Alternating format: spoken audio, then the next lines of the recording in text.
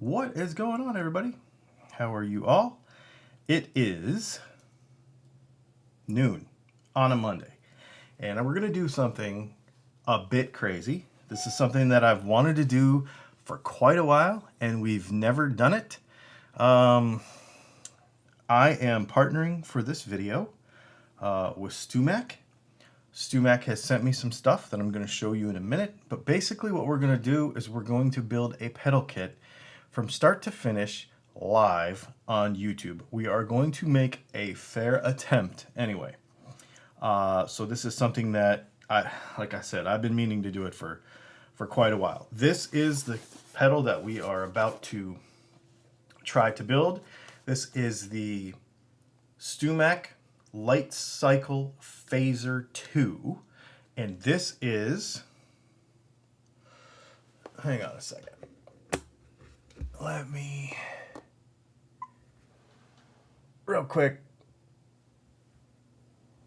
there we go. I'll give it a little bit of a bump in audio there. Okay, so this is the Lightcycle Phasor 2 pedal, and it is a kit. It's a bunch of pieces in this box that we'll get into in a minute. And then they also sent me a bunch of tools to use as well for us to be able to build this pedal together. This pedal just came out today. This kit literally just came out this morning. And so there are links to everything in the description.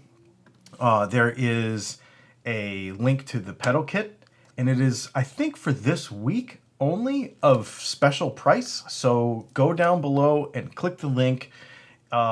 When you watch this video, if you're watching it in replay at a later time, then you will be able to see what the price is at that time. But I think at the time of making this video live, it's 99 bucks. Okay, so there you go. That's what we're going to be building. So I'll tell you what, before we get into the actual pedal itself, let's go ahead and let me show you the tools that they sent us as well. So one of the things I'm going to do too is we're going to go ahead and add timestamps in with this video, because this is going to be a long one. And I don't expect, I mean, it would be awesome if everybody just sat here all day and watched this. But, you know, obviously I don't expect everybody to do that. So we got some cool things here. Let's go ahead and show you a couple of things. We've got the PC board holder. So this is a kit of stuff that comes in a, you'll see the link for it below. It comes in a, it's a whole pedal building tool kit. And everything I'm about to show you comes in that kit. And for the most part, we're going to use just this stuff. So the pedal board, the PC board holder. The thing we're not going to use is the soldering iron. So they've got a, which would probably do just fine. Maybe we will at some point during this plug it in and just give it a little test. But I was kind of thinking about giving it away. So I kind of want to leave it in the package. And then a little spool of Kester solder, which is the same solder that I use. And then the little StuMac toolkit. I'll show you that more closely in a moment. We've got some wire strippers here.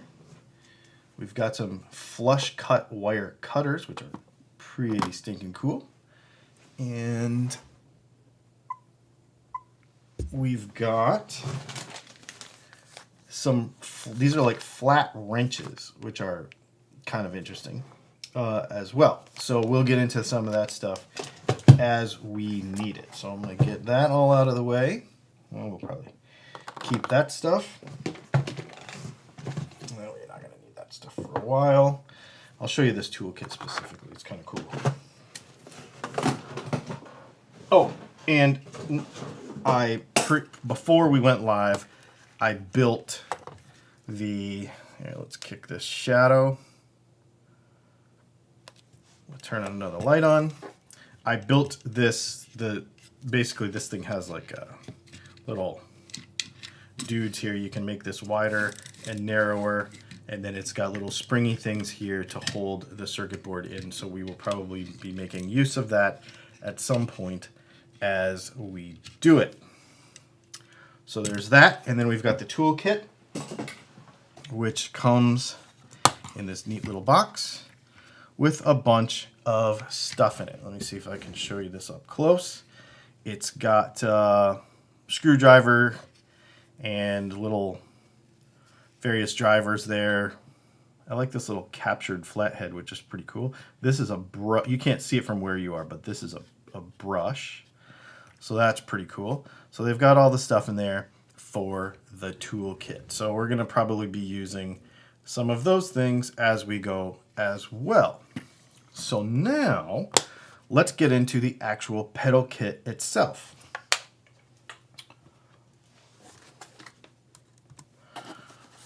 This is the pedal kit. Oh, there's more down here. I took some stuff out of the box so I could close it back up. Oh, and also the other thing that came in it is solder braiding. So I know this is a little overexposed, but once this white box goes away, we'll be okay. So here's some stuff for, we've got some IC sockets, and so this is basically all the parts. I'll just dump them all out here and I'll show you a couple of things. Then we'll get this white box out of here so it's not overexposing everything. And I want to go over the instructions to this thing too, because this will be kind of an important thing. So there is very detailed instructions, and I want to show you what I found in there. So we've got the PC board, that's trash. And then you'll see some baggies here. Sorry about once this box goes away, we get the proper focus going here again. There's a bunch of plastic bags with all the small components in it. And you'll see that I've got Sharpie written on here, and I'm going to show you in a minute. We've got knobs, we've got resistors, we've got all kinds of stuff. And what I did, we've got some transfer decals to go onto the pedal afterwards. All right, let's get all this junk out of the way so that we can be organized about this. Maybe that is just a little overexposed. Yeah, that's better. Okay, so there's a bunch of resistors here. So let's talk about real quick this process. One of the things, I mean, we're going to do this, but I also want to show you how easy it is. So tools and supplies. This shows you the kit that you can buy. It has some other things that are not included, like a multimeter, which we have my Fluke multimeter here. And then it's got a parts page. Let's see if we can show you this up close. So it's got a parts page with all the resistors on all the bands, on all the resistors. And it's got all of the capacitors and all of the trim pots and all of the transistors, everything nicely labeled. All of your parts kit, okay? And then here, it's got a table in here that shows you how to read the bands on resistors if you've never done this before. And then it talks about how to identify positive and negative on capacitors, short leg, long leg. It shows you how to use which way to face your transistors and your diodes according to the schematic. It also shows you the way you should solder some of these components so that everything will fit into that little board. And then it gets right into where each of the components go, and we start just soldering. So it's it shows you what each of the components should look like, how it will be used in the project. I think this is really, really well done. I mean, I have a lot of experience with this, but I will say to just go into it for the very first time, if you know how to basically solder, I think you'll be okay. Okay. So one of the things that I would recommend that you do, and I did this last night, I was watching football last night, obviously, like everybody else was. And I went through with a multimeter, and I checked. You see it says 130 instead of 120 because that resistor read a little bit high. Anyway, I went through and I checked all the inventory with a meter of all of the resistors so that when we got to today, I would not have to sit here with you and be like, okay, which resistor is which? Because it just comes in a baggie, like, and then you have to figure out which ones these are. And they're supposed to be 16 4.7K resistors. Okay, so I cut one out of there, I measured it, I made sure that it was right, and then we moved on to the rest of them, and I got them all labeled so that now we can go one by one and we can install all this stuff, and it will be relatively organized and everything will be cool, and we don't have to sit here and fart around with all of that today. So, and like on these ones, I took it with a pen and I wrote it on the little paper tape right here, the value. So, because we're going to probably do resistors first. So let's get all this stuff. So what I'm going to do is I'm going to lay all these resistors around, and then here's all the other components, photocells and all that kind of stuff. So we'll get to all that in a minute, or in a little bit, but I just wanted you to know, I said I was going to do all of this live, but I did not want to bore you with, let's measure each one of these and see which ones they are and when we're going to need them, and super annoying stuff. So I figured I'd get that all out of the way ahead of time. So let's get all these parts and pieces out of the way. And how's everybody doing today? Let's try this. So I guess we're just going to get right into this. My head's up in a box up there. I will try to answer questions, but if I spend a bunch of time answering questions, it will take all day to do this. So not that I do not appreciate your questions.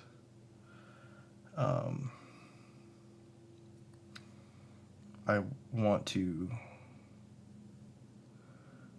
make sure that we stay, because this is going to take a while.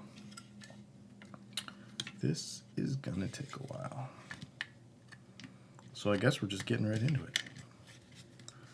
So if I push this in, you adjust this for the, yeah, that's kind of nice. And then what we'll do is I will go like this, and then we'll adjust the focus for you. And you will basically, let's see if we can move this around a little bit, get the shot proper. Okay. And what I'm going to be doing is taking the book and sitting it down below here, probably outside of the shot, and just see what we need to do first. And I realize that this is going to be a while, and it's going to be boring. So if you pop in and out, etc., etc. If you use a super chat, I will see that, and I will do my best to answer it in a timely fashion. All right. Diodes, and 3 diodes and 1 transistor. All right. Let me make sure I've got this thing facing the correct way for the way they want this done. Okay. Diodes and transistor.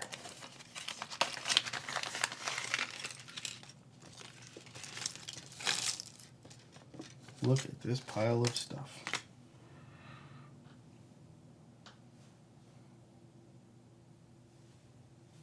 All right. I guess we're just getting right in it.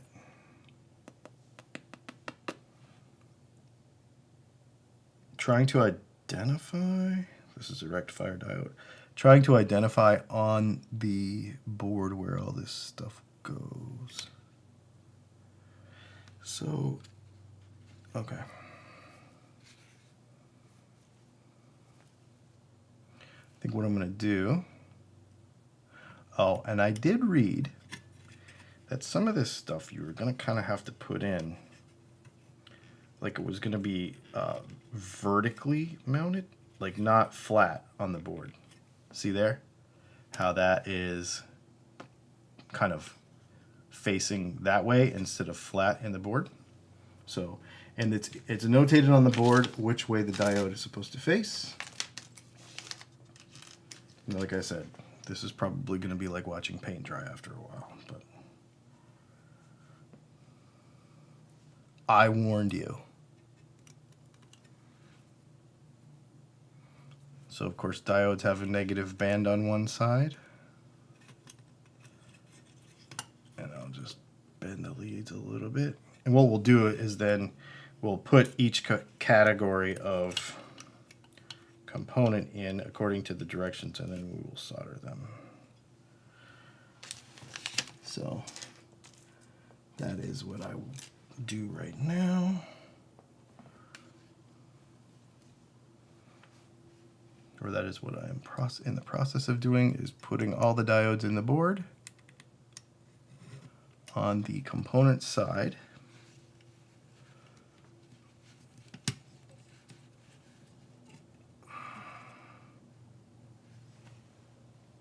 And I hope everybody's having a good day and enjoying themselves while they watch me do boring stuff. This is actually kind of cool. It's something I've been wanting to do for a long time.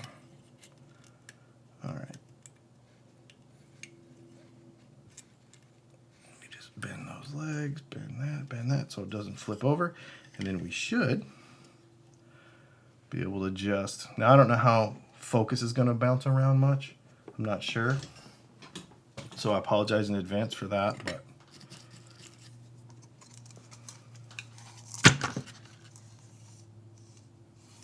that should be everybody.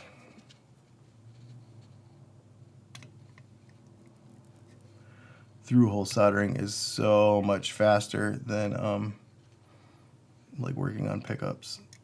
Man, it's been a long time since I've done this.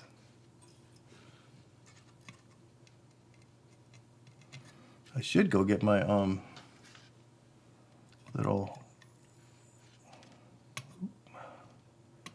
should go get my magnifying glasses that Doc Layton gave me, or Doc Silton gave me. Actually, I might have to, because I am more blind than I realize with this stuff.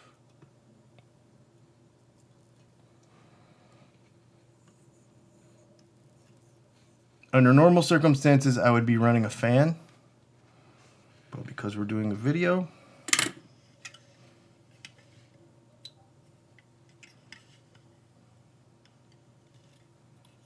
we're not running a fan. All right. Nice little flush pliers. These are sweet.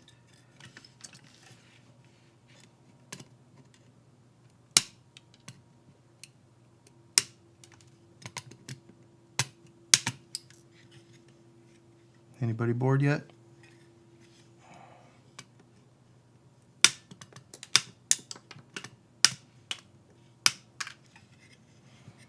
All right.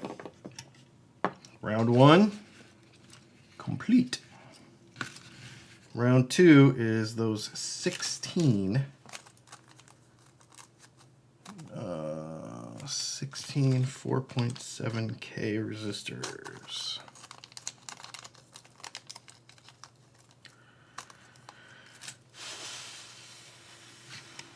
Now I did something goofy here. You know what? We're gonna cheat. So, one of the things you gotta be careful with.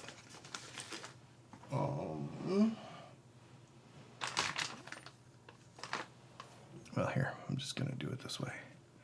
One of the things you gotta be careful with is when you're soldering in close quarters like this. Here, let me turn this light on.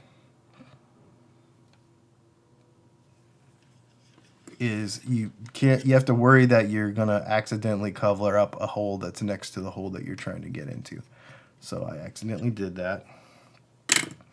So that's gonna make this resistor a little bit more difficult. And we've got a super chat. I will get to you in just a second as I finish this. There, okay. Let's get to that super chat. Thank you, Dave. from Dave. Here is for some coffee on this one. Are you still running 700 Fahrenheit? You know, I probably don't need to, do I?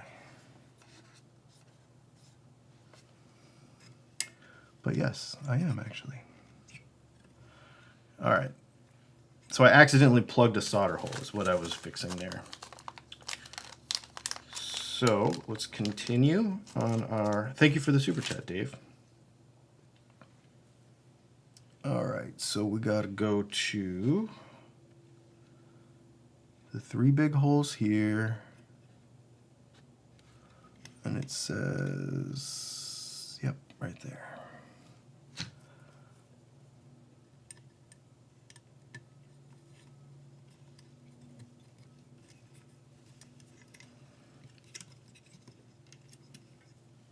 There's one.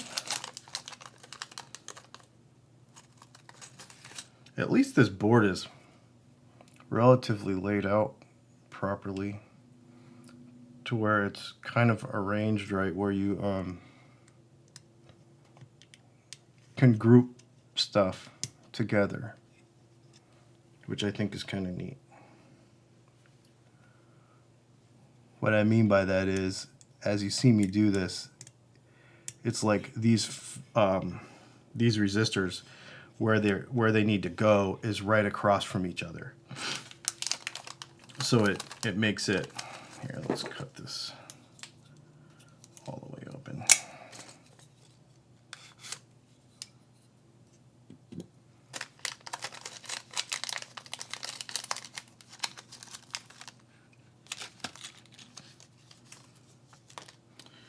Yeah, it makes it a little bit easier. I definitely wouldn't want to do this for a living. Making pickups is less tedious than this, if you could believe that. Skip to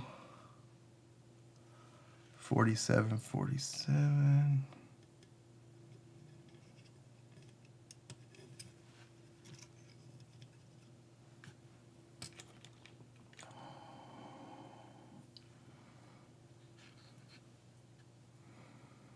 Yeah, this is definitely more tedious than pickups.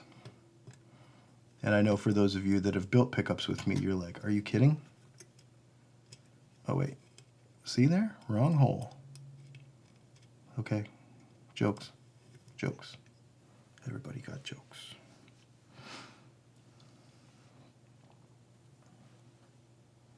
Now that my eyes are adjusting, so I have these, I should go put my glasses on, actually. I have what you call progressive contact lenses, and if there's not enough light, because the way your eyes work, apparently, I'm not an expert on that, but the way your eyes work apparently is when you have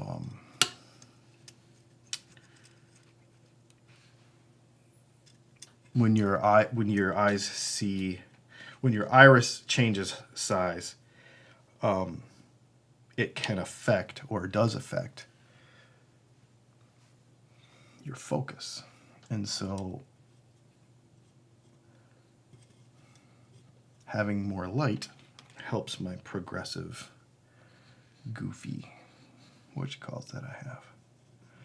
So we really do need to be as neat as possible. I'm looking at how tight all this stuff is in here. We really need to be as neat and organized as possible about this, because these other components that have to fit now in between there, because we're going to have to put stuff in between what we've just done. This is going to be tight in here. Just wanted to point that out. I will tell you all also that I am not being super anal about... Okay, I got to make my way down here. Let's see. Here. I'm not being super anal about like making sure that all the bands face the same way on resistors and stuff. You could get super anal about all that. Somebody like Dave Chenzoff, Dastardly Dave, he would do that. He would like make sure that all of the bands face the same direction. Because with resistors, it doesn't matter. Now, is this all going to fall out? I'm doing a test to make sure that my bending of my component legs is working properly, and it looks like it is. Yeah, somebody like Dave would be super anal about like making sure each band, each resistor, the bands are all facing correctly, and there would be, you know, everything would be, because he's a machinist, so he would go that extra mile.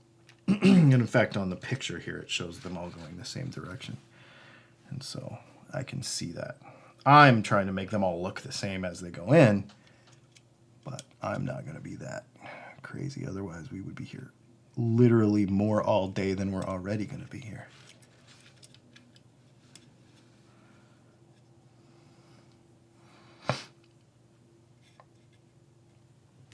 All right, we're getting close to all 16.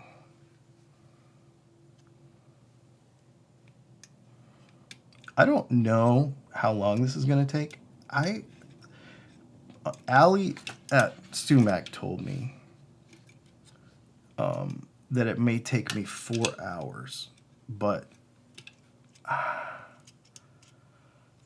also feel like I have a fair amount of experience. I'm not saying I'm awesome at stuff, but I know how to solder, so. She said it could take the person who's never soldered before a weekend. So maybe she is right about the 4 hours thing. All right. I just want to make sure that none of those are falling, because we want them to all. All right. Now this is going to be the trick.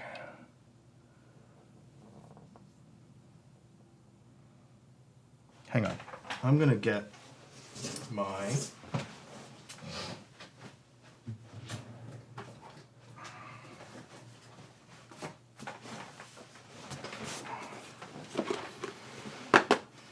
doofy telescope glasses. Ooh, that's pretty sick, actually. Gives you a little vertigo to start with. Here, let me show you what I'm talking about. So, these, Don Siltonen gave me. He's a dentist. And so these are super magnifying. I feel like maybe I should change the solder tip too, but whoa, that messes with your head.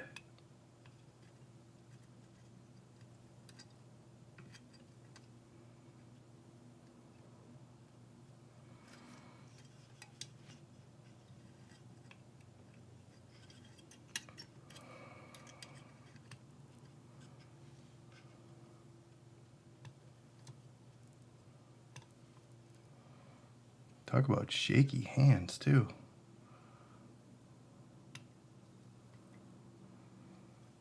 It's like I had too much coffee this morning.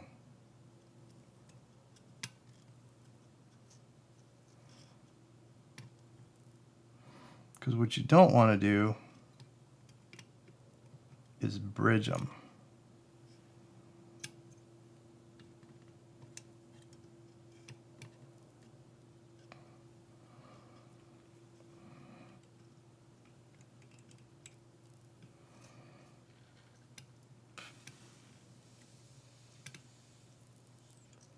Okay, we're going to have to figure something out there because that end is too close. That's literally giving me vertigo.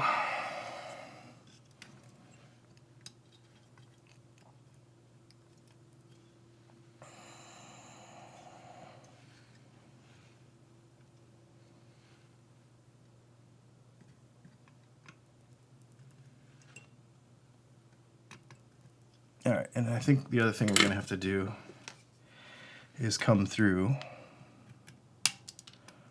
and clip off the ones that we've done, because then I can get in there easier.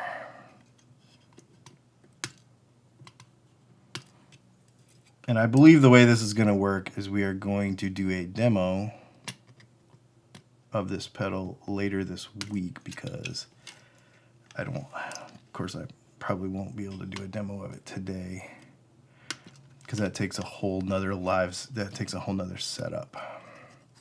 had to rearrange my office to do this, so. Yeah, see, having those legs in the way is making it to where I'm realizing that I'm missing. Oh, that ain't good.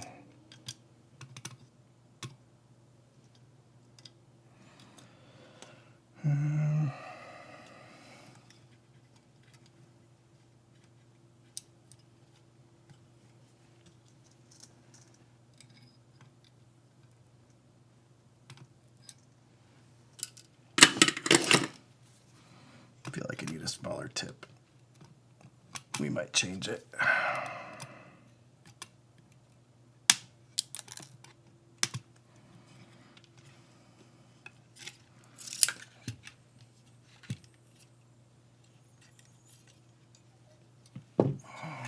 Let me think about this for a second. I think what we gotta do is take this and flip it.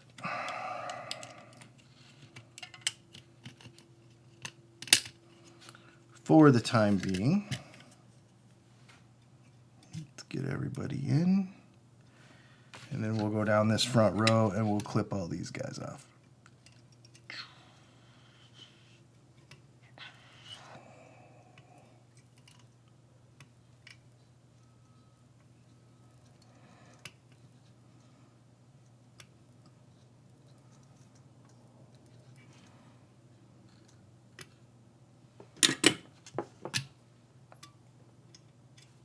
Yep, that works better.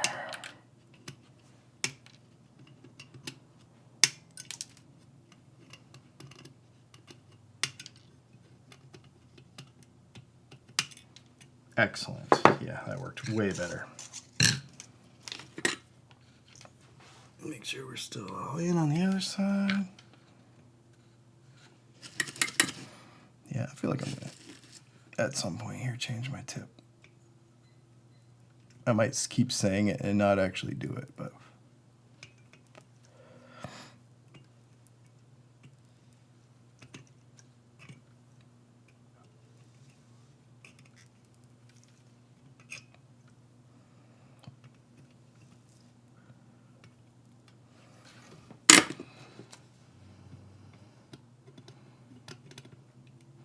these little flush tips are sweet.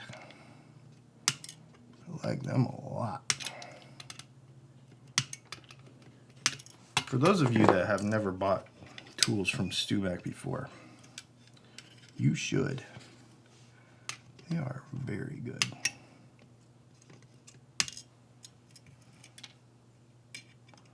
I know a lot of people have a problem with how much they think they cost, but man, they are really nice. All right, those ones are kind of falling out. Let's fix those. It is definitely important to maintain some neatness here because of the interaction of all of the components with the other components.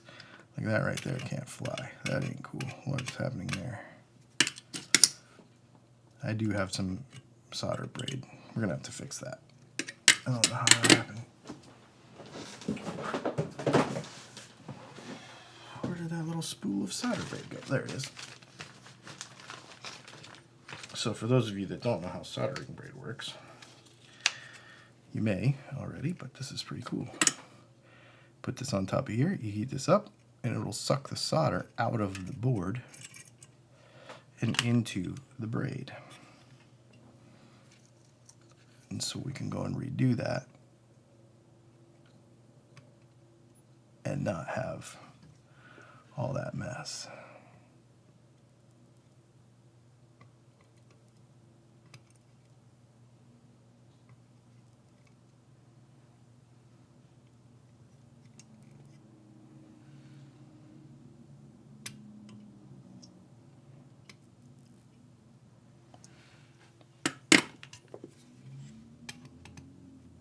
This is a lot more pressure to do live than I thought. I'm not saying I ever put it off, but it's a lot. to decide to do something like this.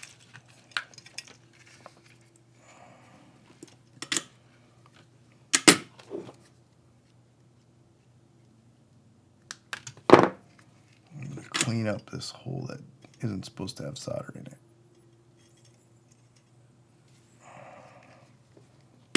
Come on. Yeah, I need a smaller solder too. The problem is I got to shut my iron off to do that, and I don't want to.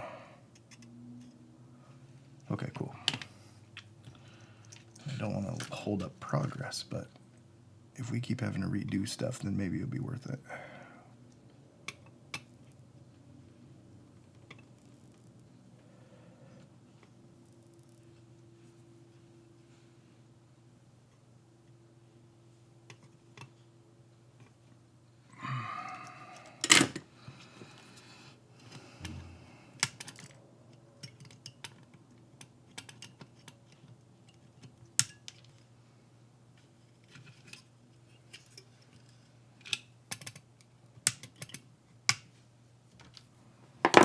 I just realized that I cut this off before I soldered it. That's kind of cool.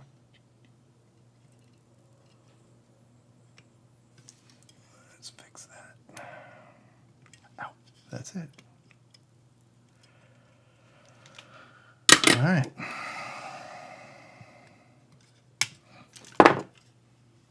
We have now installed 16 more. Did I get the white or bare box? I did. Yeah, it's just the bare one. Let me make sure I'm not missing anything super important. Would you need to use some heat sink? Probably not, because this stuff is so you're on it so fast. Okay, this is where we get into some tediousness, because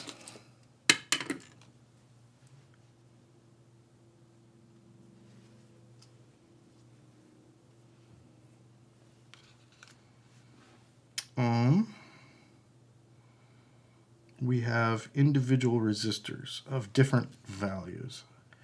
So 120. So now I have a pile of crap over here that I have to go through.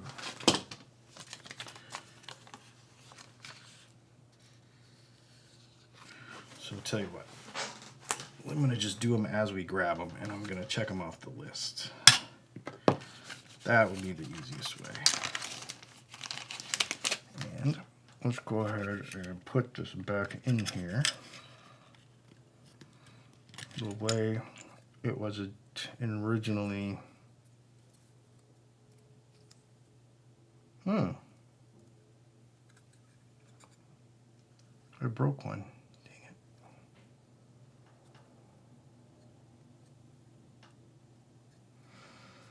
Crap, I'm gonna have to fix that, and that is gonna be a beach.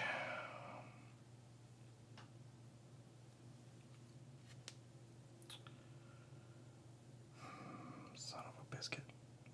Oh well, okay. That'll have to be fixed.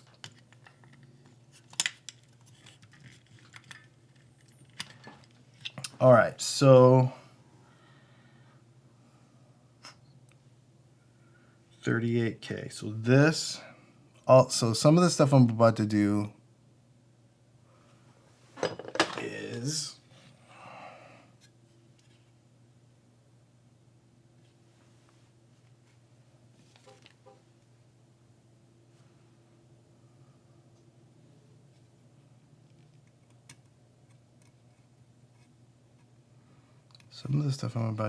like one at a time. And actually, I think I'm going to do it one at a time, which seems a little tedious, but I think it's the right thing to do.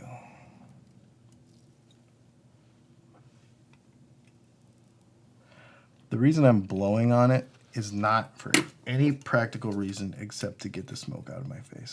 Usually I have a drawing fan on, and that doesn't typically make for great television.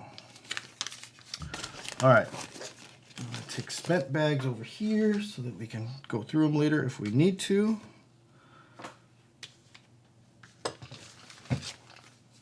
2.2K. It's not that one. It might be this one. Let's see. 120 ohm. Yep. Mark that off the list. 120 goes right here.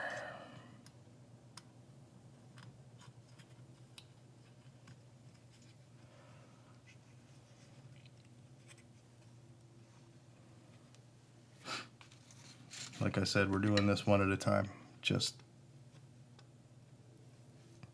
because it seems reasonable.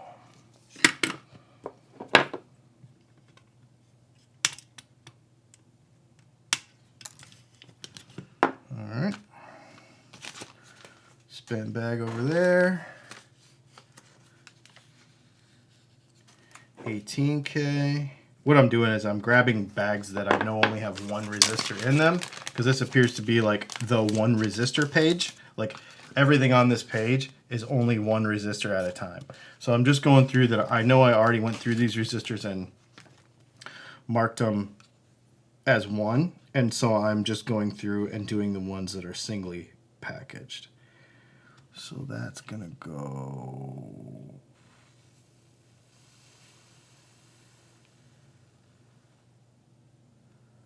what does it say? 18K.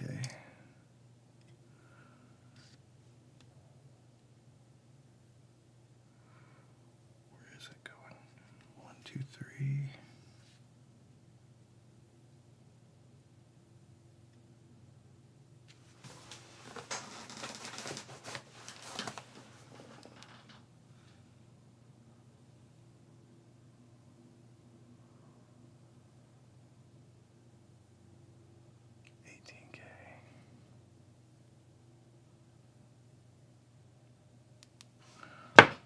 Right there.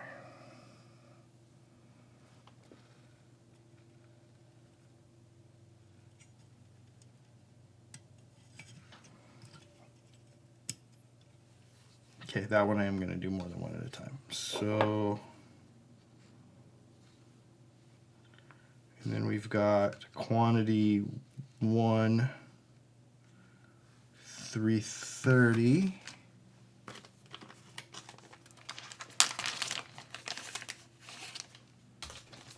Which is this guy. And he's going to be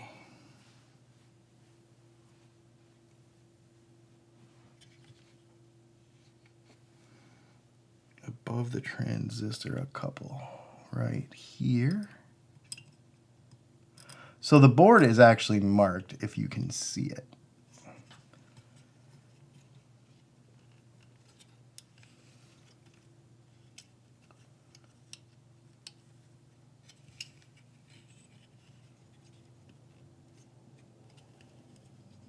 I'm really trying to get this to fit in here right, because, okay. All right, so that was 330. And then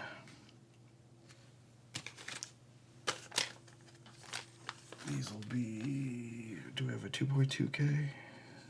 Nope, that's a different page.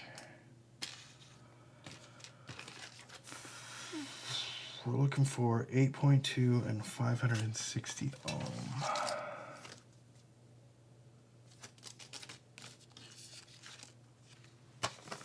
Empty bag. We're looking for quantity 3 and quantity 2. So these are going to be taped together. Let's see.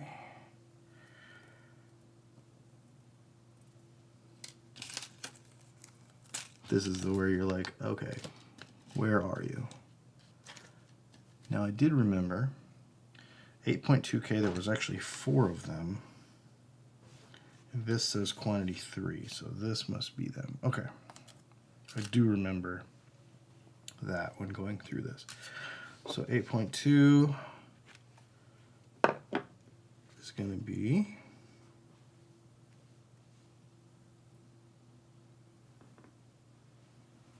next to this guy. Yeah, that's going to have to come back out of there again. And then there's another one right next to it.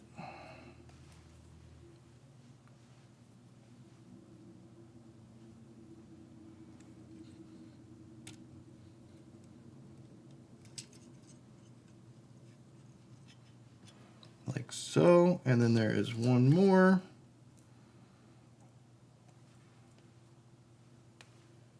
That still has the label on it, right? Okay. And then there's another one up here in this other wacky spot that has nothing to do with that spot. So it's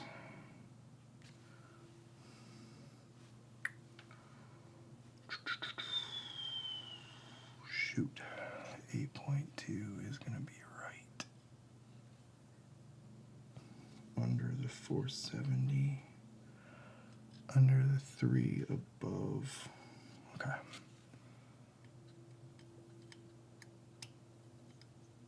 Oh, yeah, cool. All right. So let's solder all that stuff. We got this one,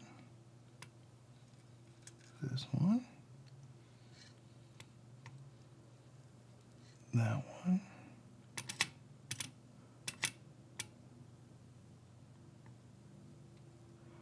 that one, yeah, I'm gonna have to friggin' get a different tip. And I keep saying that, huh?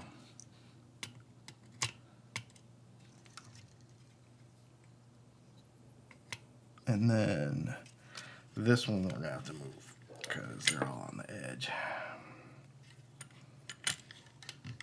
This little circuit board holder thing's cool. I could definitely see this being more difficult if you did not have it. That is definitely for sure.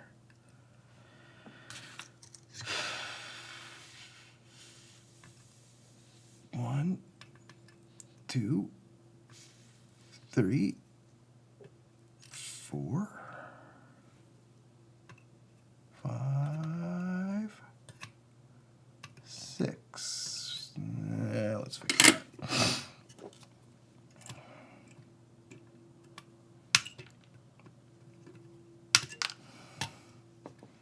Brian Wampler, you have nothing to fear, sir. I will spend $250 for a pedal. This is not a business plan for me. I am going to tell you that right now. People ask me all the time, what do you think about building pedals? Are you going to do amps? Are you going to do all this other stuff? Nope. The answer is absolutely not. The answer is 0. The amount of pedals that I build is going to be exactly 1. And I'm not sure if it's going to work or not. We'll find out later this week.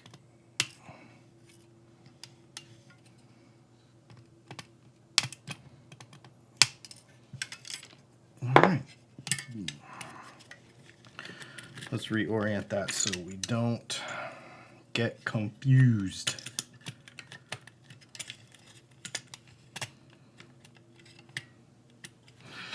Okay. Water time. Let's do a scroll at the end of a page. How about that?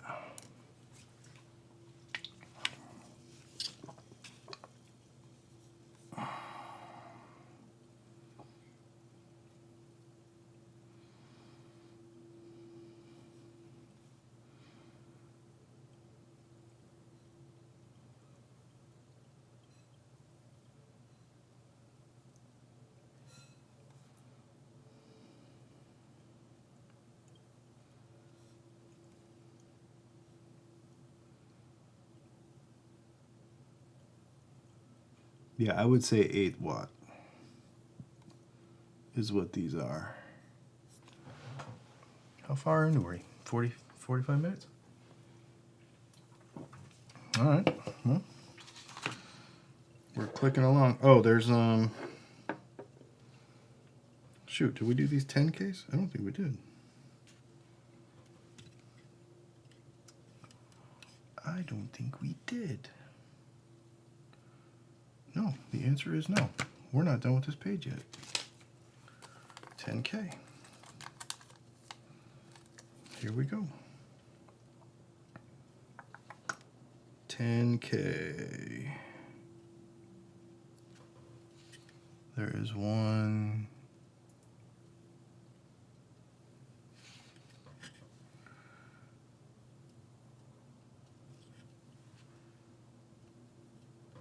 Hang on.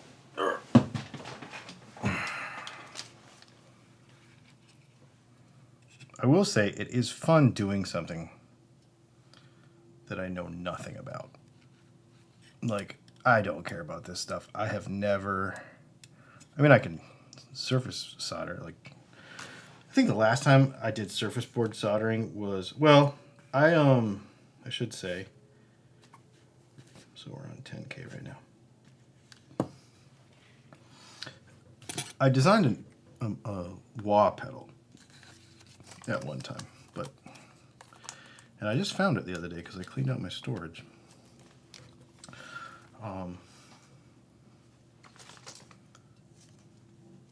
And so, yeah, it was pretty cool. But it's not something I ever brought to production because it was too expensive to make. All right, so there's one below all these, which is, yeah, these glasses are cool. You can't wear them all the time because I suppose if you're a dentist or something like Dawn is, you get used to wearing them.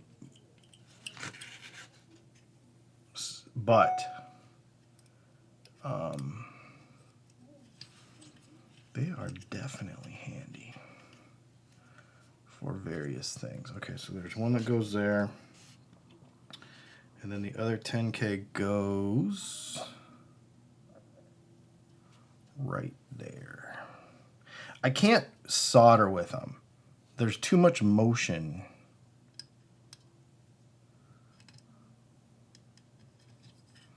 Well, let's try it.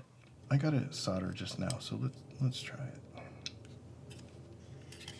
I'm gonna have to switch this again because when the component's too close to the edge, it's hard to solder that edge. And that is what I worry about. Breaking off a resistor. Maybe this thing is a touch too tight. Maybe we need to loosen it just a hair. All right, let's try to solder with these glasses on. I just want to see if it is doable.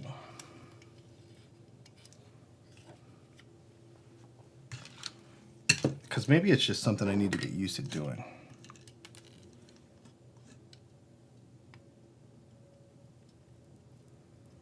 Yeah, it's the depth perception that I have a hard enough time anyway because of this lazy eye. And then you add that and the precision of, yeah, I can't do it.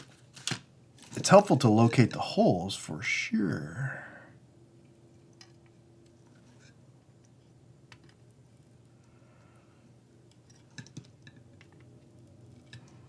Oh, don't do that.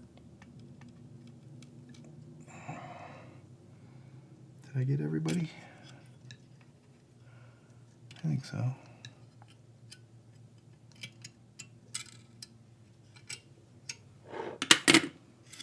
I think I did.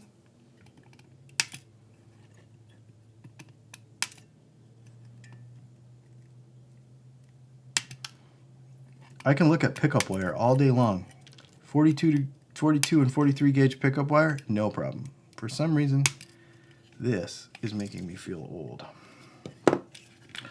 All right, let's relocate. Let's try to loosen this up just a touch so that it's not so springy. Give us a little bit more delicacy to our touch here so we're not breaking components. See, now it's too loose. I guess we just tighten it. There we go.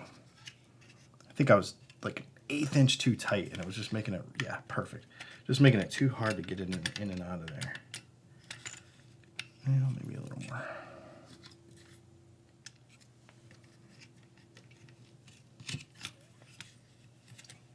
Cool. All right. Next on the list, two 560K resistors, which are in a little tape pack. I think I remember seeing them. 390, 560. That says 560 with no K. I was putting a K on them. Let's double check.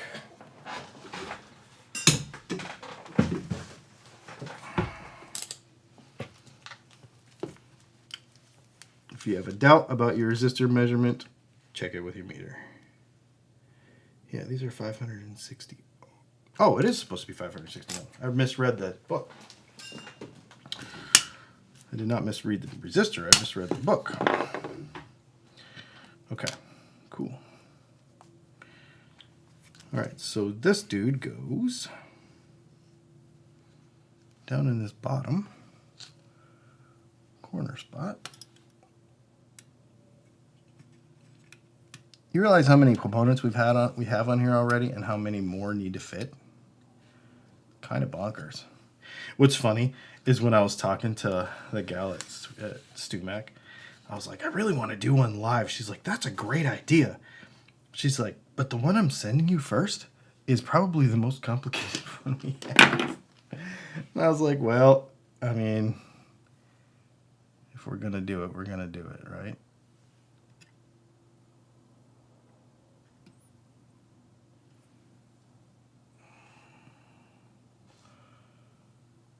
Okay. 39K, why does that look wrong?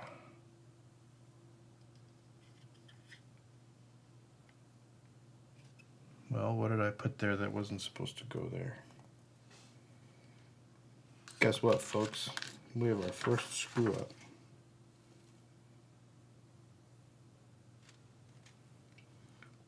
But it's not. All right.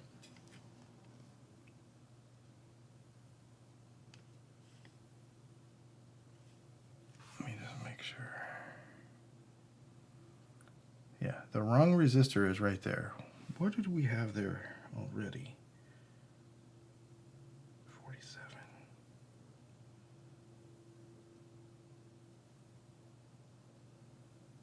Hmm. 68.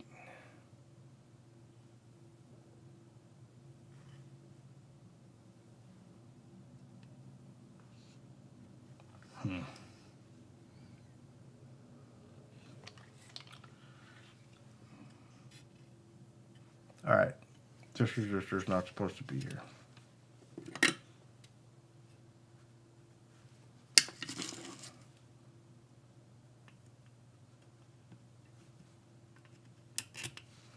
We'll figure out where it's supposed to go in a minute. Well, let's figure it out now.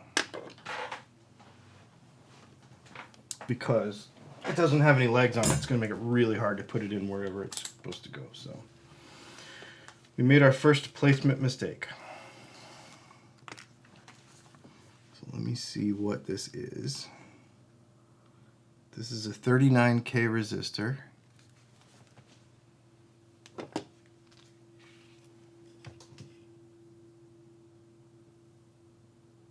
But that is where it was supposed to go. Well,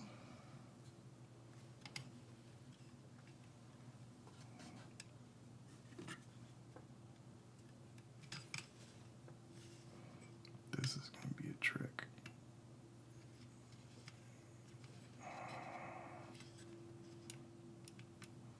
Oh, want to watch me burn some fingertips?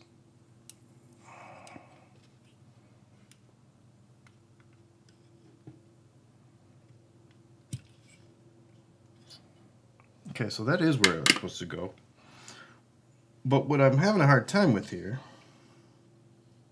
Oh, is that because that's where I just put that one? I'm an idiot. What the heck, dude?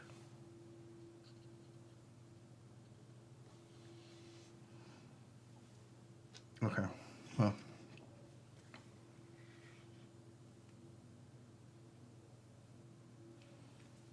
All right.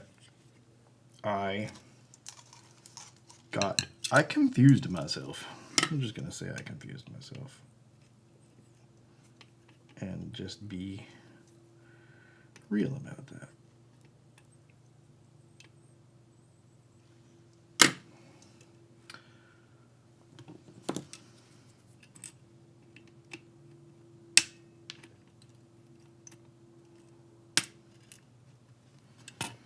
All right, so that was one.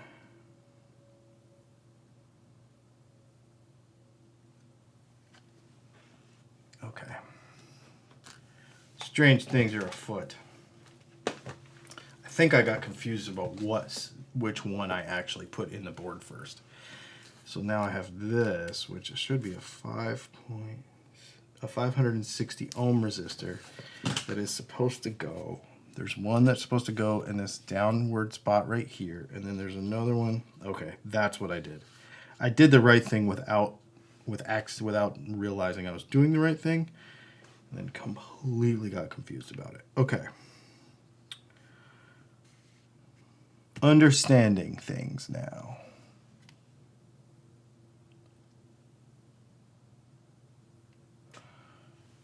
So this one, 560 ohm. My diodes are there. Oh, it's supposed to go right there. I was like, what in the world? Where is this junk supposed to go? I was having a really hard time locating that spot. Okay. Now I feel better. I did not make a mistake. I just got confused about what I had done and in what order, which I guess is also a mistake. Fortunately, we caught it before it was really any consequence. Okay, excellent. Should be all good. Okay, now that page is actually done.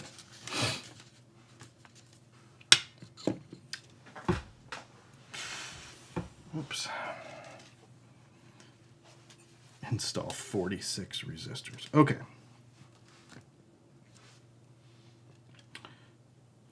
I think we should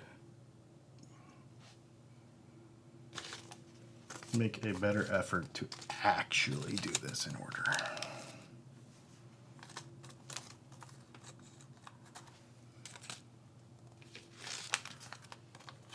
.9.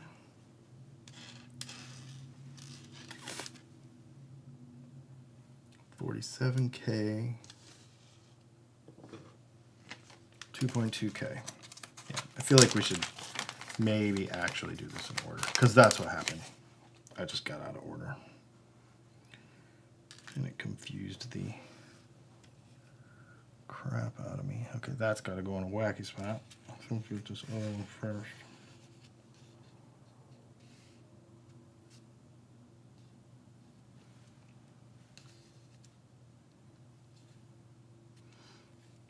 .2, just above the, right there.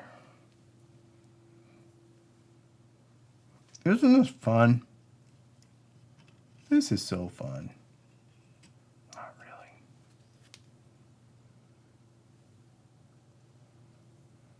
I think 2.2 goes there.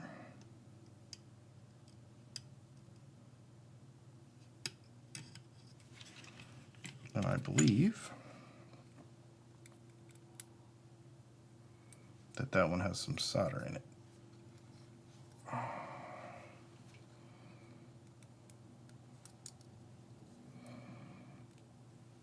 So, watch this.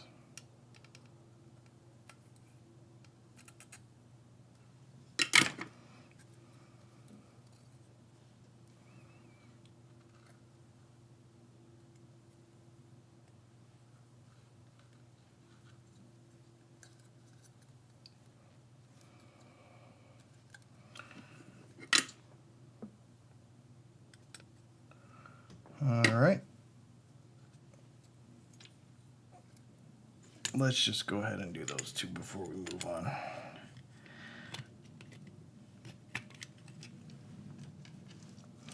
I feel like the trick with this whole thing is literally not losing your place in what you're doing, because there's so many and everything's so small and you want it to fit right.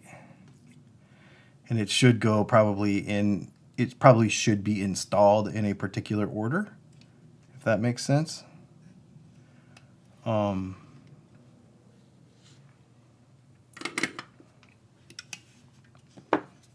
So that everything goes in right.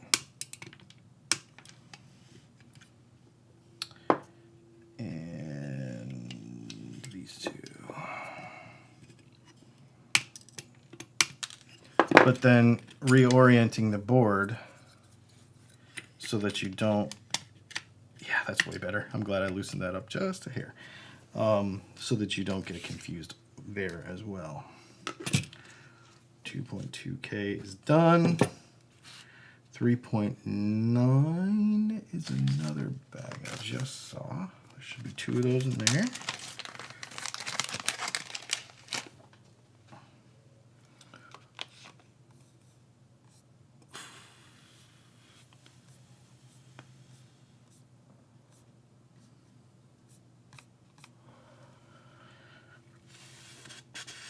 All right. 3.9. Okay. Is this making you want to go buy one of these kits? I know it is. There's a link in the description below. It's actually really cool. I am fully down with it. I think it's a very neat thing.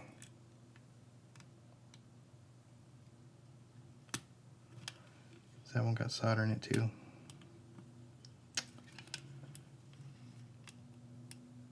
Nope, good. This is really cool, actually. Very much enjoying the process of doing it. Even if it is not a vocation that I choose to take up after this, if that makes sense. All right, we're gonna keep going. 47K, 390K, 47K. Ooh, I feel like that leg kind of broke off. That's weird. Okay, 47K.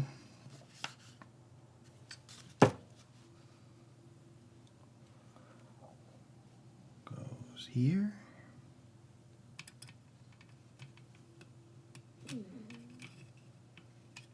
You got to be neat about this stuff. I will say that. Can't be sloppy.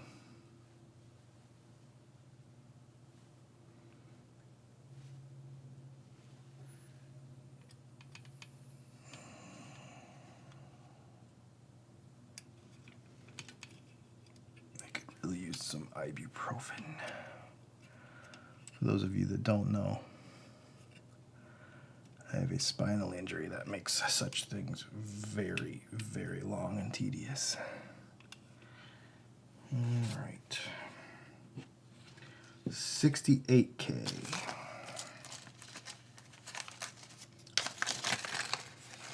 And I apologize for not stopping and answering a bunch of questions. It's just that if I do that, we will be here a very, very long time. And I feel like we're going to be here a very, very long time. Anyway, I will stop every now and then and do that.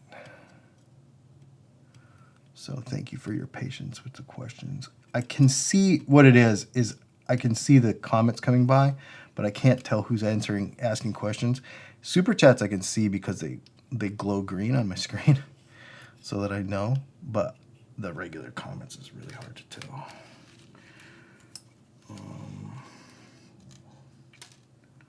68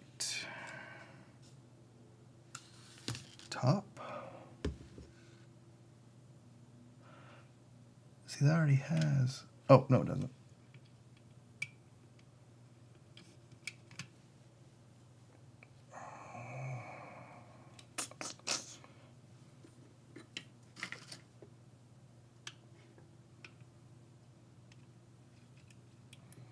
I see that super chat. I'll get to you in just a second. Let me finish this this one operation here.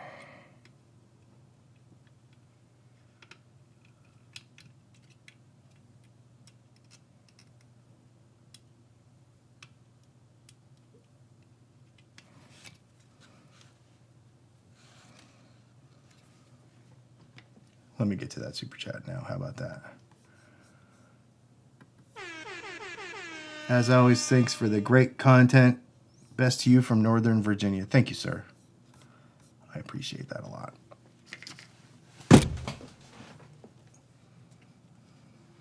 Gotta clean out a hole.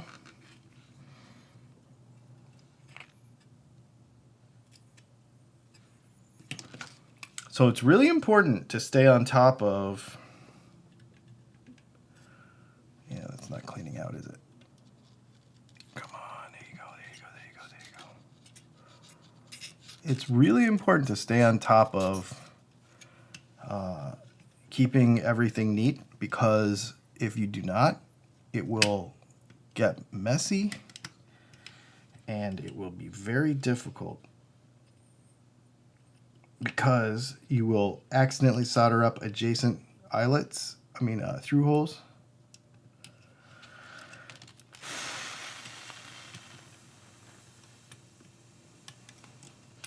Like I did there. Come on, go. And then what you don't want to do is bend them back and forth too much. Otherwise, you're going to break off a resistor, because I've already done that, and I'm going to have to go back and fix it. I don't know if you caught that earlier when I did it, but it did happen. So I will have to repair a resistor or replace it, which is not the end of the world, but come on. Oh, that one's plugged up too, that's why.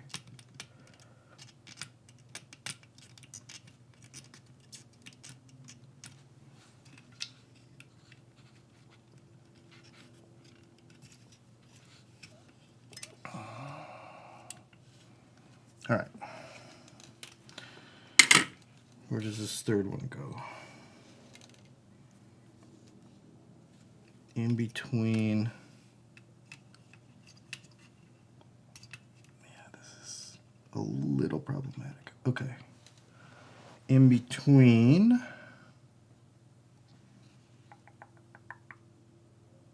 here. Diode resistor 68. There we go.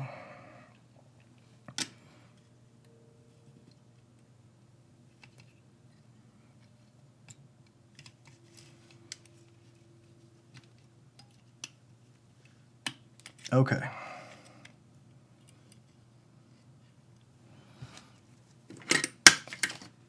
Back to soldering.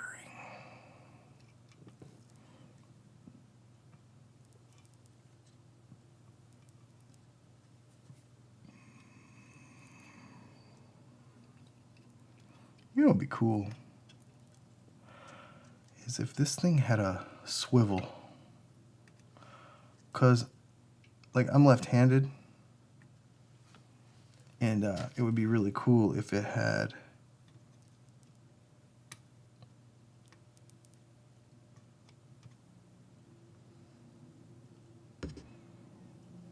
a way to swivel it back, like spin it really quick, so where I could go all down one side and then all down the other side, if that makes sense. Ah, son of a biscuit.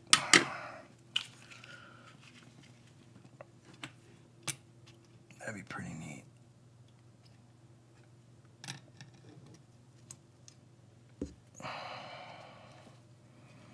Let's just clean this up right now.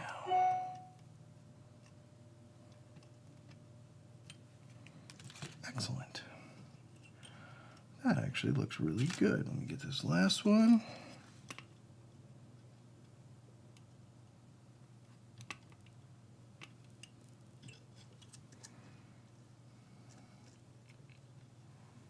And then this one over here.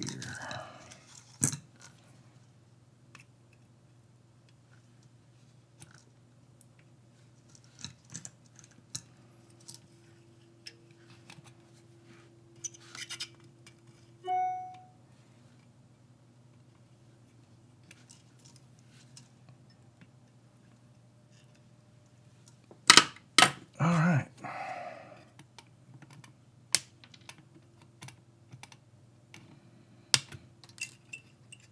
Like I said, everybody, there's a link in the description to buy this kit and to buy all these tools. If you help out, if you do that, it does help out the channel quite a bit. Plus, it tells StewMac the biggest thing I care about. I mean, we make referral dollars off of it. Obviously, I'll be super transparent about that. But the real thing is, this StewMac stuff's really fun. And they have a bunch of really neat ideas for videos, and they take neat ideas from me for videos. Like if I call them up and be like, hey, I want to do this, they're pretty cool about it. So when you use those referral links, it tells them that you're interested in, you know, the guitar tech stuff and whatever else. So I really appreciate it when you... I gotta look at one really quick. Actually, let's put it back in and put my microscope glasses on. There's one solder joint that I don't really like.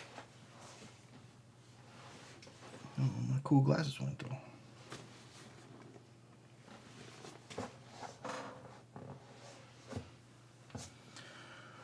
What did I do with them? I don't know what I did with them. I do know that this is going to be a problem.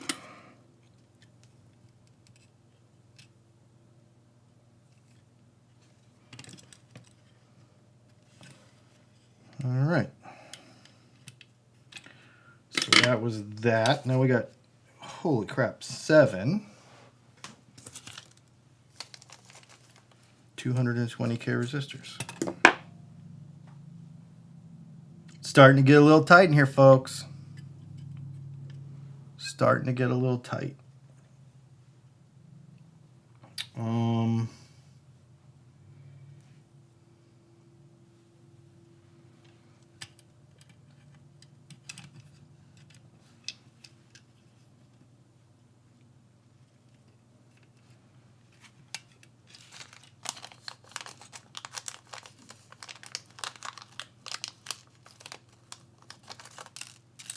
I don't know how these gamers will game for like 18 hours straight. They're on your head. Oh, they're on my head. Thanks. Hey. Could you do me a massive favor? What's that? My glasses. Well, never mind. I was going to try maybe switch to my regular glasses, but they're on your head. Yeah, it is like that. It is. What's that? Yeah, super chat coming. Thank you. Leslie must be in there watching too. She's like, you got a super chat coming, and your glasses are on your head, you idiot. She didn't say you idiot, but. Dude, thank you.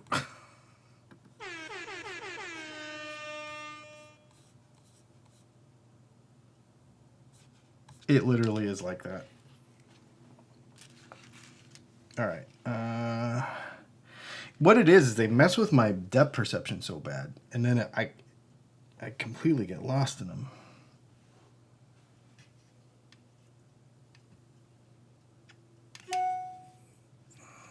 Okay.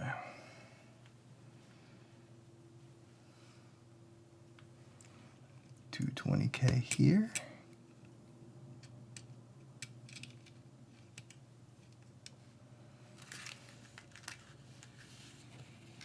$220K straight across.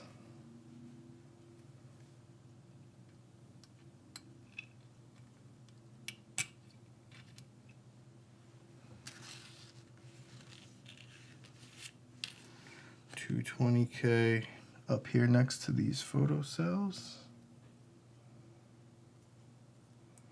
Anybody tired of resistors and want to move on to something else? I'm getting there. I'm gonna do something cool. But I guess you need it all, right?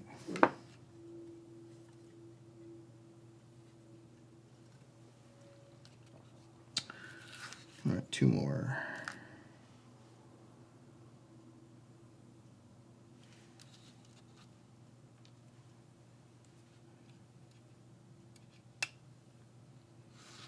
That one. And then right below, that's, I can already see that's full of solder.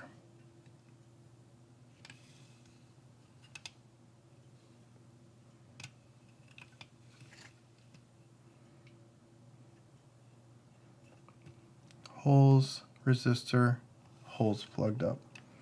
Holes, resistor, holes plugged up.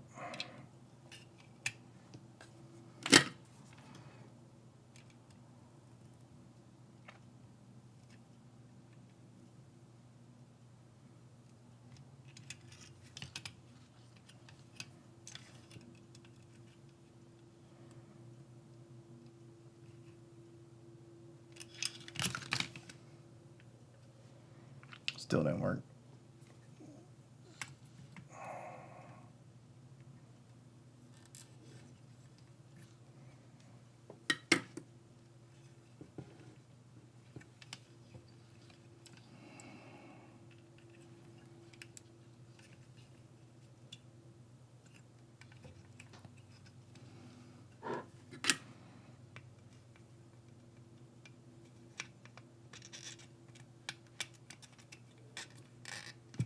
Ow.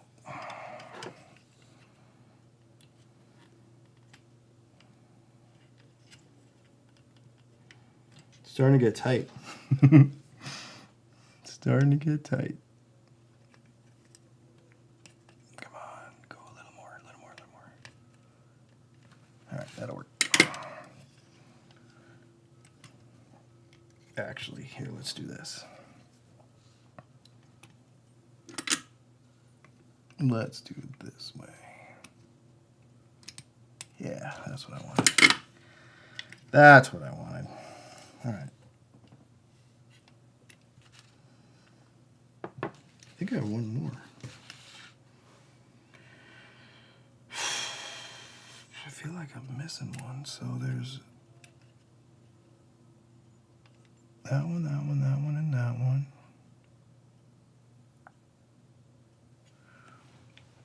All right.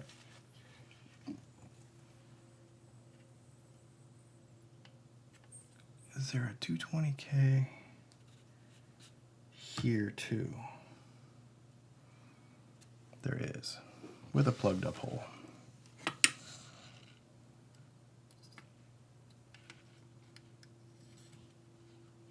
Like so.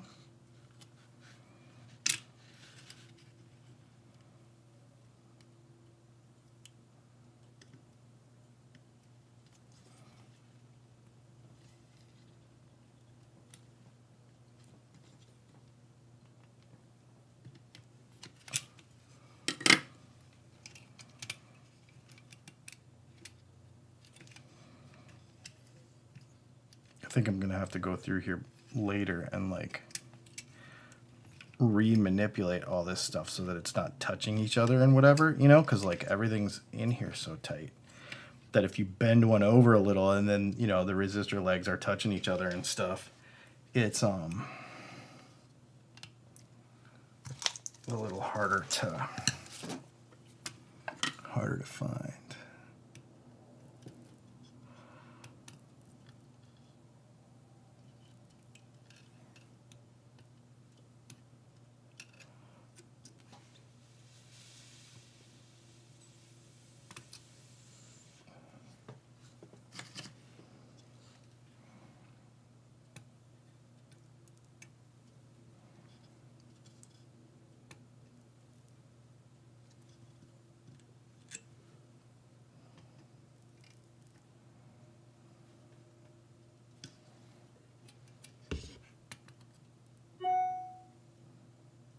Hopefully there's no jerks in the comments today because I'm not able to moderate that either.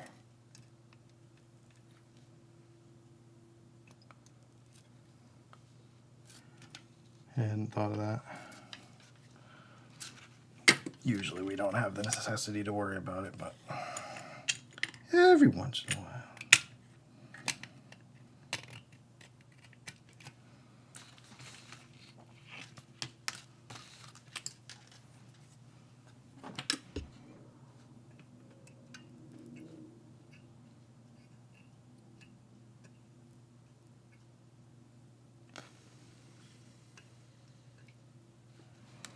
All right, I could probably use these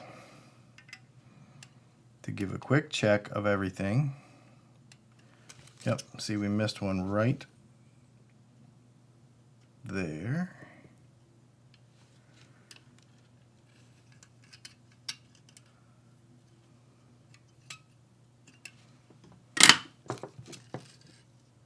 Oh, we missed one right there too.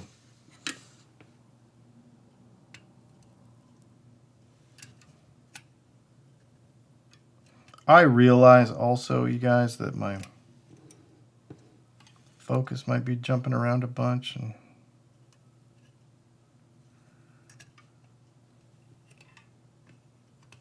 I'm doing what I can with that.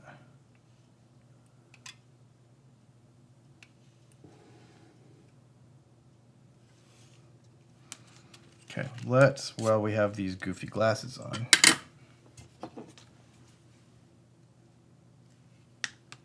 fix a couple of issues here that will cause us issues later, and it will probably make it easier if we fix them now. Pull that solder out of that hole.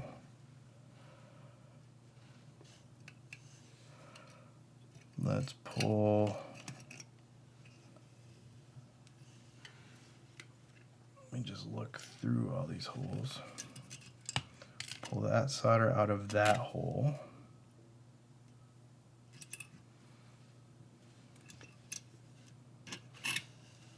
Because that's a chip socket that will be a pain in the butt to get anything in if there's some plug in it. So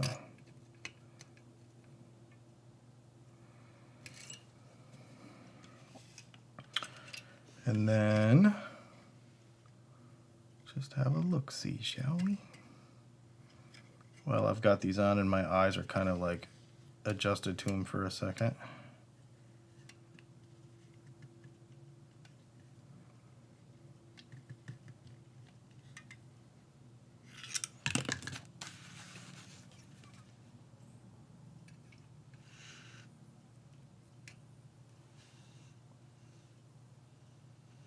All right. I feel relatively confident about that operation.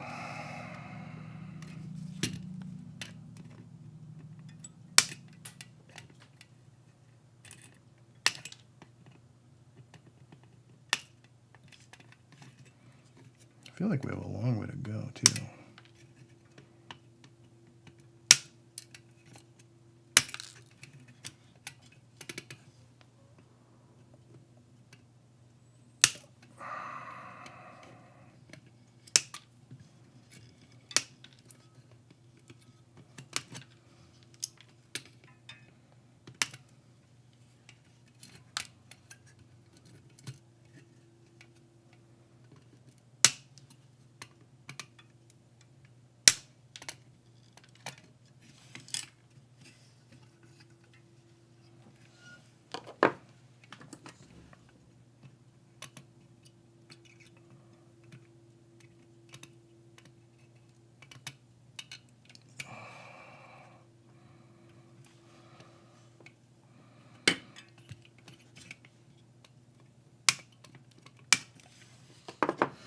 I mean, overall, y'all, I am relatively happy with how this is going so far. It's a lot, but I'm relatively happy with it. Okay. I'm going to get through this page, and then we're going to like sit and hang out for a second and let my brain get back to it. We've got 2 more resistors to put in on this page, and then we're gonna, I'll look at some comments, we'll let my eyes relax a minute, and then we're done with resistors, and we're moving on to other cool things. So these 2 resistors have to go in, and then all the resistors will be done, and we'll just take a minute. We'll be, wow, about an hour and a half. Okay.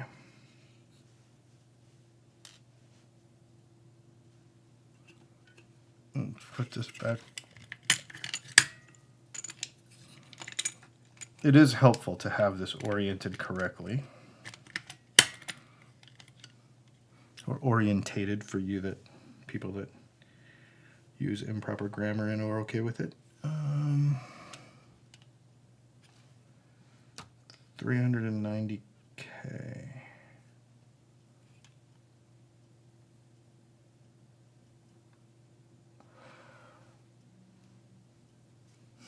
I think I screwed up. Glasses back on.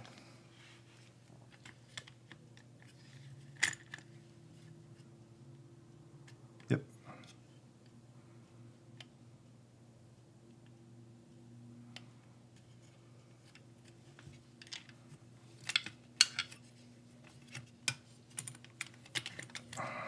This does need to be tighter.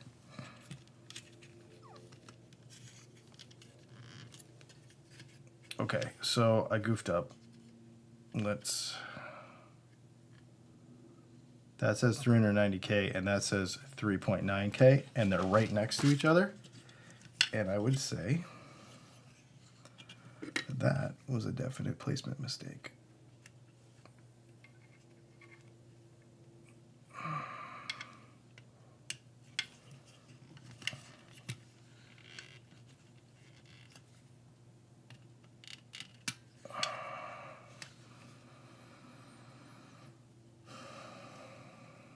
Let's clean that up really quick, make this a little easier for the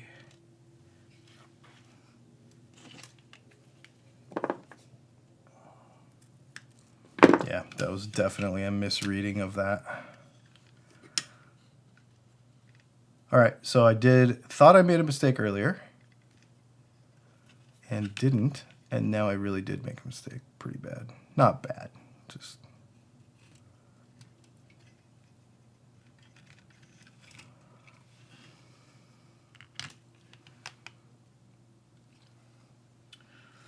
all right. So this little guy needs to go right here.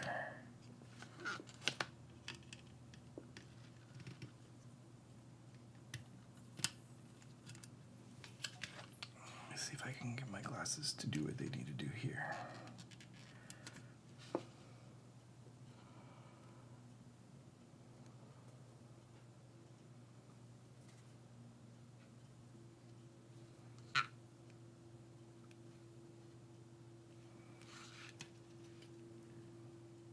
So we're reusing a resistor in the spot next to it. I had 3.9K and 390K right next to each other, and I misread the circuit board when I put it in. And I'm pretty confident that that's what happened anyway.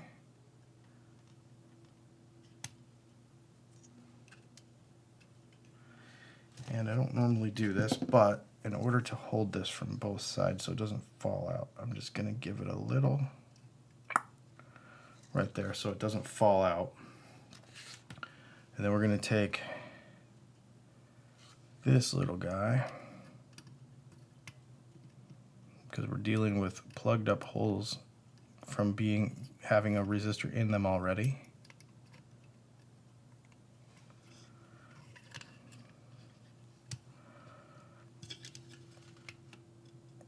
Come on, go, go, go. You got it. Talk nice to it. There we go. And then have to deal.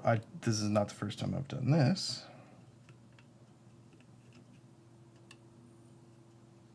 Shit, that's hot. Okay.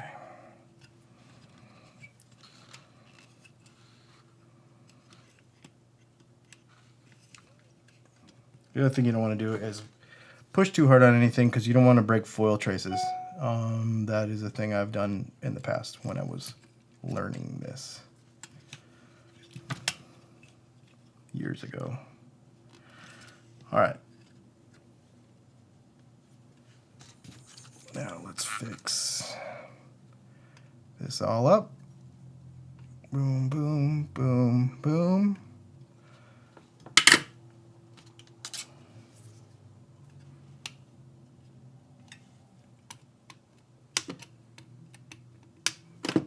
All right, that was one. Now we have another. And that other one is right here. And this is the last of this type of resistor. We have some variable stuff, but this is the last of this type of resistor in this board.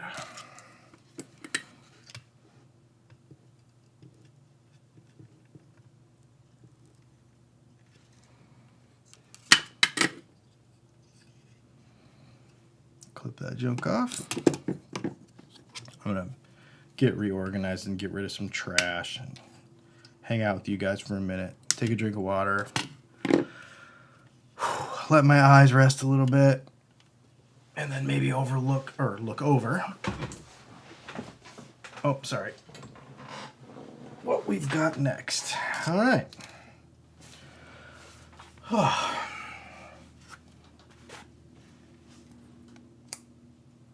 Pen. Let's do this.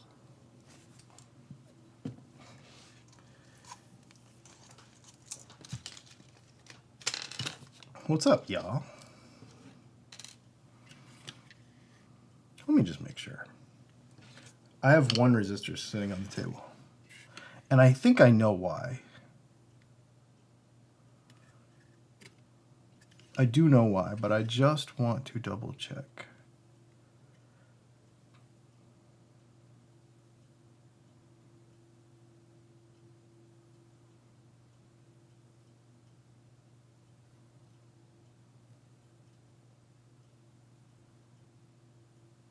Yep, we're good.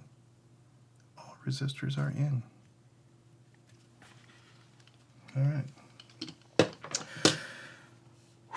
Okay, so the next thing that we're going to do is capacitors and ICs and photoresistors and that sort of stuff. Just making sure that they're all here. Everybody's accounted for. Okay. Whew, you guys, this is a lot of work.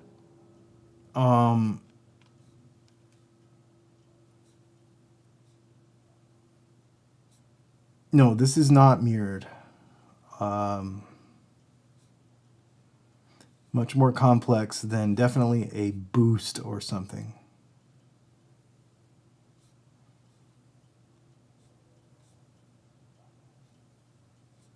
No, I guess Leslie was here, huh?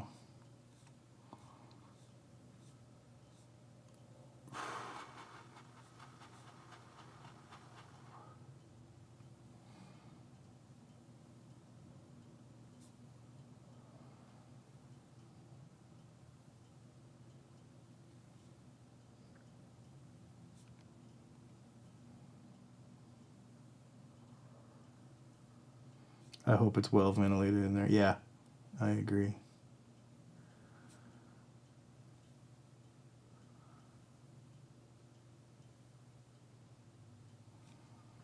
Guitar bike porn. Yeah, I've got a salsa rangefinder right there.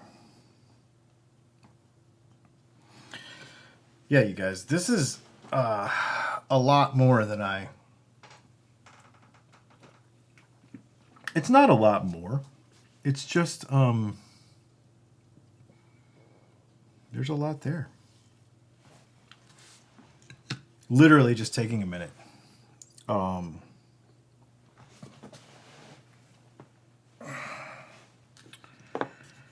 Yeah, wow. Kind of fun, though.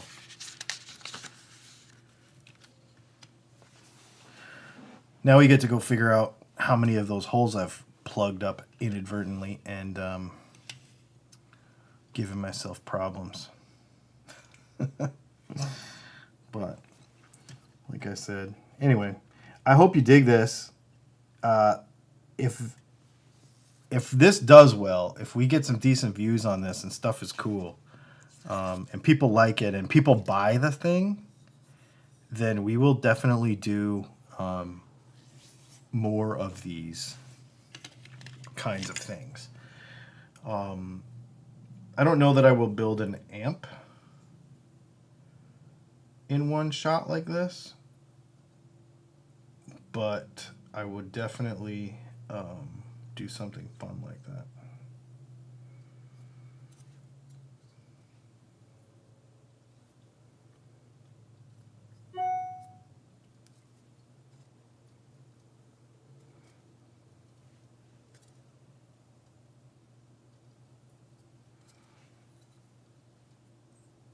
I'm just looking at a couple of little problem things here.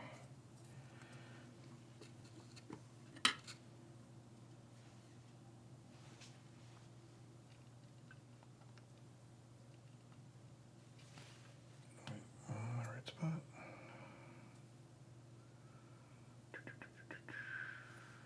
Right there, right there.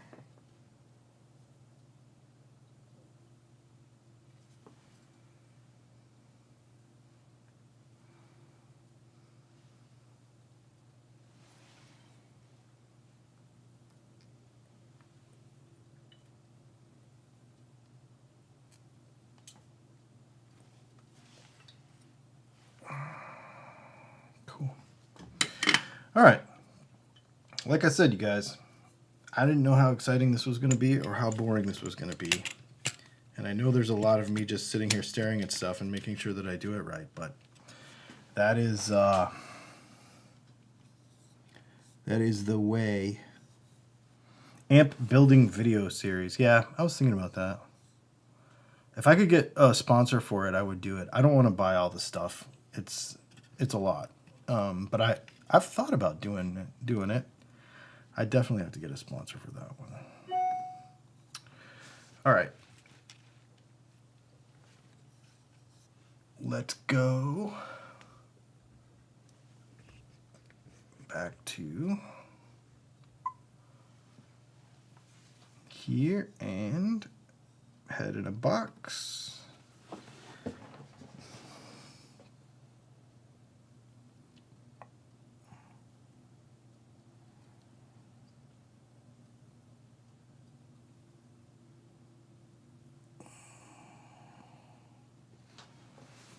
All right.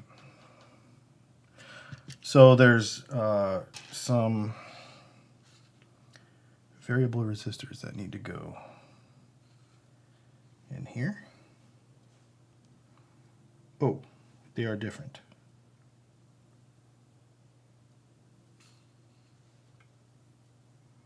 Good thing I didn't just throw them in there.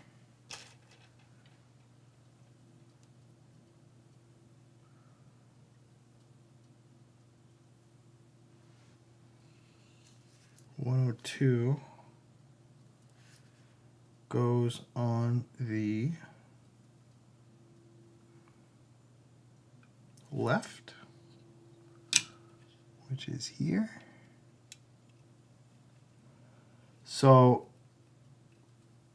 102, I would imagine, I guess, would be the multiplier.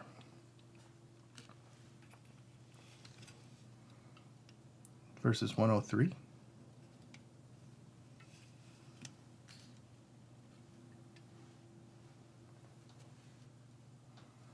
This is cool, man. For some reason, doing things other than resistors is cool because, I don't know, it just feels like you're doing more, if that makes sense. I like this a lot. We get to put chip sockets in next.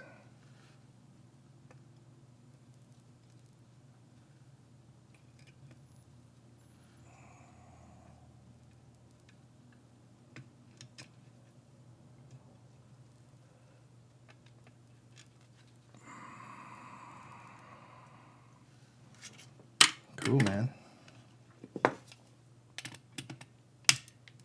If you have a basic level of soldering prowess, and here's the other thing too, if you want to use that link to go look at their other pedal kits, they have some boosts and stuff that would be way simpler than this. Just FYI. It's not just about this pedal. There's a bunch of stuff they have. Okay, here's where we're going to get a little interesting because I've got some holes that are not perfect. Because we got to put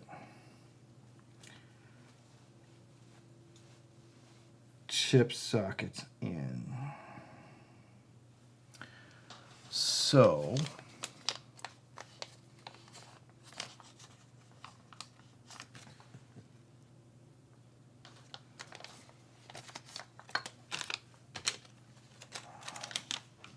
it looks like these are all TL072s except for this one. This one is packaged separately.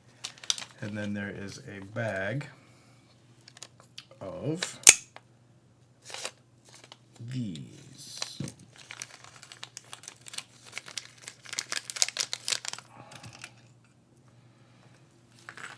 And then there is, somewhere around here, a bag of sockets.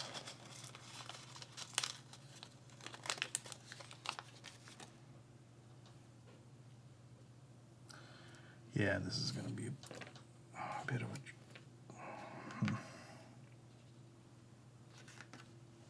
Okay, so a dot to the U, so the way this goes is these go in here like so.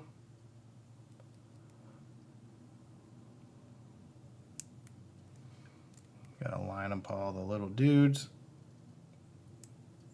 They say to do this before you put it in the board, so that's what we will do. All right, so I need to fix I need to fix some stuff before we fully go down this road because it will be very much easier if I don't have to fight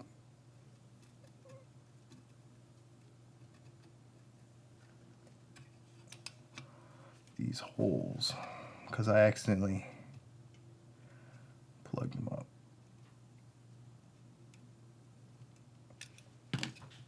But I don't think it's going to work.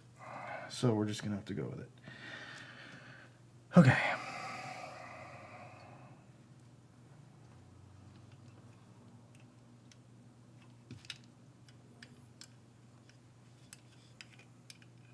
This is going to be a beach if I don't do this right. Yeah, I've got to fix this.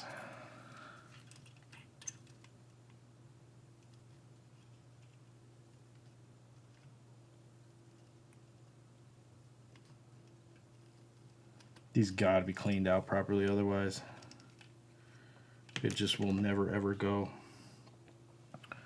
So we're just making sure that it does go. Because you don't want to bend them or out of line with each other. Okay, I'm gonna take this out of here. And I know this is going to be bouncing your focus all over and you're not going to really see a whole lot, but just bear with me. Because I need to be able to see.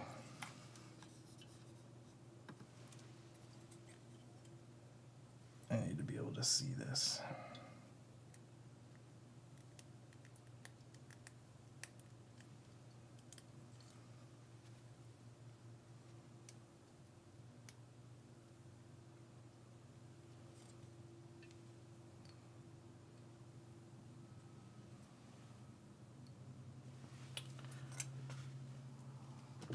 See, checked my head and it wasn't there.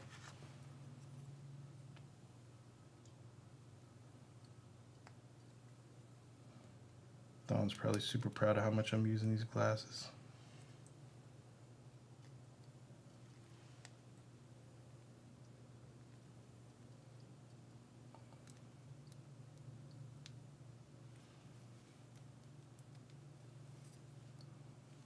This blows. No lie.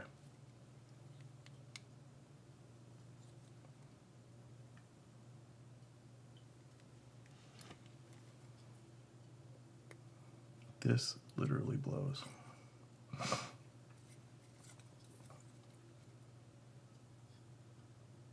What I'm going to do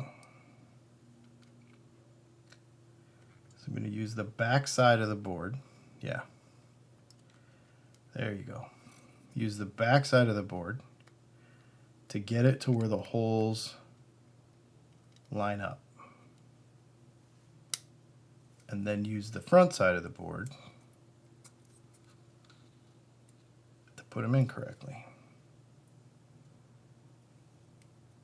That worked. That worked. All right, now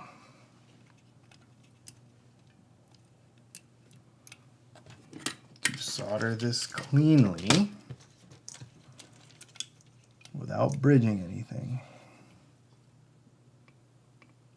Boom. Boom. Boom. Boom. Boom. Boom.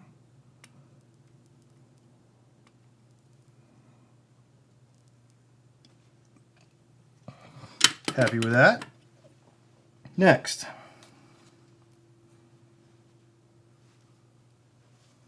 Sorry, I didn't switch cameras for that. I apologize. This is really not fun. It's not fun. It's just, I shouldn't say that. It's just, there's definitely, so here's these tricks I will definitely give you. And it is, use the back side of the board because they're symmetrical fitting, right? So use the back side of the board, line up one side of, because there's 8 pins, and then use it to kind of bend, spread them.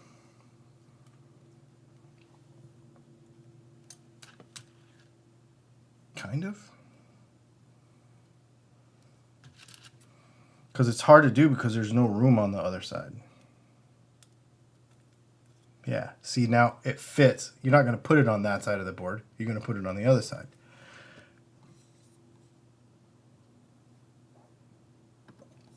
Super chat from Van Shank says, "Whoops, sorry. Would a smaller tip work better?" You know what? We should just swap it out and try it because I keep saying it.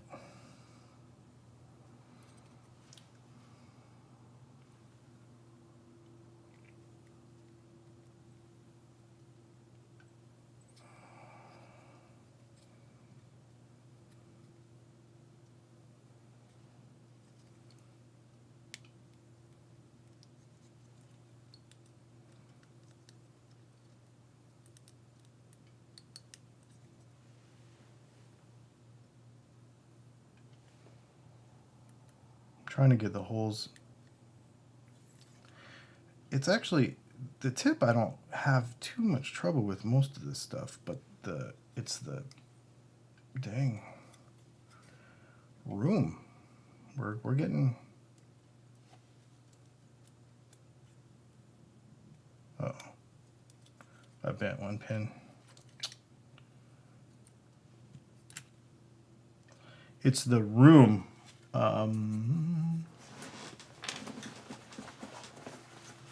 It's the room on the board.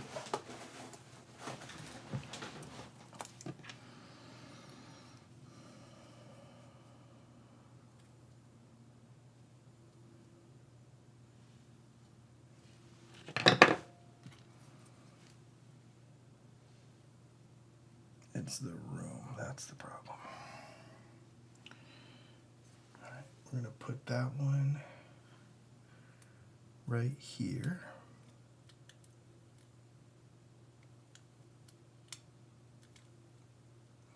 See, because I'm trying to like literally place this in here, line up the holes. There we go.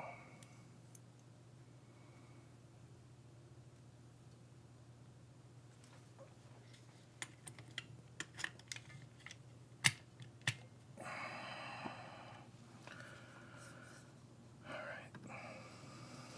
And be a cameraman at the same time.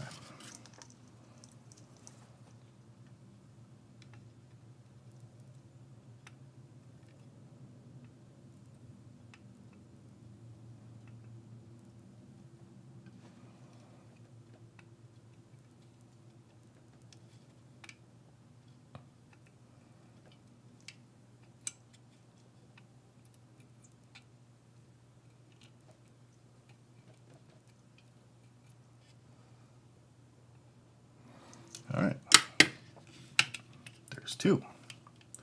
See, like this one's gonna be super tight to get in there. And that one has a hole or two plugged. So we'll have to fix that. This one, this particular one up here,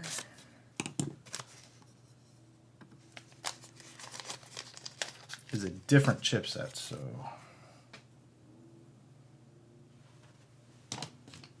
see, now you got me paranoid looking at the one.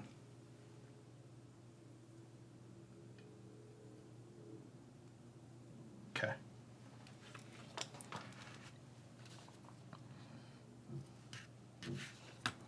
I don't know why you don't just solder them straight into the board, but I guess that makes it to where they're not replaceable.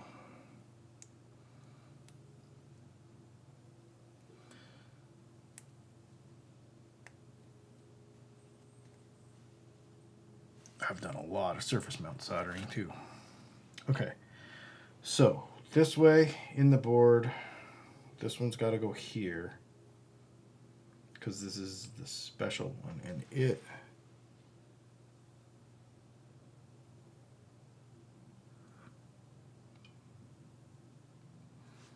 goes backwards. All right, so I'm going to do the same thing here. I'm going to use the back side of it, get the spread right, which that one just seemed to fit perfectly. And then this one's actually upside down in relation to the others.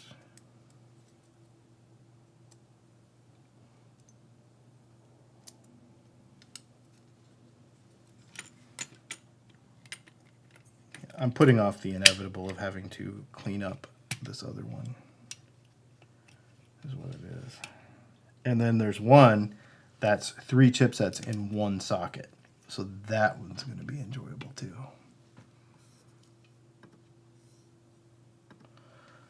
All right.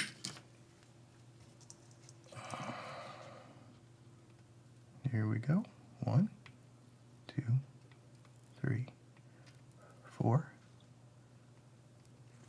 5, 6, 7, 8. And I just bridged those. And that one.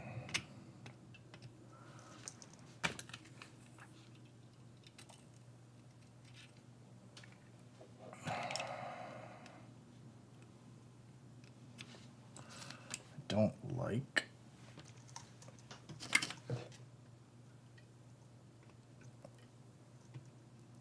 that. Fixed. All right. We got one more to put in here, and then this is one long socket. So what we're gonna have to do here, I think, is there is some crap that needs to get cleaned up for me to do it.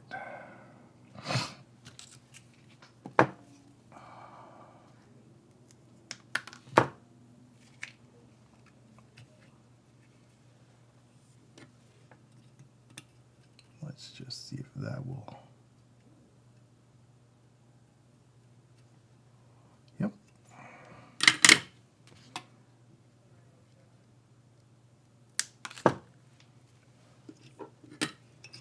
I'm probably using more of this than I need to use, but it will last longer, but I'm kind of just doing it for the sake of not having to do things twice.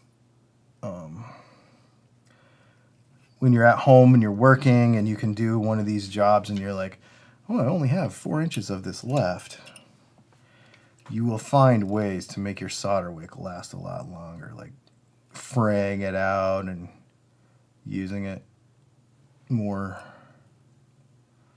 sparingly. But for what we're doing right now, I'm just trying to be as efficient as possible, knowing that we're trying to complete something today.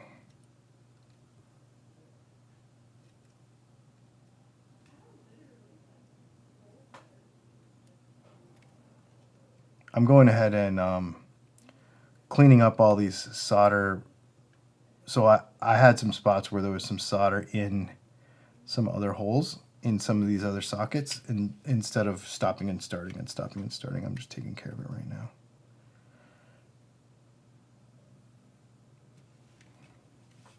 All right.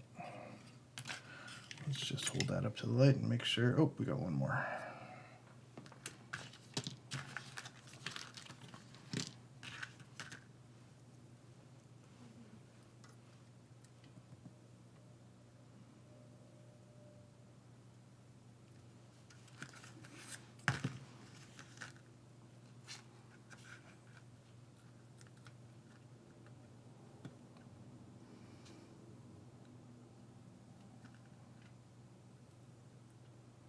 I know this is no Monster Jam or motocross race or anything exciting like that, but I told you it was going to be boring. Come on. There's one little spot I'm trying to get clean.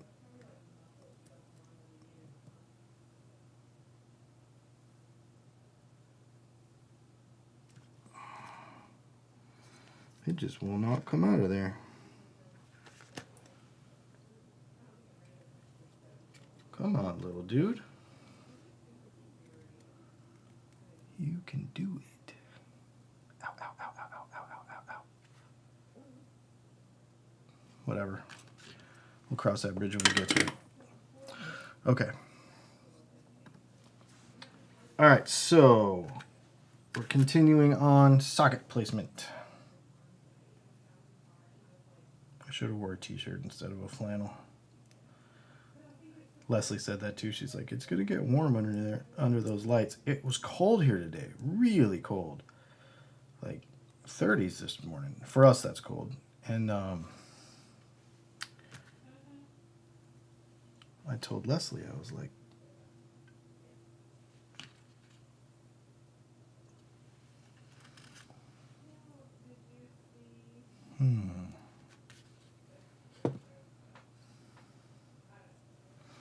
I told Leslie, I was like, it's really cold in the office. She's like, well, you're going to be sitting in there under lights all day, so I guess it won't be that big a deal.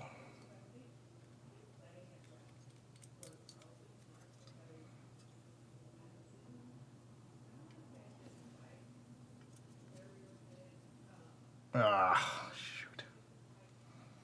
This one's got all kind of crap in it. Dang it.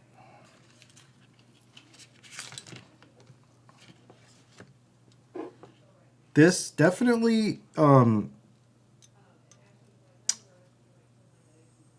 underscores the thought of being neat about all this, because if you're not neat, it will definitely make you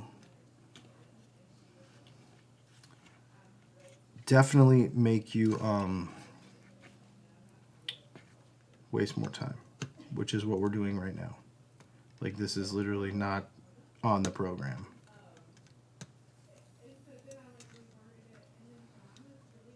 But because this is what we're doing, we've got to clean this stuff up.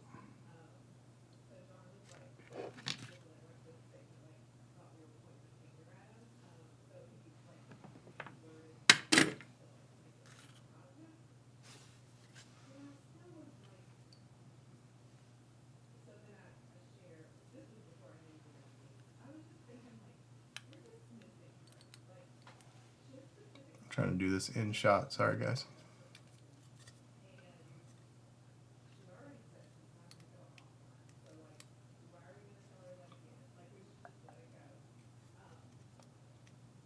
All right, so that fits. Like I said, it fits on the back side of the board. So now I know the holes line up, so it should drop in on the front side.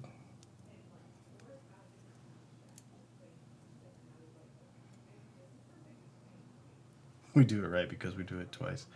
I don't do things twice. I want to do them right the first time. I really, really care about doing things twice, or doing things right the first time. But sometimes you're learning. You're going to go get one of these pedals now and you're going to be like, oh, he did that thing twice. Now I won't do it twice. You know? Or maybe you've built 100 of these and you're like just sitting there laughing at me, which is also, you know, possible. Which is fine. I got no pride when it comes to this right here, let me tell you.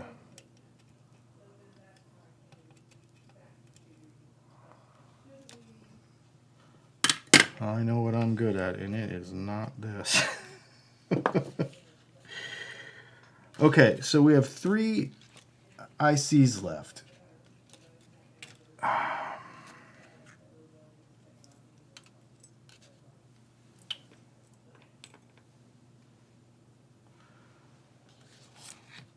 We have 3 ICs left, and I know where they go. Oh, okay, this is interesting because in this manual it shows them being fit to a like a triple gang huge long one, but I don't believe that is the case. I believe they are all separate. See, they've all got to go right here. So that's next.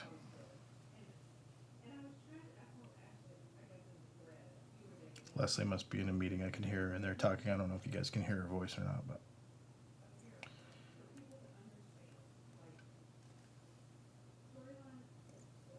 she's had a crazy couple weeks at work. They restructured a bunch of stuff, so she's been in meetings and meetings and meetings and really stressed. And she loves her job, but it's just been a... Ow! Oh, that's going to make things cool.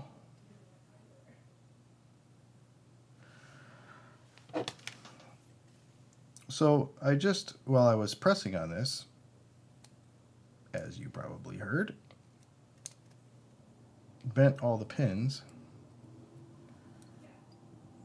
and one of them went neatly into my finger. Hopefully these pins don't break off this socket as I go to repair it. I think we're good though. I think we're good.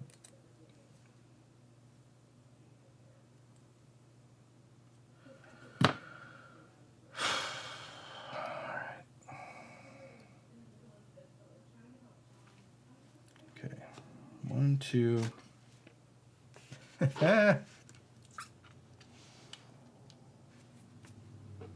Right into my finger. Like 3 of them. There's like, I have like 3 dots straight into my finger. Blood.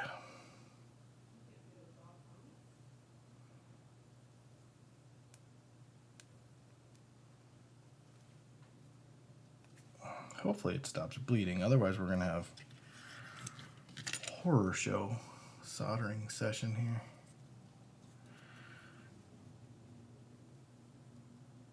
You know what? This is the easiest spot to access, so we're going to use the bent up one, and that way I hopefully have to fight it less. The bottom one is the easiest one to access. Yeah, okay, so what we'll do is we'll work our way down from the top, go hardest to the easiest, and then the last one will be the one that I've got to, because there's 3 in a row.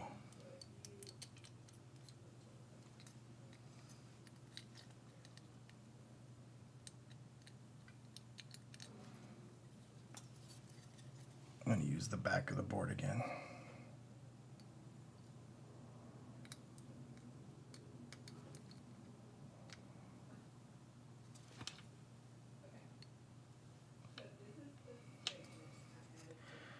We'll tell you, eye fatigue is definitely real. 2 hours and 11 minutes into this.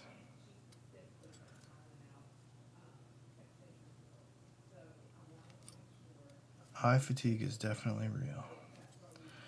All right, and I am going to solder these all at once because I don't want to get in a spot where we accidentally plug up a hole.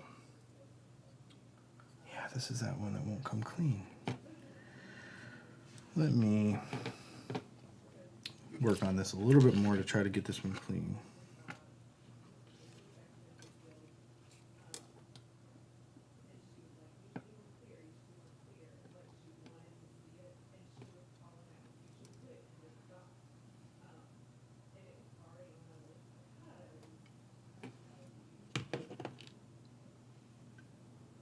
I think I got it. Excellent.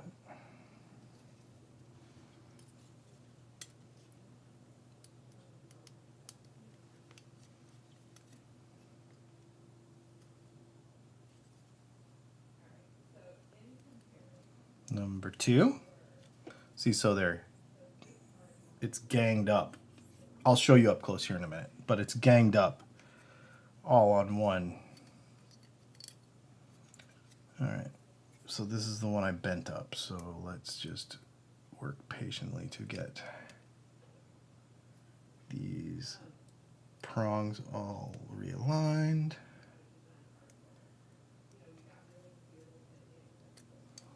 All right.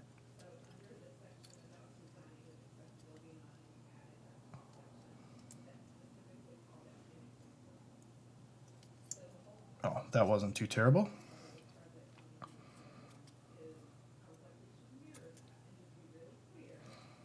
Oh, wait, did one bend? Yeah, one bent. Crap. One bent.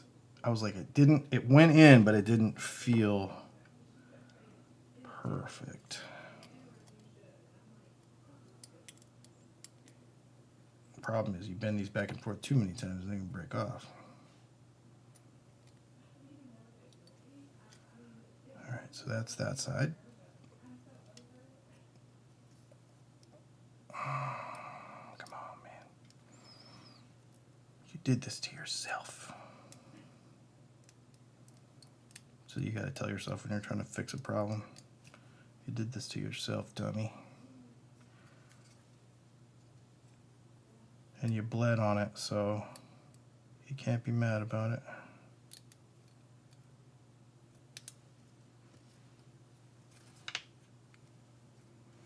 Boom.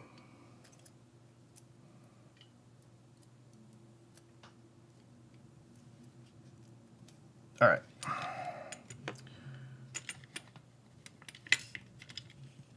Back to the overhead in just a second. And we will, oops, hang on. That, and then add. There we go. I've never used that picture-in-picture thing either, so I was also getting used to doing that.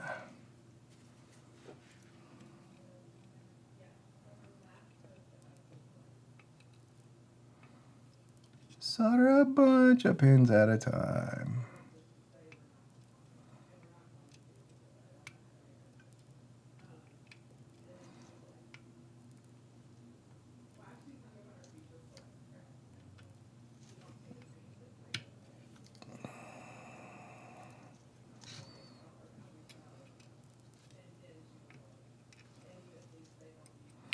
This is one of those things.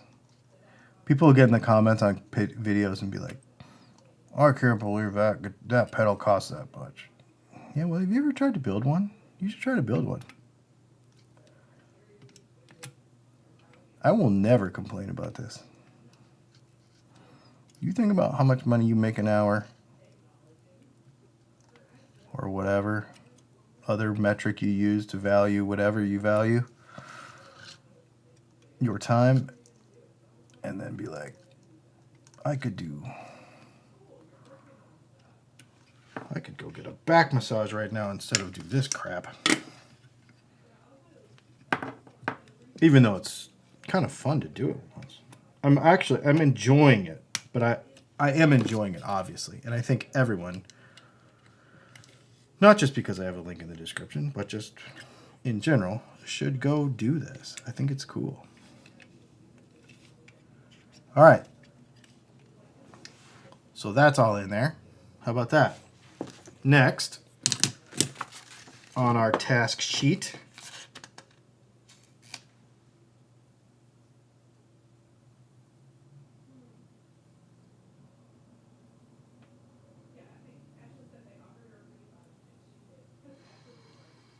okay. Next on our task sheet is capacitors. So we have a bunch of electrolytic capacitors. Now with electrolytic capacitors, they are not like ceramics. They are polarized. So they have a band on the side of them. That white band is typically to denote the negative side. So let's go ahead and put those in.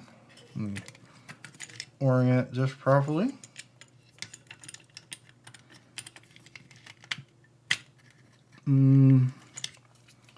Actually, we're going to do it this way.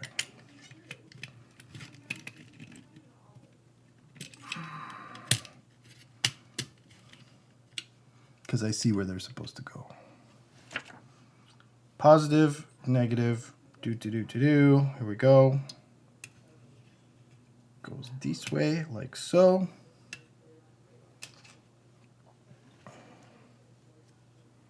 Positive, negative, this goes this way, like so.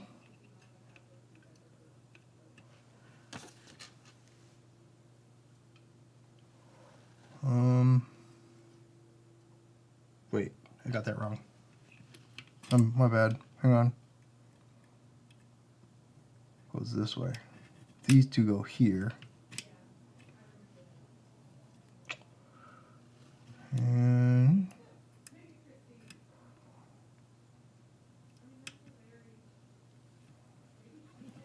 come on. There you go. The one goes there.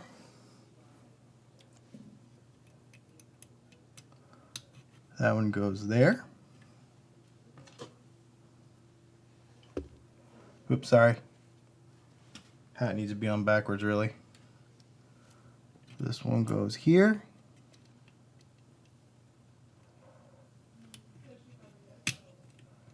Like so. And then there's a big fat red one.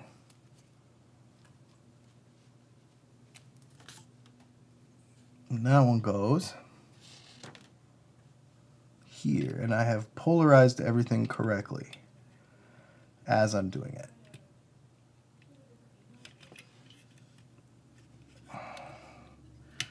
All right, let's just make sure none of that stuff's gonna fall out.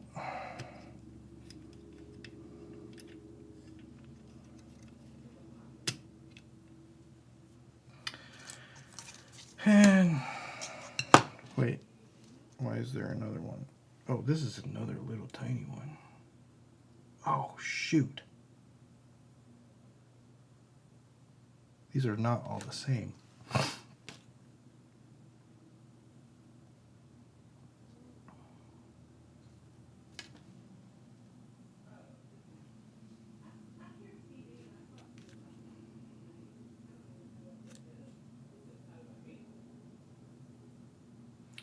Hang on, before we make a ridiculous mistake. These directions are a little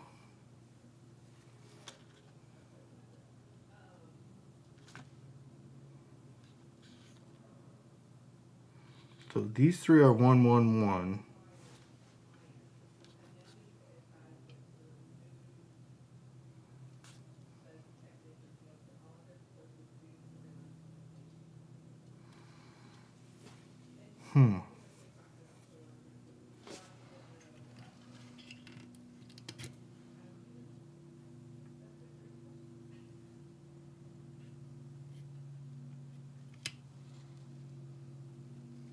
All right, these three need to come back out because we need to examine this more closely. There are, and I'm going to have to actually read the board because the book is a touch ambiguous here. 10, 10,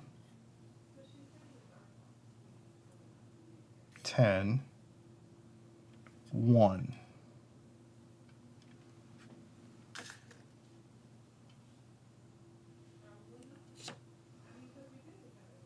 All right, so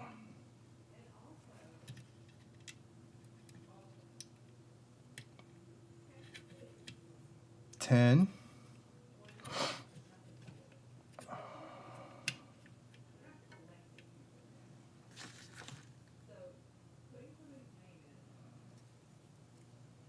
10,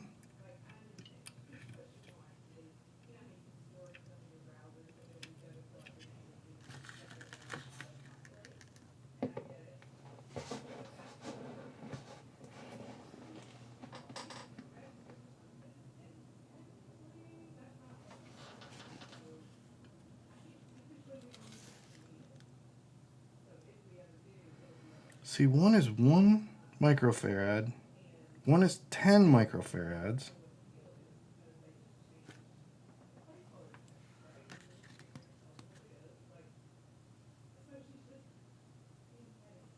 Are these all? Got to get this right. Got to get this right.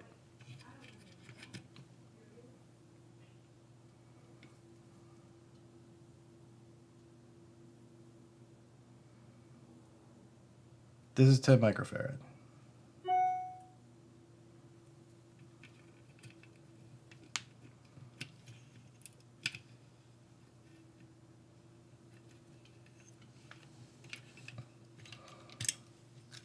All right, hang on.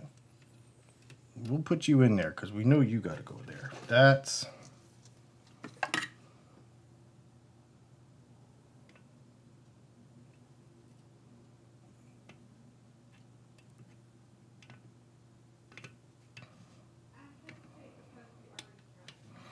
all right. So we know you got to go there. That one I know because it's the only one that's like it. Okay, and we've got 1, 2, 3, 4, and I've got 5 here. But I don't think there's any more on the board, so let me just double check that. That was what was confusing to me. We've got 3 10 microfarad capacitors here. 1 microfarad. So let's do the 1 first so we know. That's 10.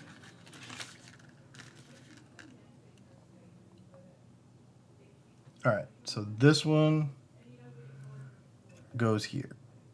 We know that.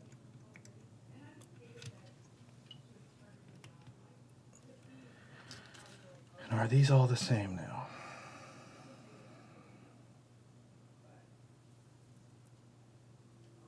Ten microfarad, 10 microfarad,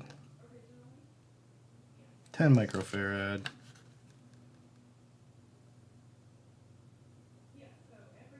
okay, so these are all the same. And that's fine. I just wanted to be sure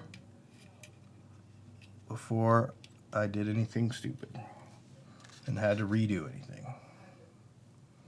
Now making sure that they're all polarized correctly.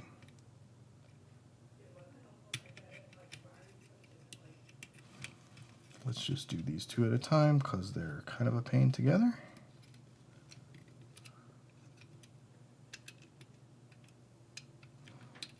I hope this thing works. And I hope it sounds awesome. I bet it will.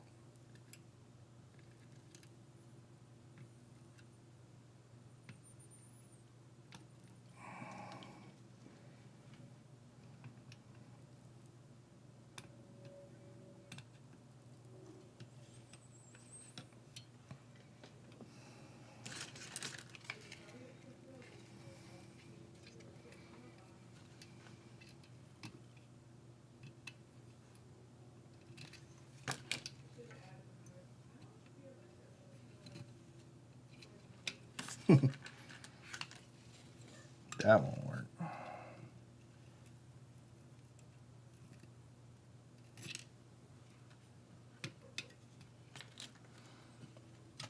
I had the leads crossed, so they heat sunk to each other and soldered together. Oops. Okay.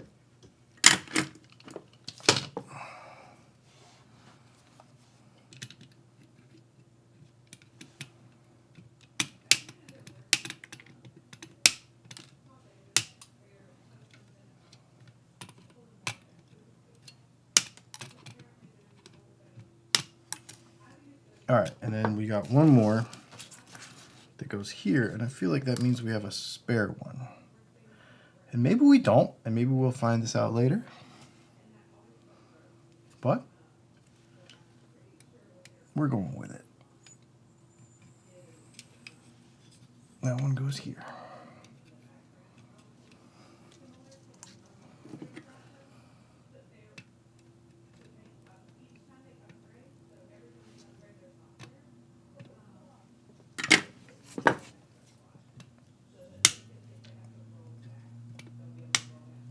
All right. Electrolytics in. Now we've got all these little baby dudes to put in other places. So let's go ahead and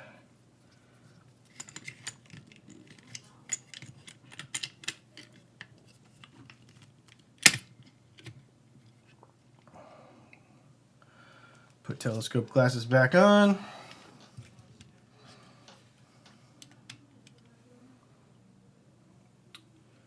And I need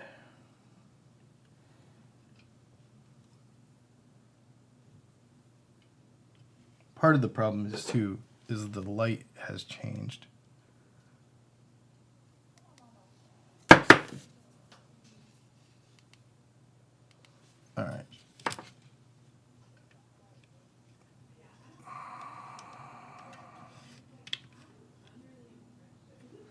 Okay. 470 NK.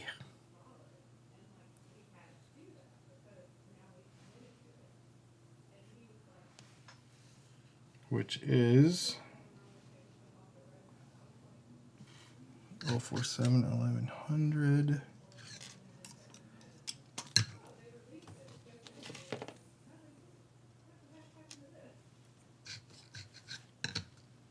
This is fun. Do we need to get rid of some more trash? I believe we do. We are getting down there on trash bags, y'all.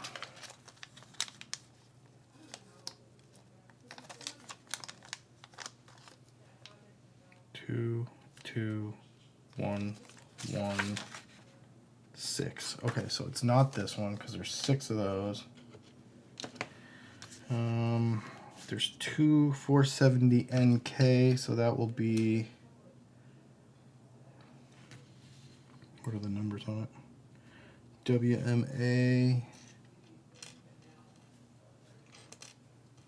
I feel like these are relatively color coded and stuff, and I'm not seeing them.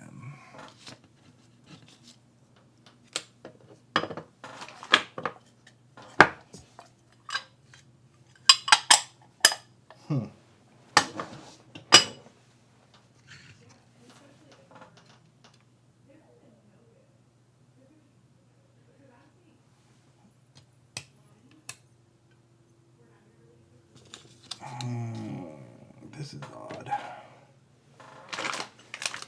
Okay, I know that these capacitors are not in my hat.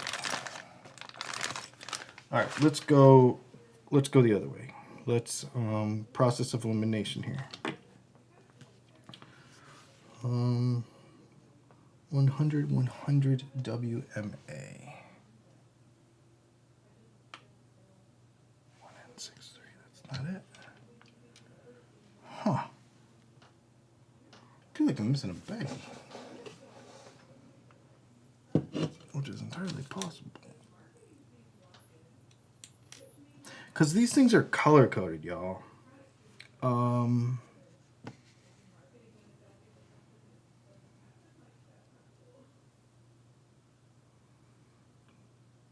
1J63. We have two of these. Okay. Let's put these in because we know we have them.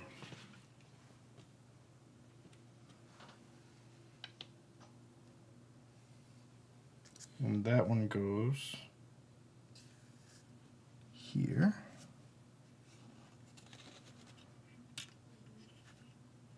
The placement of components is getting definitely more challenging as the board tightens up.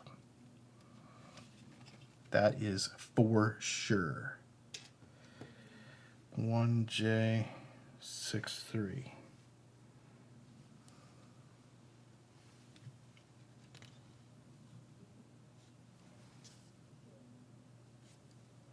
That goes here.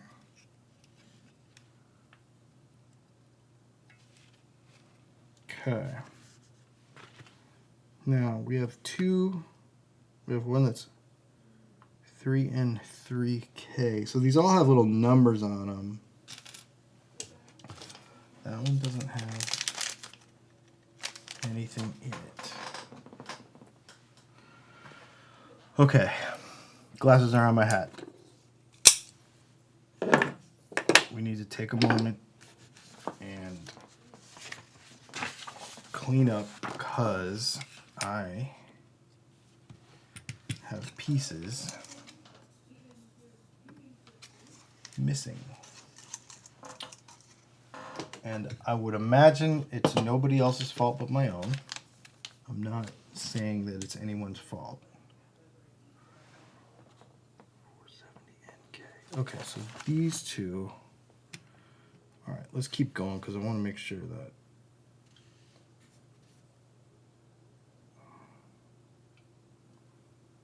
.470 NK. That's this one.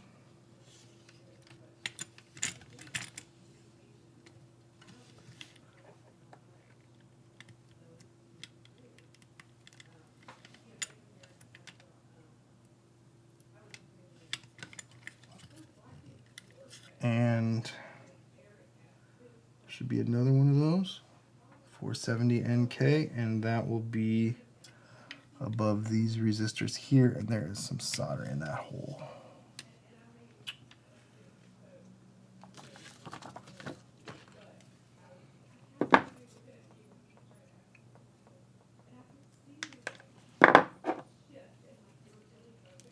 So I'm trying to go by trying to do some. So the 1NJ63s are in the board. The 470 NK is gonna be in the board in a second. That's what I'm working on now. Okay. But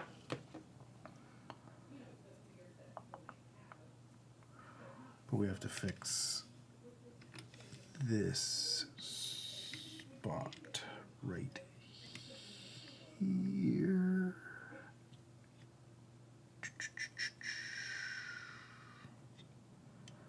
Right there.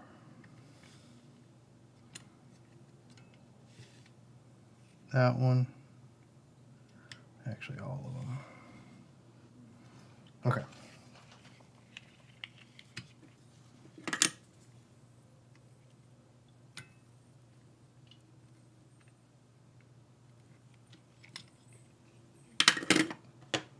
Okay.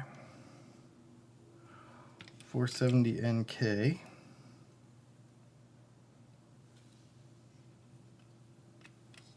Goes right above this one.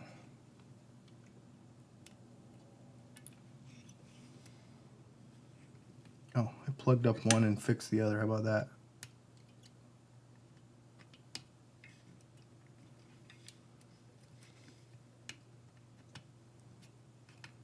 Okay. All right. We know those need to be in there, so let's go ahead and solder those.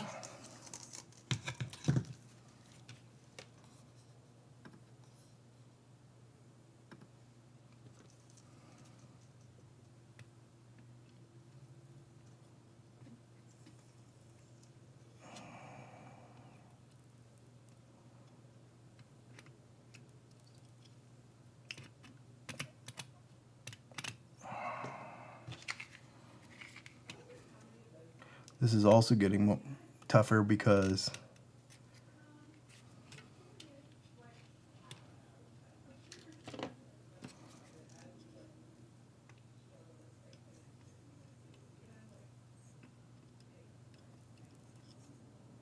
excellent. Snip you, snip you, snip you, and snip you. Okay. Getting closer. And then we got to do this one and that one. And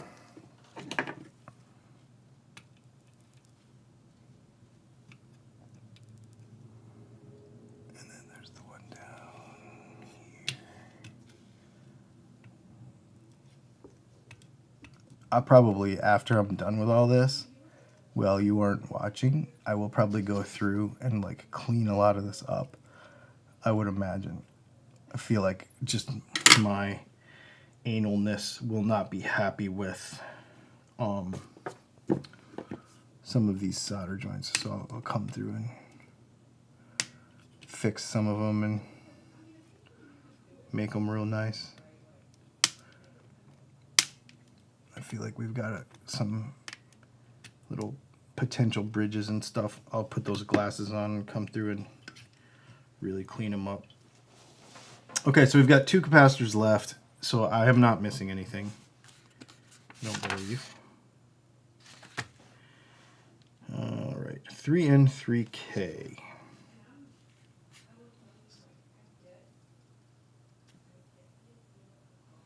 Isn't that what I just put? Shit.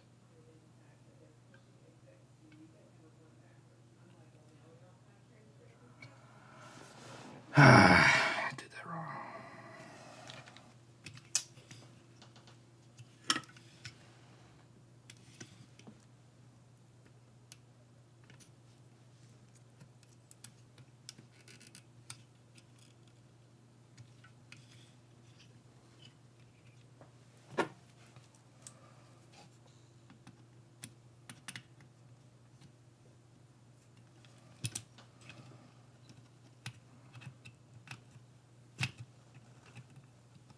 The fatigue of the long live stream is definitely setting in.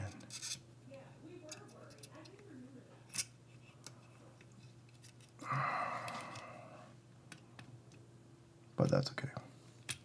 It's worth it. It's fun. I am actually really enjoying it, but doesn't make it any easier.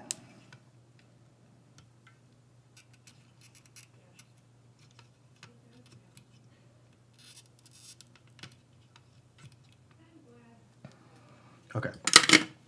Let me fix this up really quick and put it in the right place.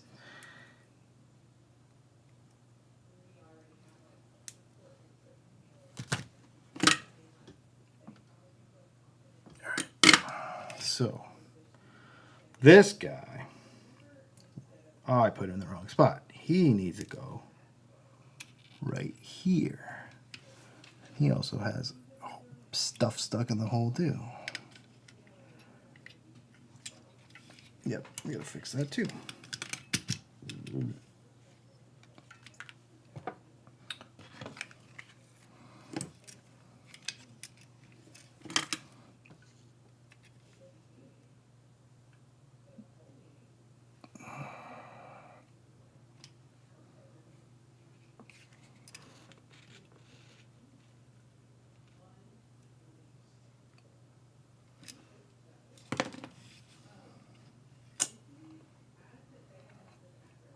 Alright, we're just gonna have to deal with it.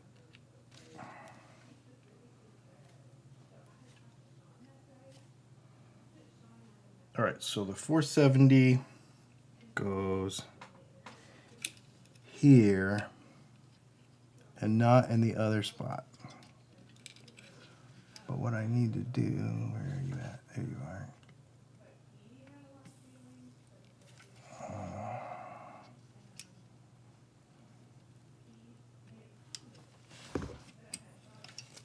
Alright, this is getting a little tight.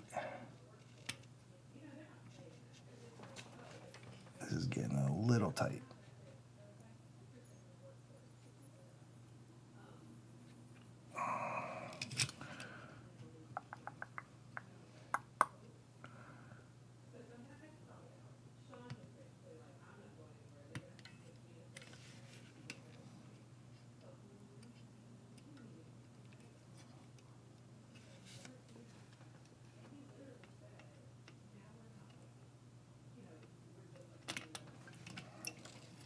Okay. Not cursing at it yet, but this one's bugging me. Be smarter than the little spot.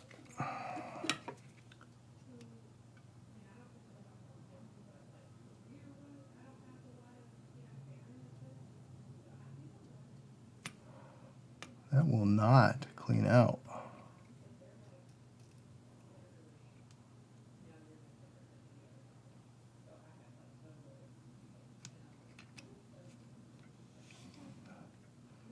I think it's sort of cleaned up. Let's try it now. This is why you should check this stuff ahead of time so you don't have to fight with it the second time. So that there is no second time.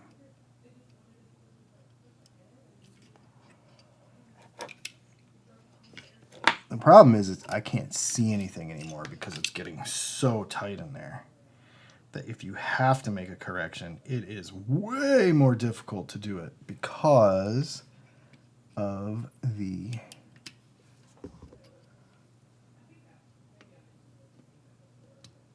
yes. There you go. Nope. All right. What do we have to do here, buddy? All right. At the risk of burning my fingers,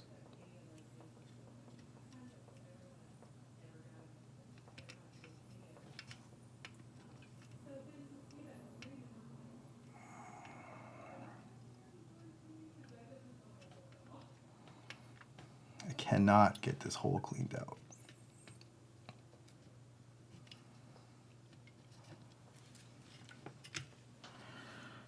It's about to be frustrating.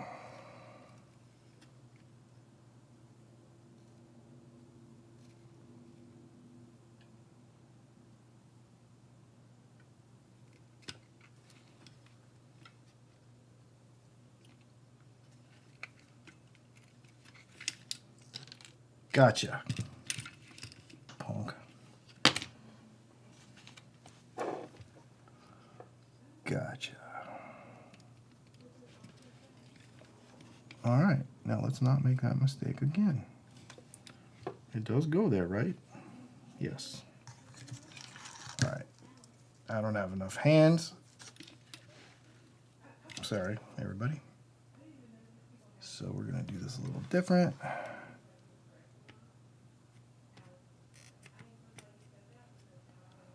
Okay. Cool.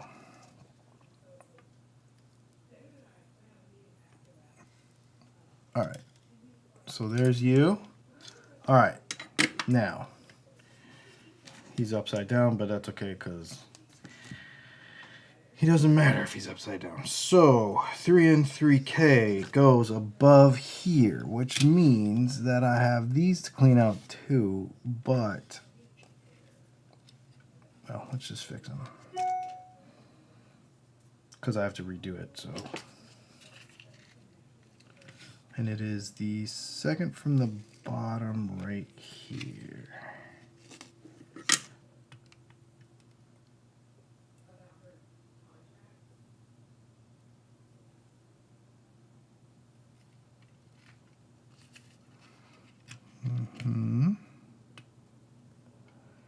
And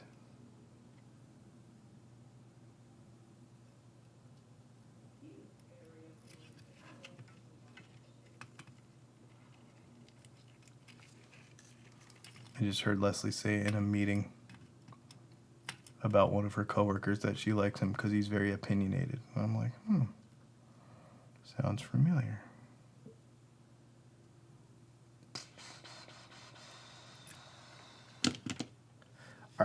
that we can do. So here's what I'm going to do.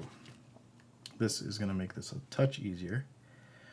We're going to offset the legs lengthwise so that one will go in the hole and locate it, and then the other one will be next to it in the other hole, and I will push it once I heat it, like so. Come on. Theoretically. Yep. Just like that. Bam. That's a trick.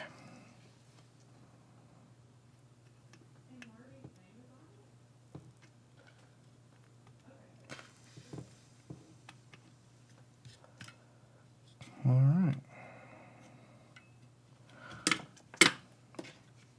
That one's done. Now, let's try to not make too many more mistakes so we don't have to fiddle like that again. Mr. U. All right, we got one more left in this side, and it goes here, and of course it has crap in it too.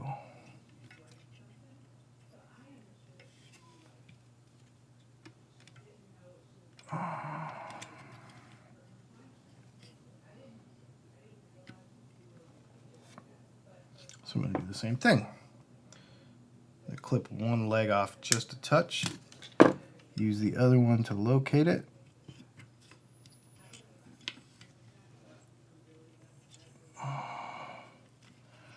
Come on, dude.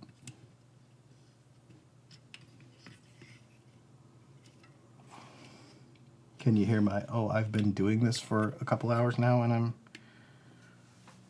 ready to have a beer voice? Yeah. Boom. That worked perfectly.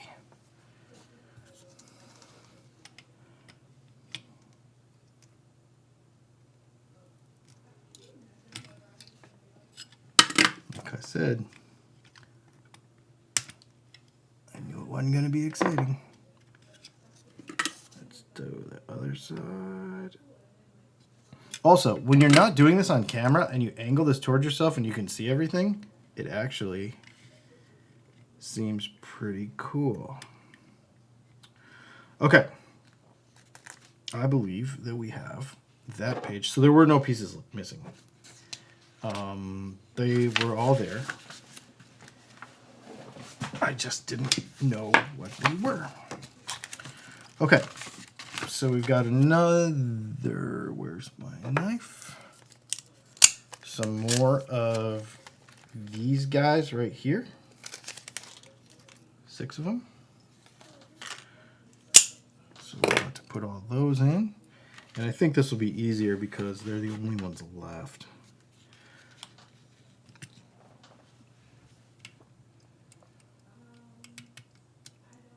The only thing that will be in the way is solder. So what I was telling you before is if you clip a little bit off of one leg, then this leg will go in the hole and that one will automatically be in the right spot, if that makes sense. Especially when the board's getting really tight like this. Just a little tip.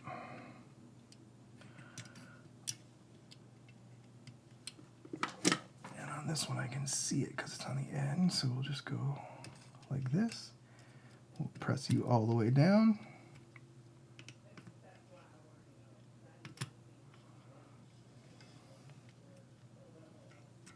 Like so. And hopefully most of those are cleaned out. That one isn't either. Crap. Alright. 1, 2, 3 resistors, and then this one.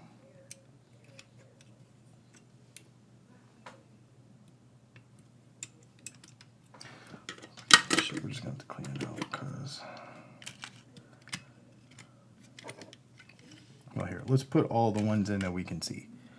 So there's this one.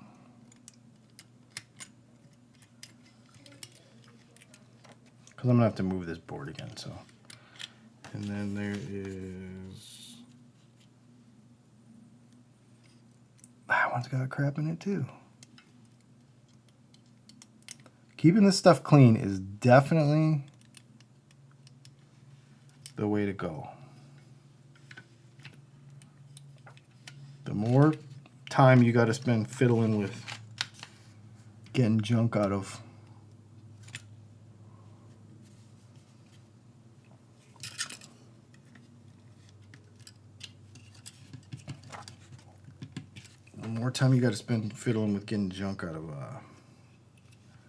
holes, the more time this is going to take.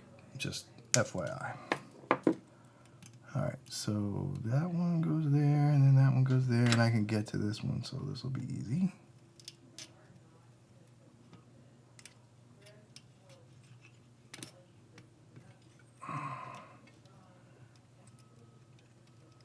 Come on, go in there, you piece of crap. Oh, it's hanging up on the resistor next to it. Remember the earlier when I told you it was going to get tighter and it was going to be more tough to locate this stuff? We are officially there.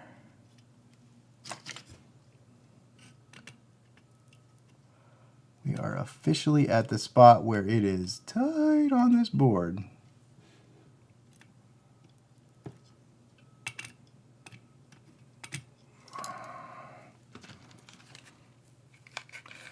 The only thing I worry about doing one of these live is if quality control of all of this gets a little sloppy towards the end, and it makes it to where I make a mistake that then makes the pedal not work. But I think what I'm going to do is I'm going to sit on this for a couple of days and not touch it and come back and just be like, okay, let's go over it with a fine-tooth comb and, you know, double check everything so that we have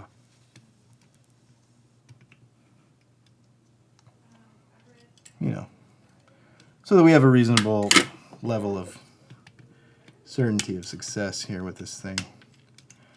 Because I feel good about it so far, but I can see some uncharacteristic sloppiness coming from myself that is just a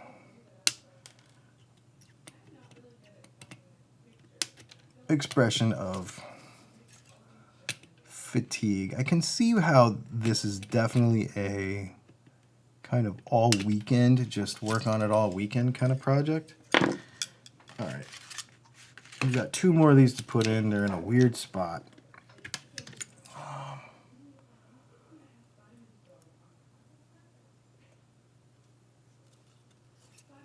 And they've got holes that have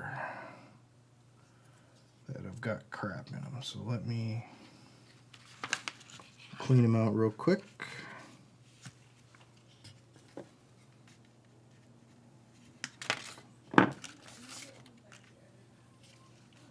And then we'll probably be done with this part.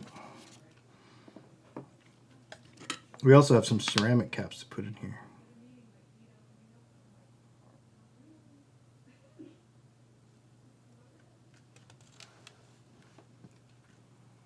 That one's clean.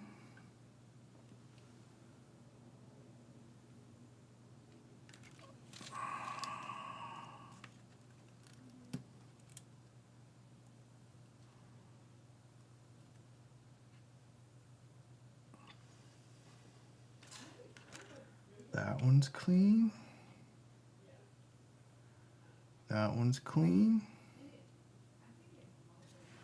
All right, so let me just make sure where these gotta go. I'll throw it up in there and we'll put these last couple in. So the one in the middle I haven't put in here, and the one in the middle I haven't put in there. The other ones are in.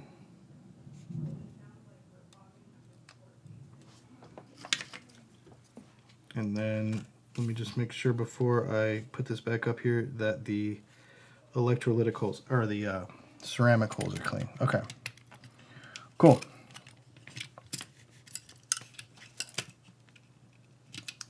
All right, so we've got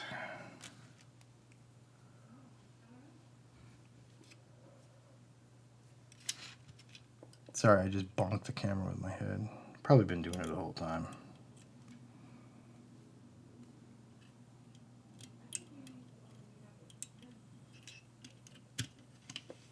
I was gonna like be all cool and timestamp all this, but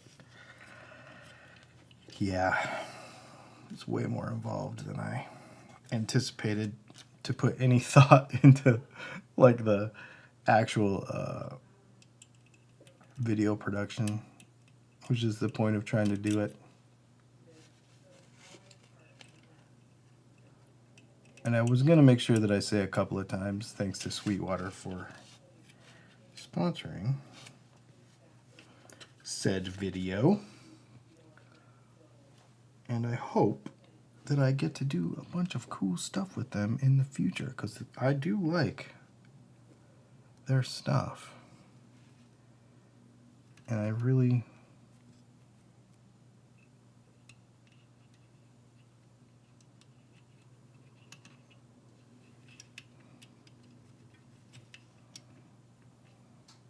Okay, that is a ceramic cap that goes there. And then there's another one that goes, sorry about the camera again, that goes here, I think. That resistor's in the way.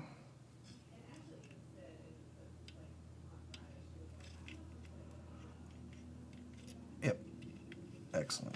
All right, let's go ahead and solder all this stuff up.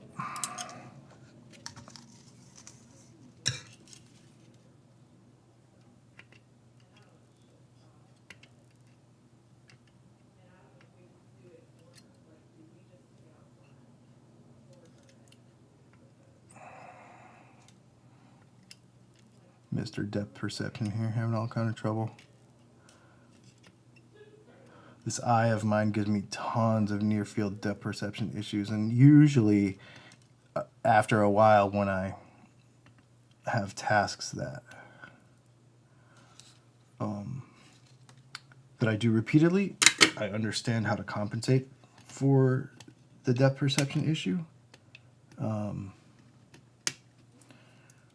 But when I'm doing stuff that's unfamiliar like this, it takes me a few minutes to get, or I might never get perfectly situated depth perception wise.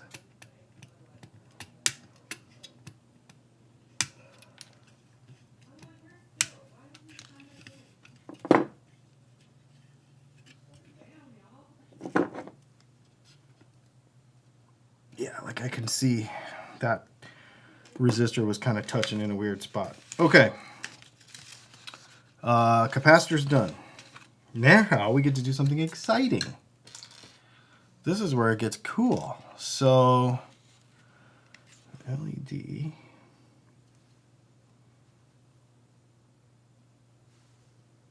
What's the flat side of the LED? Let's see.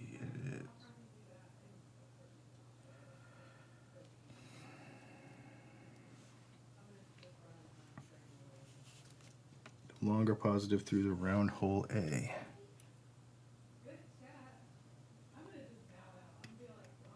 So this is the light emitting diode for the photoresistor. So I want to make sure this fits really square against the board. Now we're getting into some cool stuff. I mean, it's all cool, but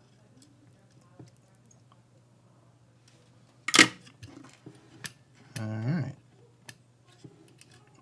Maybe I should have started with a boost pedal, you think? And then once I get to this, let's get past this really cool part, and then we're going to take another break and chat for a minute, see where we're at, because then it's actually going to be like assembling the pedal into the thing. Which, we'll do the preliminary stuff, but I don't know that I want to do all of it today, because I want to, like I said, we'll get to it in a minute. But let's get all of the photo cells and the cool stuff. Oops. So with a Microtech, if you eject it, if you deploy it and it hits something, it comes out of the slide. So you have to pull it out, and now it'll work again. So if you put something in front of it like this, it'll knock it off the slide, and you actually have to like see. And that was my thumbnail that actually just did that too. little sidebar there. Okay. Now, let's just look real quickly. Yeah, sitting flush to the board. That's what it said. Now, the LDRs, these guys right here, need, I don't know if you can, will that focus that closely? That's what they look like. These LDRs need to be bent to a 90. It is critical that the surface of the light detecting sensor on the LDR is exposed clearly to the LED. They will need to be bent at a 90-degree angle so that it faces the LDR. The tops flush with the LED. All right. So let's put the hard one in first because it's in the back corner.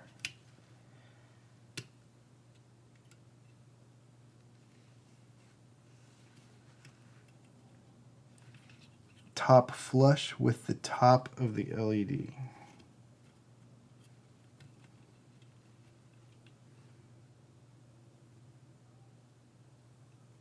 Or just a hair lower. You do not want them sitting taller than the LED. Okay, so we're going to solder these one at a time. Because I don't want to clip them off until I'm sure that they're at the right height, because I can heat up. Okay, that's pretty good.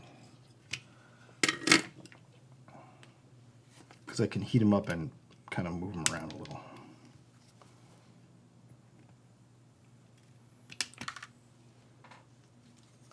Let's just make sure that that isn't too close.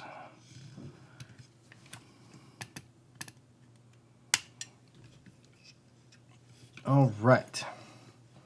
Cool. It's kind of a neat thing. Bend them at a 90-degree angle. Stick them in there. This is what makes the whoosh, whoosh, whoosh noise, because the LED is going to go on and off.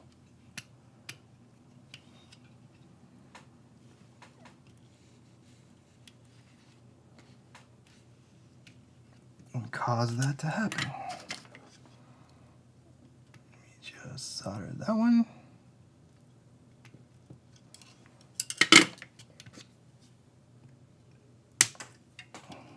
Watch your eyes. All right. How many more of these we got? A bunch, right?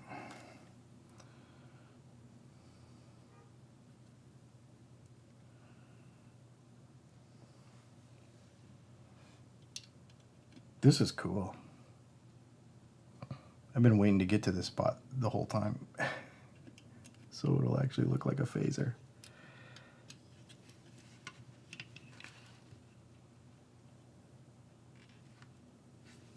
All right.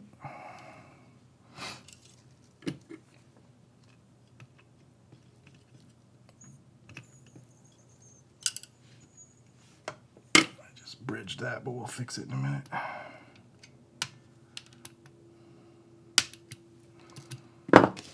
With the good old solder braid. Fix all. Come on.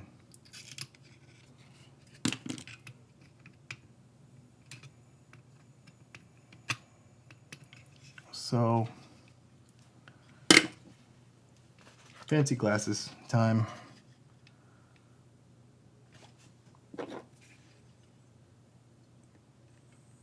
These are really close together.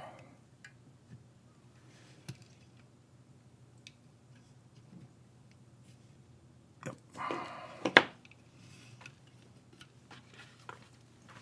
So when you bend these, you got to put like a 90 in them. And it's got to be relatively close to the to it, because when you put it in, then it sits kind of like almost against the LED, if that makes sense.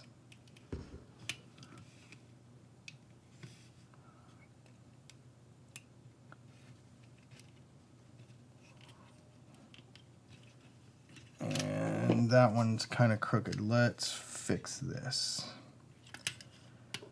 Because we want these sort of evenly spaced around it.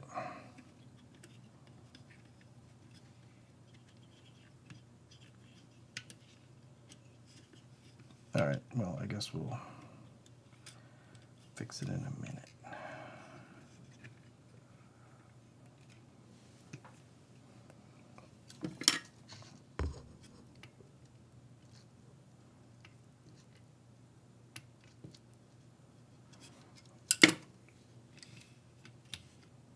Yeah, so what I want to do is, oh crap, what did I just drop? One, two, okay. So what I want to do is take this, probably don't want to scratch the front of those, and push this around to where this is facing, everything's kind of evenly spaced around there. Before I clip that off and make sure it's all kind of at the right spot. And again, we have some, these are really, the solder points for these are very, very close together. So just be aware of that.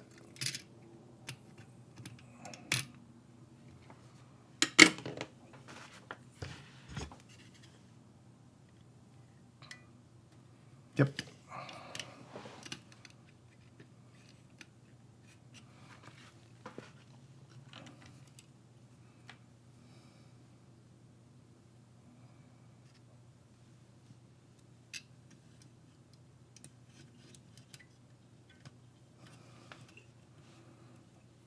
Tell you what, let's actually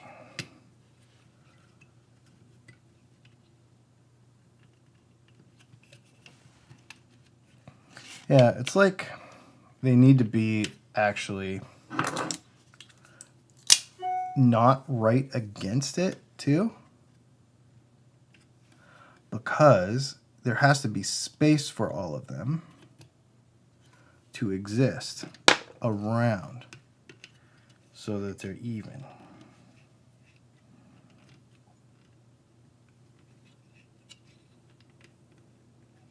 So I'm trying to get them all to fit evenly around there. Like that height, and then flip it upside down so it hangs right there, and then kind of like bend it into the right spot. And I'm trying to use the least amount of solder possible. Check the position of it before I clip it off. All right. Because it's like the little dudes are actually bigger than the spot that they are supposed to go in, which is sort of interesting. All right, one more.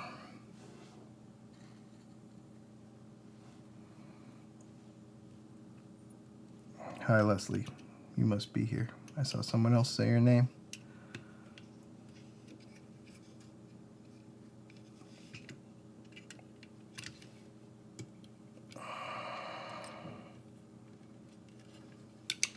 All right.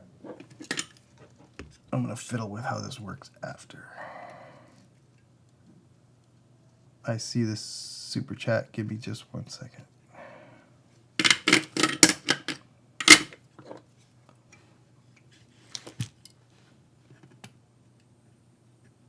Sorry, it was also drifting out of the shot.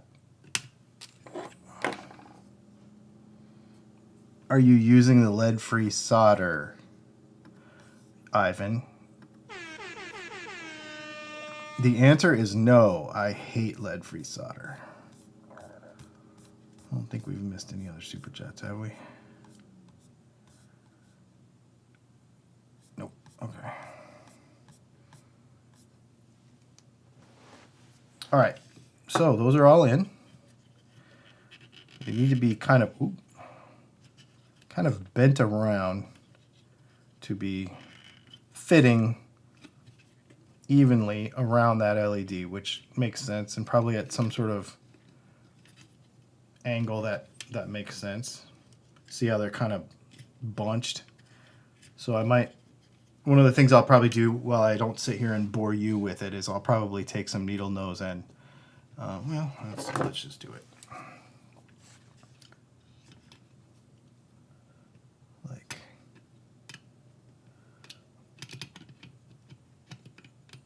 mister, I can't just leave it for later. It's got to be right. Yeah, there was really one that was kind of causing it to be a problem, and then this one. All right.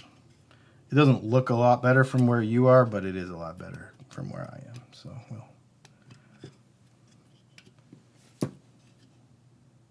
Yeah. This is going to take a little more fiddling, I think.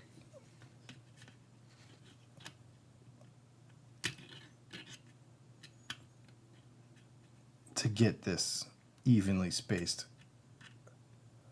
around. Yep, I'll mess with it. And I'll try to get that as evenly spaced around there as possible. Okay. That is all of the components. Let's just go to a full shot here. That's all the components on the board.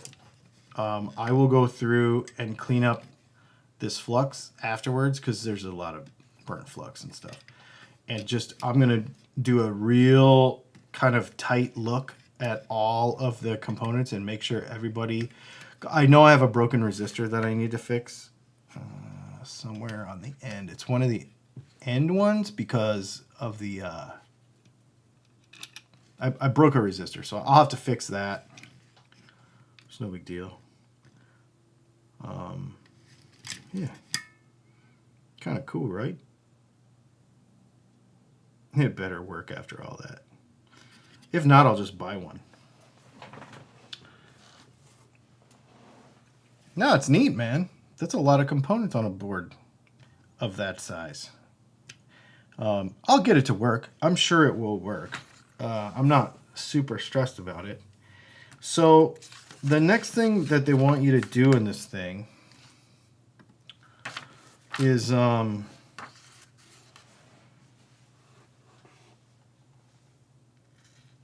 you know,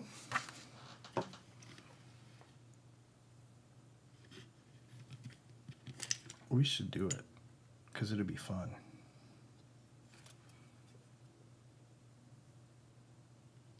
We should do it. So they want you to solder the leads on, but I can do that later. So there's going to be like a bunch of wires coming off the side. So if you look at this, you'll see, here, let me get you the overhead again.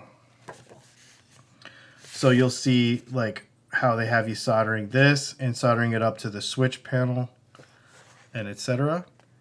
But what would be fun so that we can kind of get some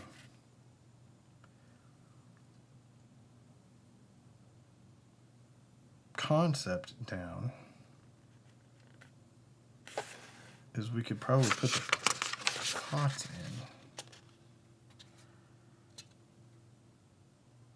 in. Man, I don't know if I want to do this right now. So here's where we're at.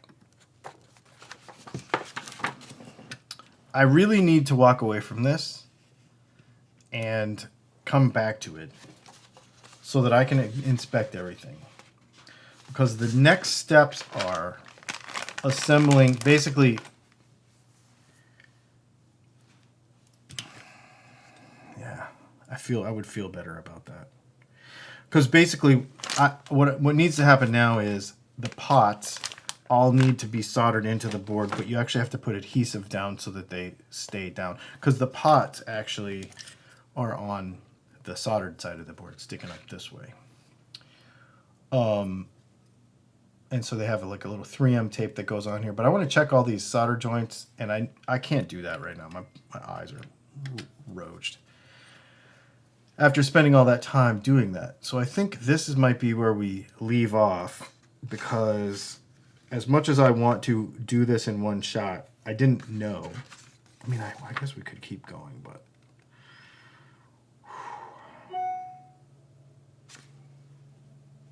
I hate to quit.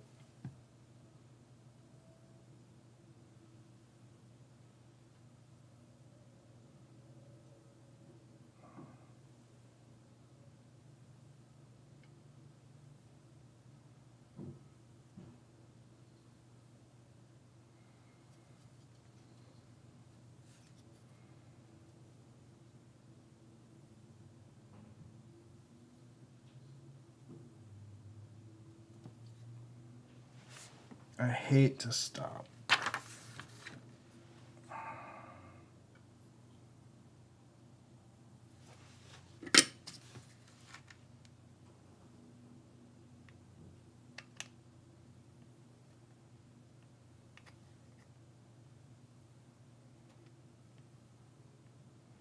Let me just look over these. What I'm doing right now is just looking over these solder joints to make sure that there isn't anything that needs to be addressed. And I see here and here.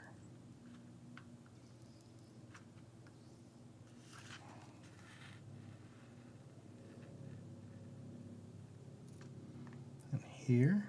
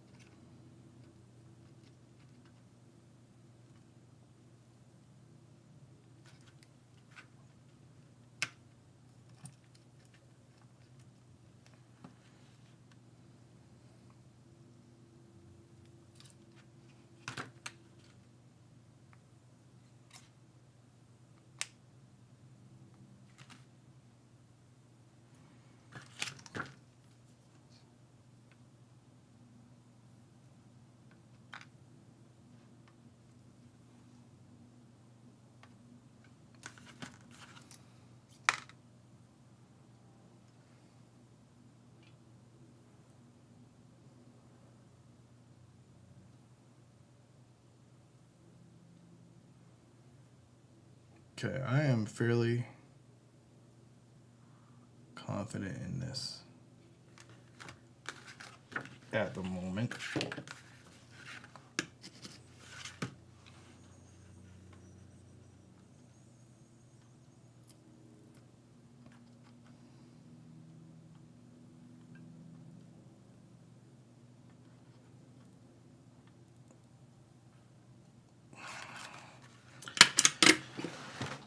Except for one thing.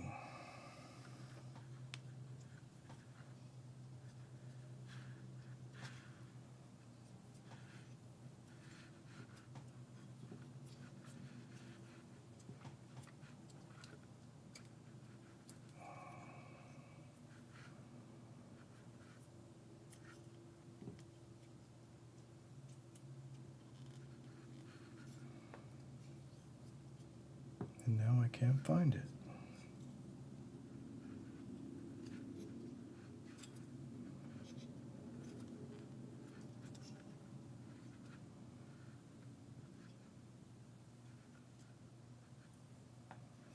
All right, well, I tell you what.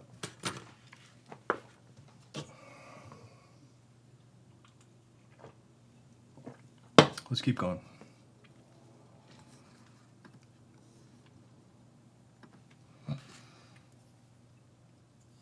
Let's keep going.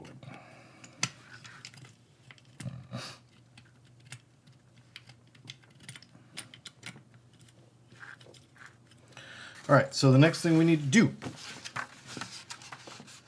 is 30 inches of lead wire.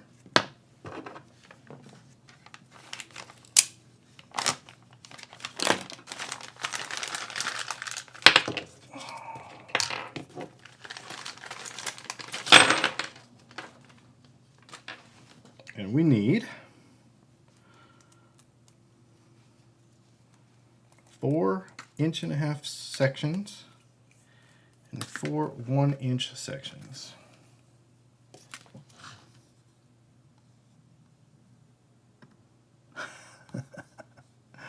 Take a break. I also sent you an email.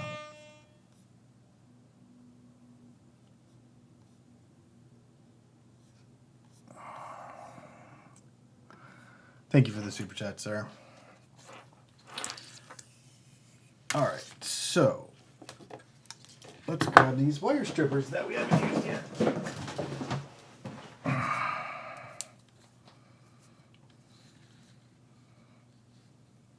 What is it? It's 22 gauge wire. 22 gauge. So, how many? We need 4-inch sections.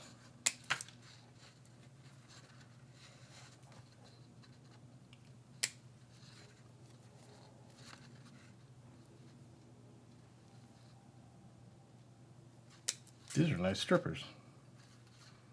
I like them.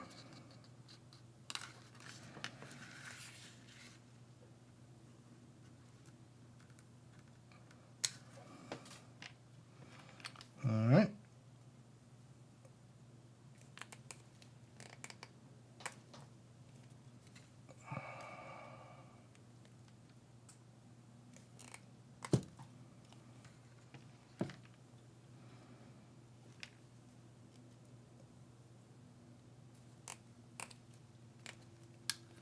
It's hard to strip off little pieces of like little ends. I have another set of strippers that I use for this usually, but we'll try to use these tools as much as possible. They're really nice tools, by the way, you guys. Everything that they're showing us here so far have been good.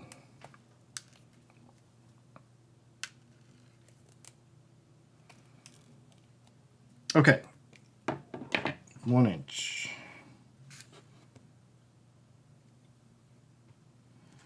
So they have this going in from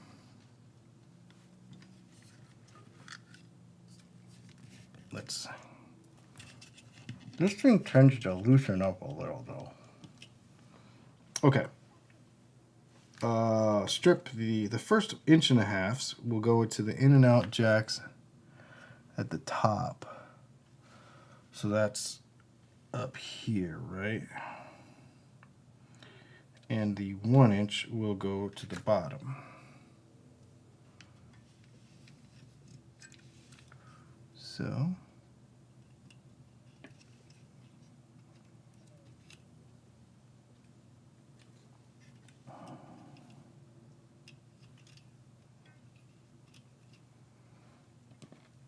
I'll do the bottom ones first because that's what's in front of me.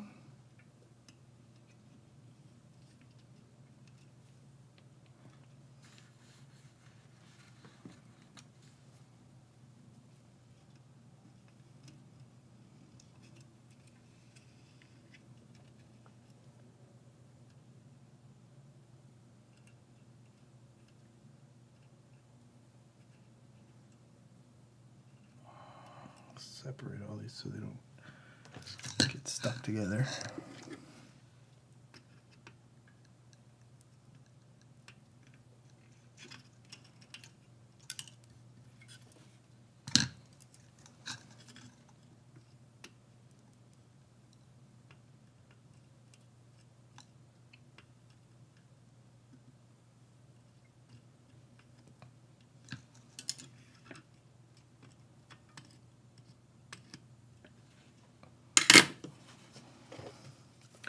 That turned into a mess, but we'll clean it up shortly.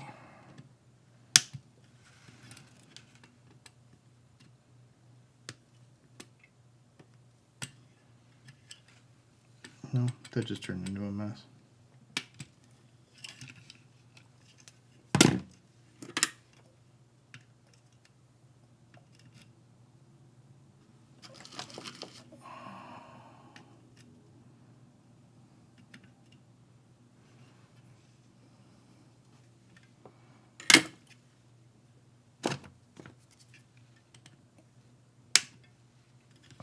All right, 1.5 inches.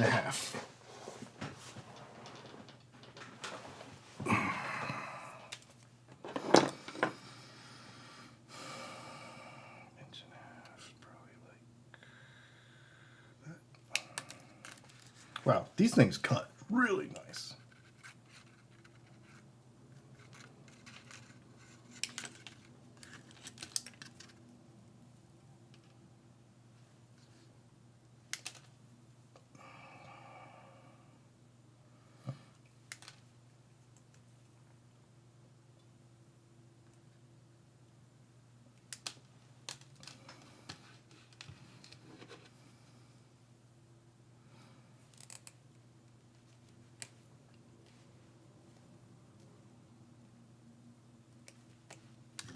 I'm going to do these one at a time this time.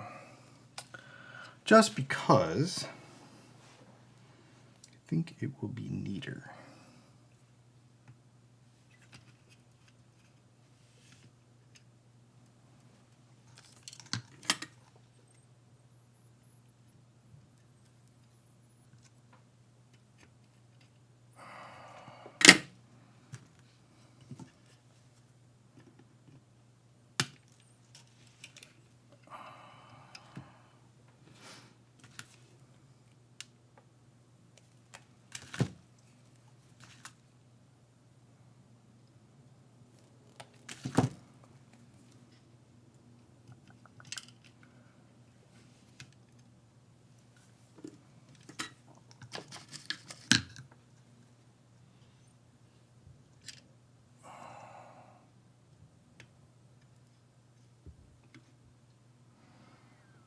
How did Josh Scott master this of all people? Well, that's a pretty stupid thing to say.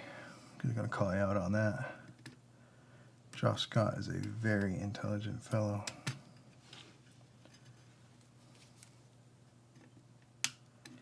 Very intelligent fellow. Has it ever occurred to you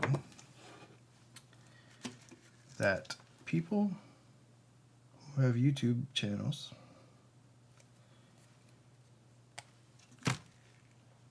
oftentimes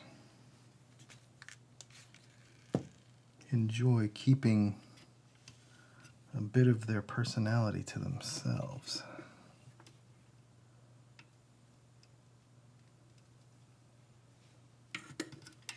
It's just a thought.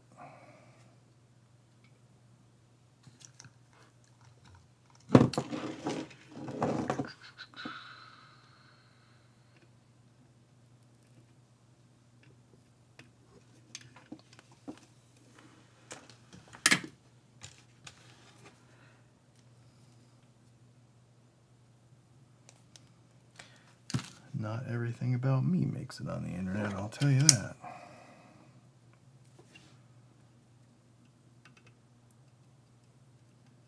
Most things do, though. We're constantly getting ribbed about how real we are and etc. Yep, this is it. This is what you get. All right. Clean that up. I don't like that so much.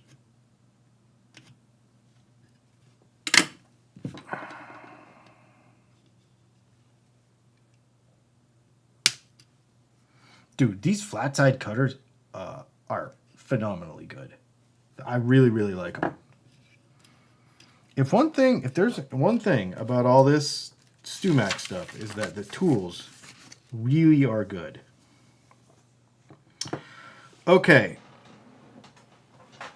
Now we're going to attach the breakout board to the PCB. So this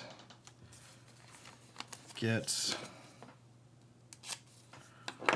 attached to here.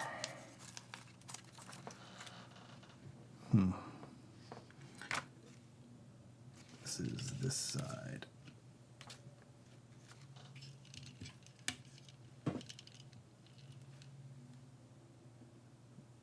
This side down.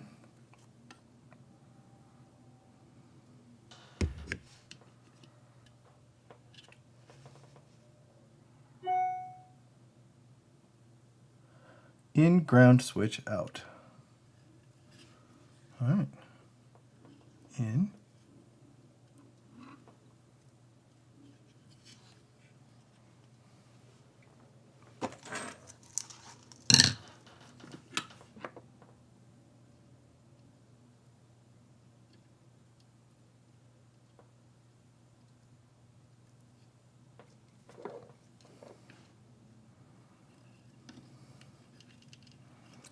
Ground.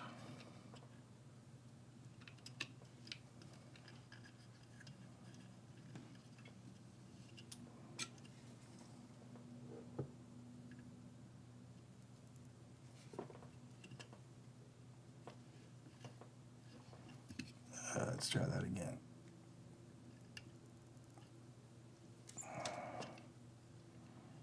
Trying to be neater about this. Switch.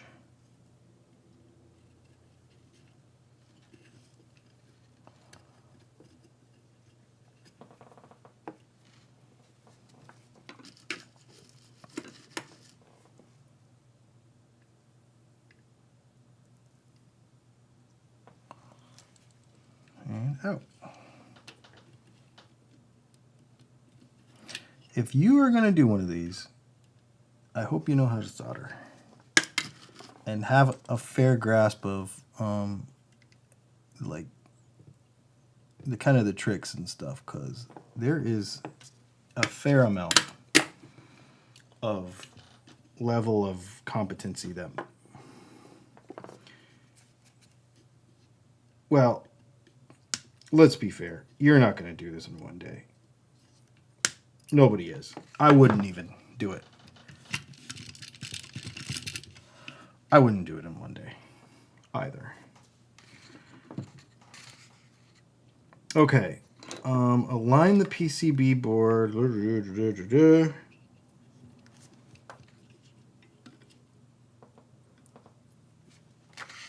don't understand.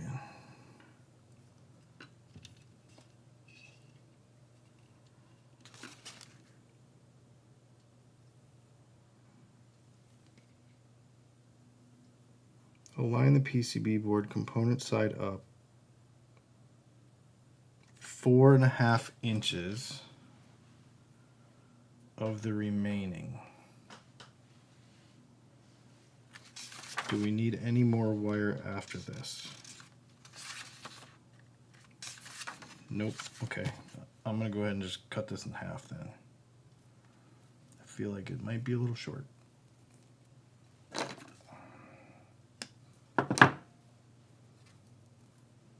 Because that doesn't seem like 4.5 inches, but maybe they give you just enough. I have more wire, so I'm not stressed about it. But for those of you that might be building these, just know that you got to be kind of exact with your wire measurements. Because it seems like that could be a thing. Sorry. Okay, now we need to solder this wire in here. Looks like.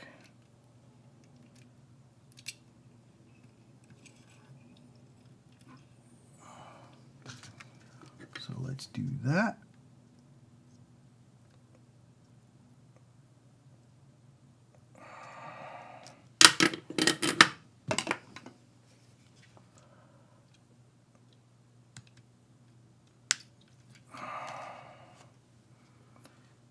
Solder this wire on the other side.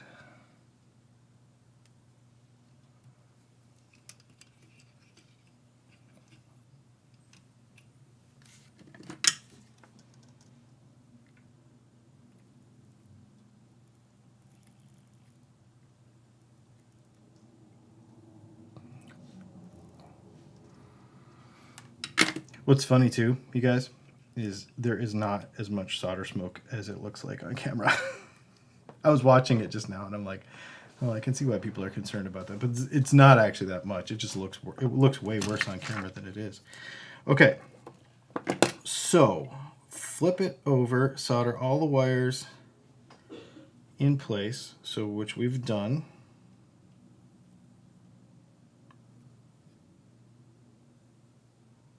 Okay, locate the 3 pots. If any of them have an indexing pin,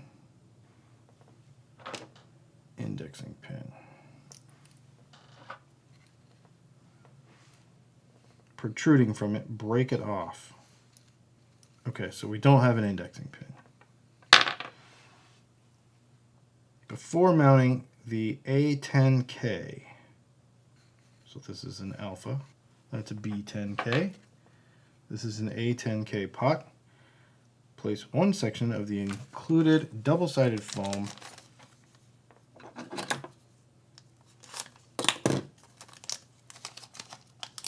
on the back of the center of the pot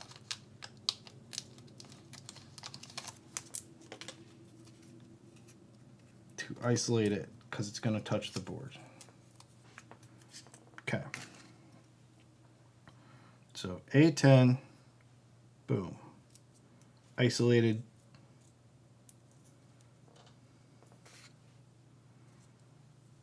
And then put it on the board. And it goes this way, like so.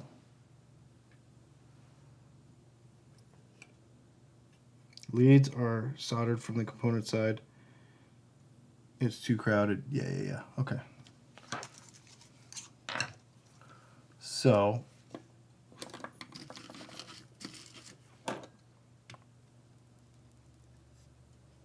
solder you from here.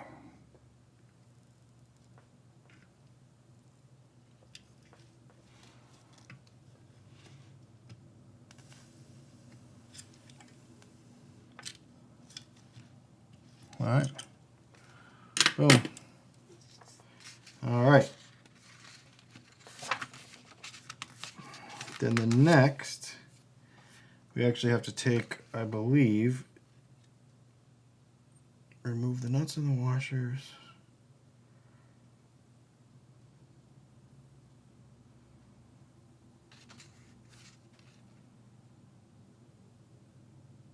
Okay, so the next thing we're going to do, this is interesting. All right.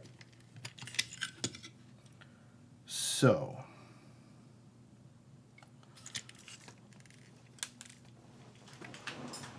let's take this. Let's take a moment.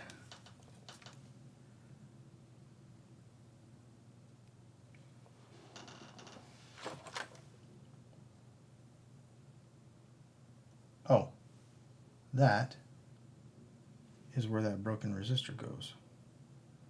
Okay, so I did break a resistor, and I need to, I don't think I have a spare one, and I need to replace it, so that's just going to be a quick Amazon situation later this week, and I'll pop it in there. It'll be no big deal, because that one is not it. Okay, let's get cleaned up real quick, because we get to do some fun stuff next. It's going to start looking like a pedal here in a minute.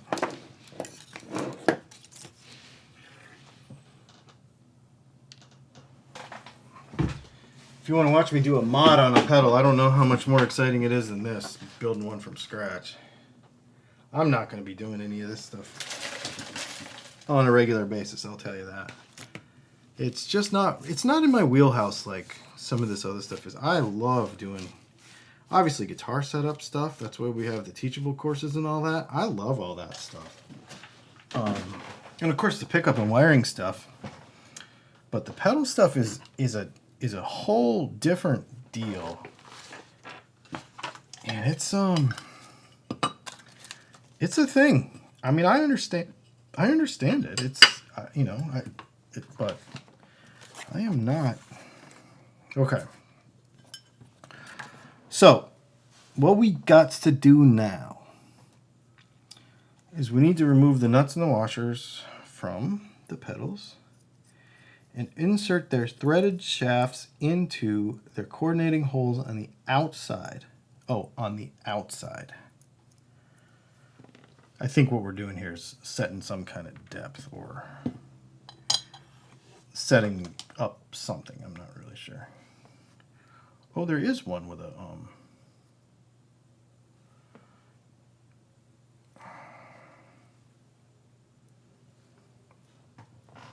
there is one with a little tab on it. I see it now. I'll show you. You know, sort of like a CTS pot on a Telecaster has.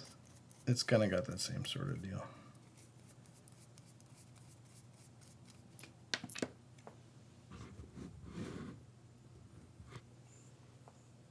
And let's take this down a touch. So there's a little tab on here that we just got to break off. That was easy. Okay. And then we got to do that with the switch. Remove the nut and the switch. Reattach the nuts and washers inside the housing and lightly tighten. This is weird. I don't know what we're doing here. This must be setting some sort of depth for something, would be my guess.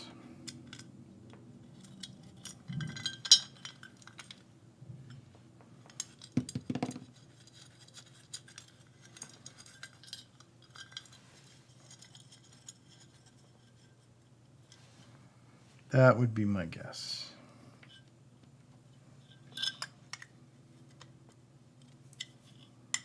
Probably if you had this painted, you could put tape on it and protect it and stuff, but I don't care.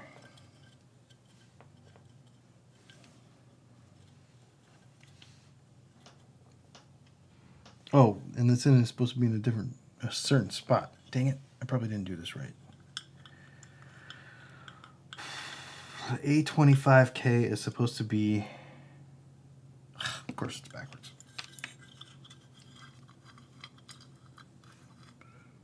Wait, yeah, backwards.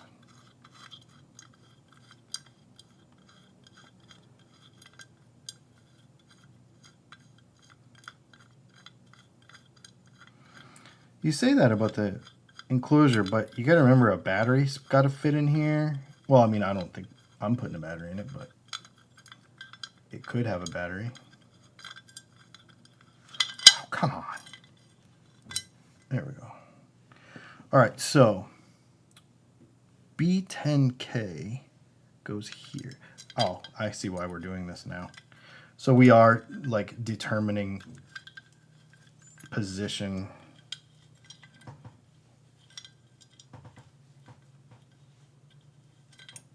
These threads are kind of crap.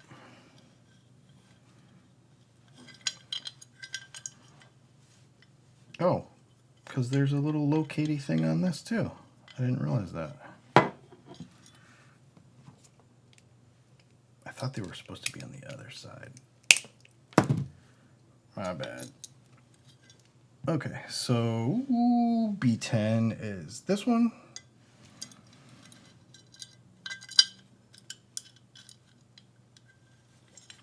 That's why I wouldn't thread together, because I was an idiot and didn't have the... Alright, so yeah, this must be being used as a bit of a jig. You're using the enclosure of the pedal as a bit of a setup jig for where all of this stuff is going to fit.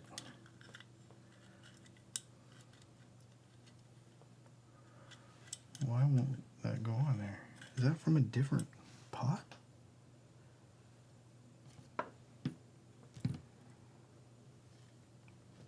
The nut won't fit on it.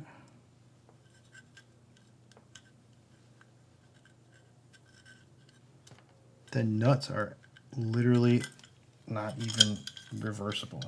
What an... This is weird.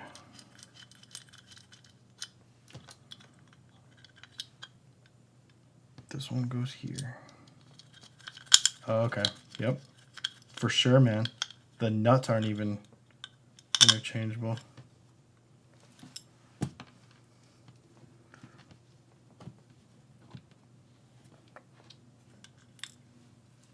What I will do is I will timestamp the various stages.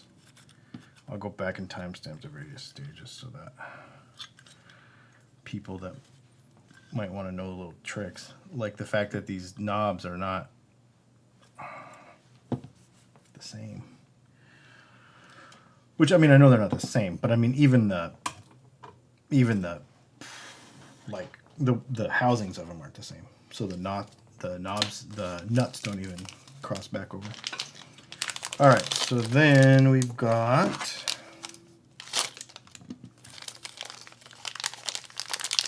our foot switch.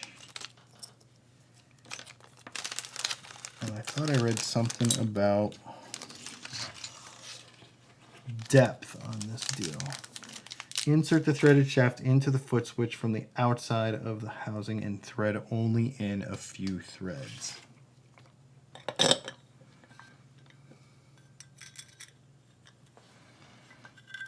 Temporarily attaching the pot and the foot switch will help keep things steady. Okay.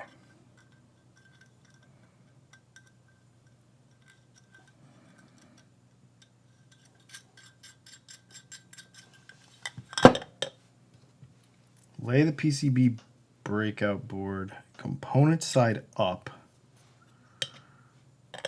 over the shaft of the foot switch will help.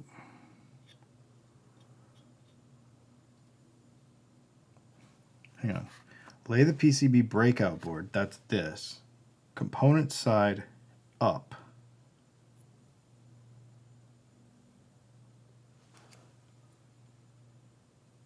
This side. Switch goes here. Switch goes here. This side down. Okay.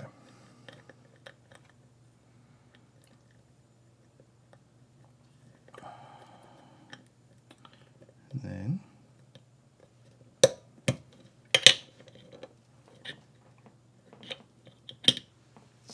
okay.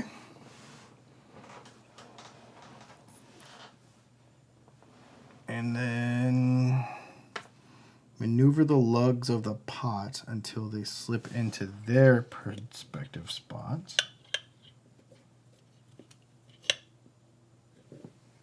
Oh, interesting. Because the hole, yeah, check this out. So you're basically just using this to hold everything while you solder it, which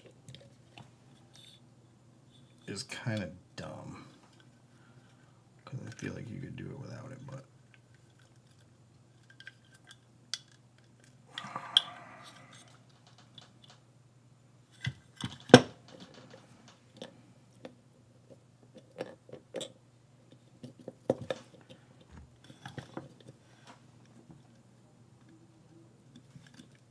Yeah, this feels like a whole lot of work for... Oh, I bet this has to be off of here too. Yeah, look at there. Do everything they tell you to do. These all did have these little tabs on them. And I didn't realize it when I... Remember I said, oh, they don't have it. Well, they all do. All right, so... Yep, that works better. All right, so solder piece.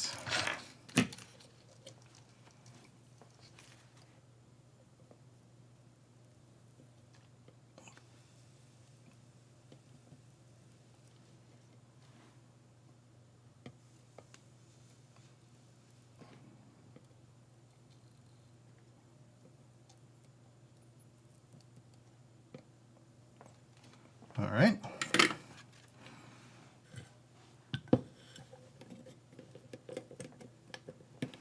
And solder this. Remove the nuts. Blah, blah, blah, blah, blah, blah, blah, blah, blah, blah. Okay, so solder on this.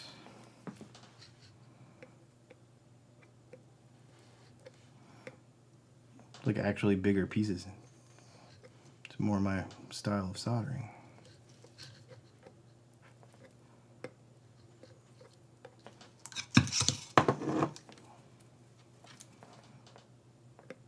I'm glad I pushed through. Now I have like a second wind because it's like I was getting a little fatigued there a little bit ago. I'm not gonna lie. But once you start seeing it as a housing, you're like, oh, this is kind of cool. And I did say that I was gonna try to do it all in one shot. Okay. And then you remove it all, solder everything. Okay, and then, so then we take it all out. Take it all off of here. Remove the nuts.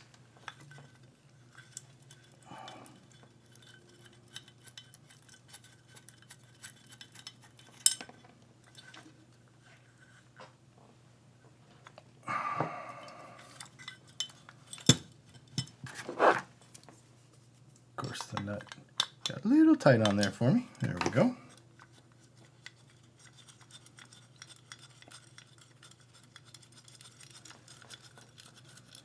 Don't forget, these nuts do not match across, so you have to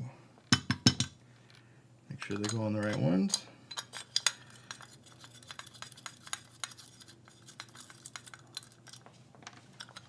Now, I'm pretty sure, oh, now we have to, the LED is polarized.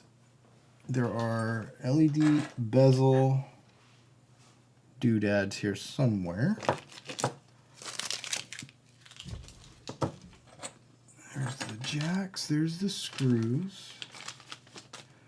LED, nope, that's the power supply bezel. Here is the LED bezel. Knife.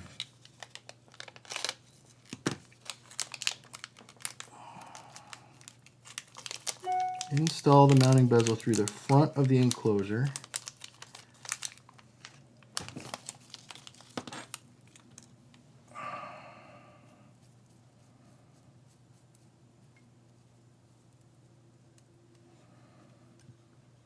Which is in the center right here. And this little guy,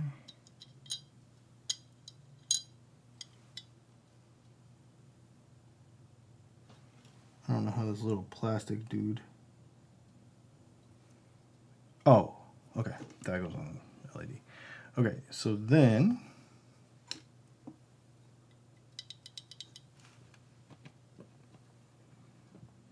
basically what we're doing is we're putting the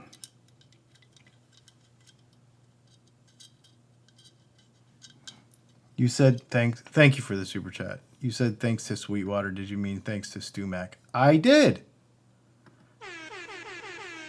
Thank you for that, because I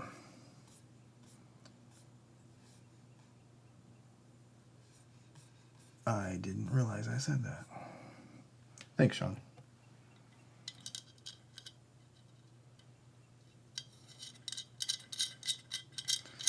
All right.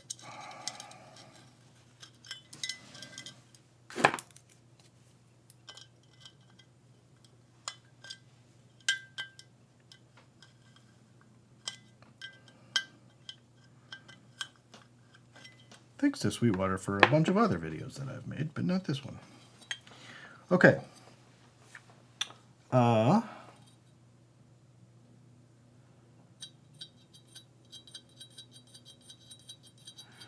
So then it looks like we solder the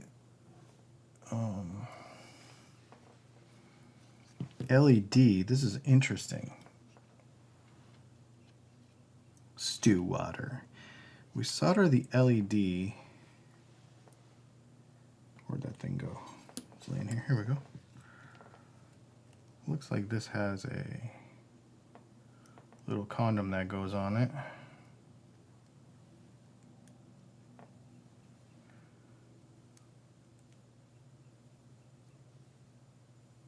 Does it?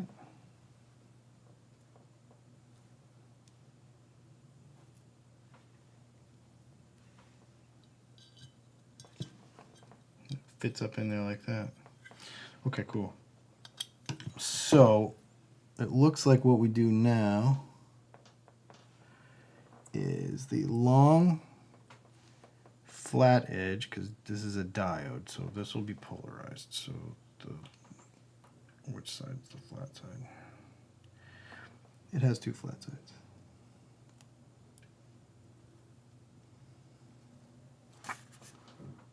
Positive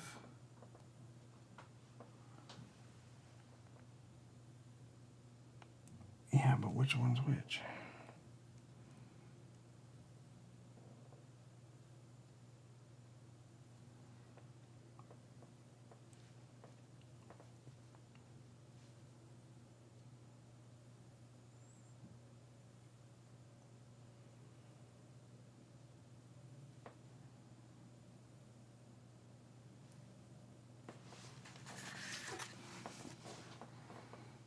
The negative lead of the diode has a flat. I know that, but which one?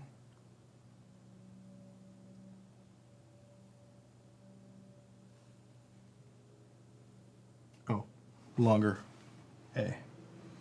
Okay. So I'm going to do this a different way. I'll show you. I'm going to, because it's from the component side, so I'm going to put a bead of, I'm going to put solder in the holes, and then I'm going to take the diode,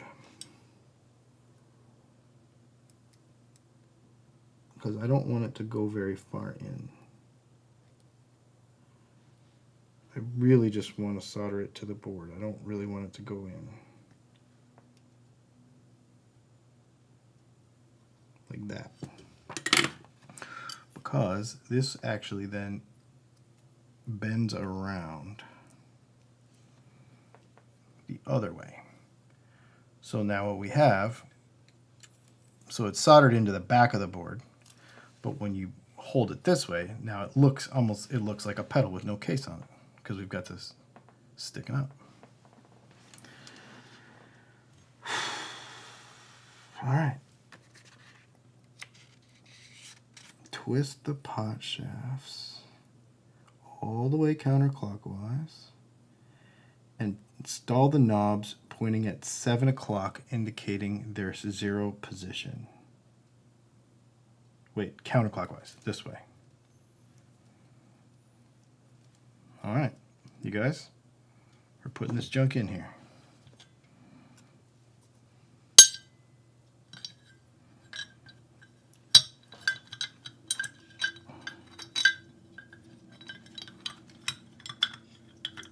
Got to stab a bunch of holes at the same time.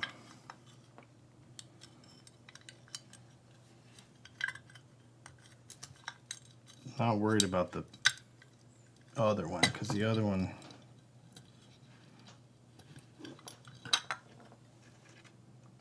yep.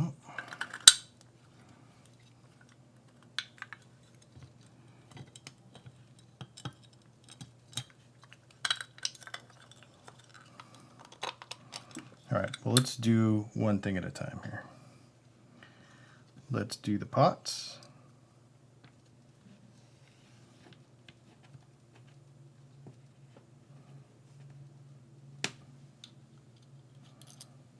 Okay, now these are threaded differently. I don't remember which one's which, but okay, that one goes there.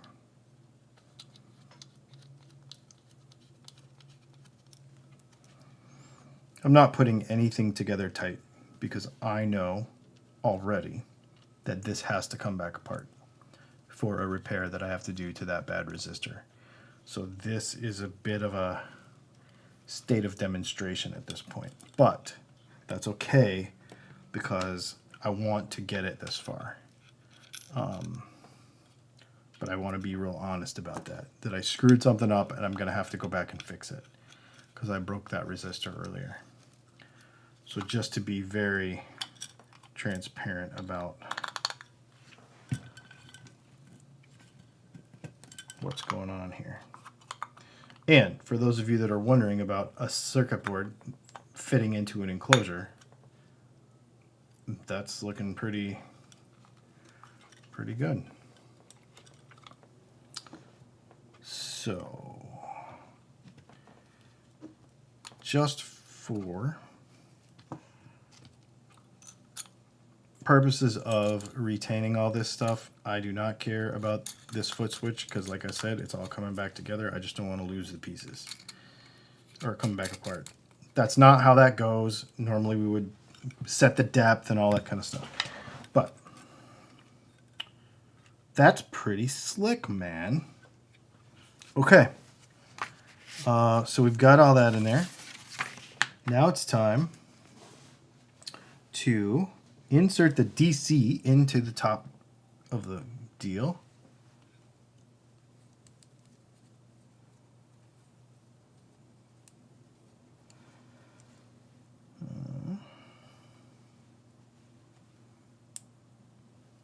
That would go here. Making sure the longer of the two lugs is on the left.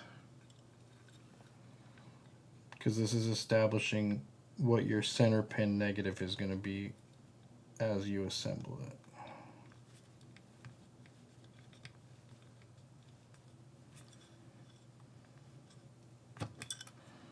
Okay. So we've got that. Solder the left wire. Okay. Solder the left wire. That's this guy. I did not strip these. Hang on.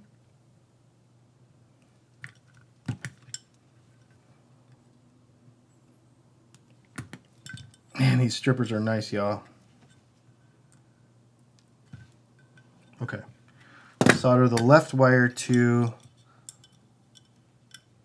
the lug on the left and solder the right wire to the lug on the right. All right. I would put that through there. I'm just going to touch solder this because I have to take it back apart later. So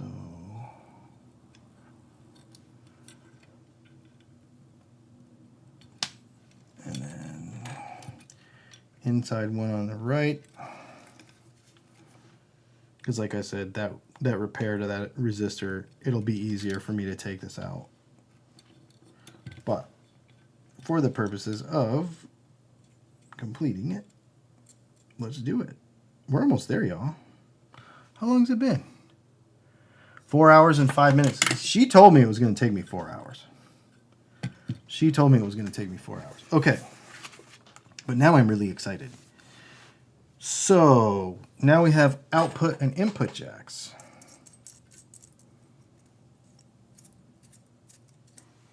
And then that's it. And then we're done. We have literally done it.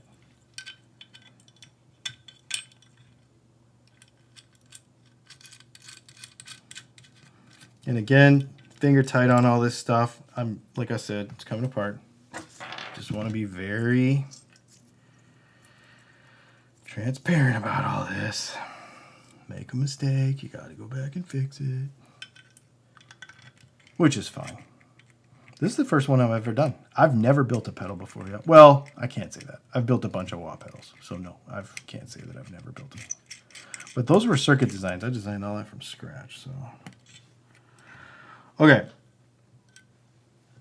Oh, they're too short.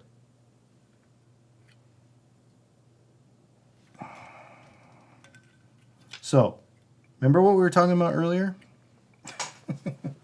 I am not going to fix that right now because I would want to put a longer piece of... I have wire that once this comes apart, I will replace those two. But let's do these two because they'll reach for sure. Okay, so this one, which is the outside of this, goes to...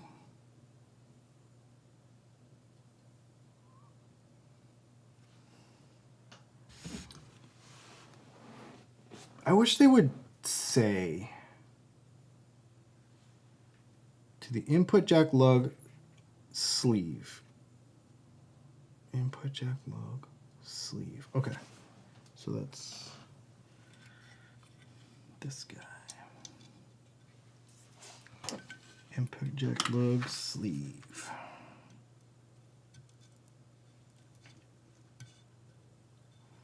Now I know how to do a jack. I've done that a couple times. I'm assuming the other one goes on the output jack sleeve because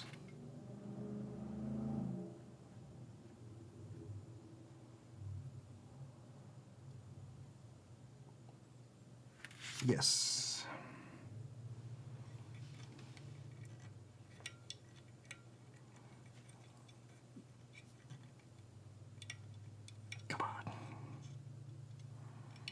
Well, I almost was like, we'll finish this later. And I'm like, really glad that we did not do that. Okay, and normally these two wires, but they're too short, go to the tip here. So save for those two wires, we have a completed pedal. Let's, oh, well, I mean, we might as well. Oh, and counterclockwise, counterclockwise. I'm not going to do this because I have to take it apart again, but then you would put all the knobs on at 7 with the little set screws, set like so. At like 7 o'clock as their 0 position. And then the other thing we would do, oh, and then it also says in here, we suggest putting the trim pots on the inside at 12 o'clock using a 0 Phillips. And then we have rate, depth, and feedback, and our foot switch. And let's put, see, now I'm stoked. This is cool.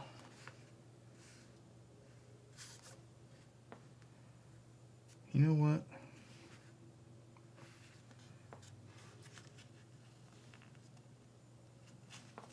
Let's put the stickers on. And I have an idea.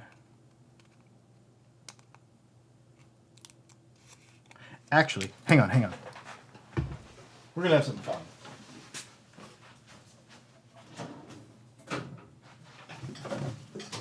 I'll be right with you.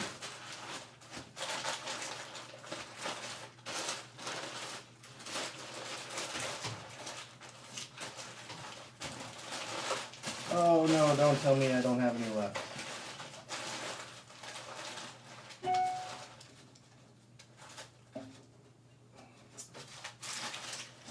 Hang on one second.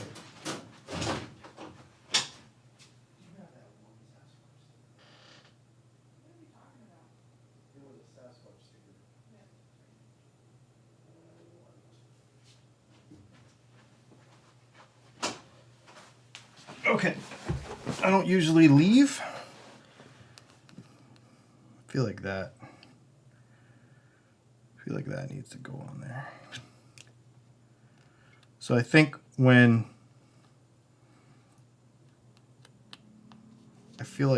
we take this back apart,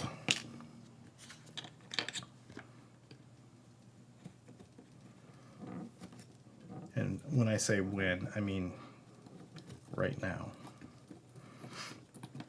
because this is too much fun not to do.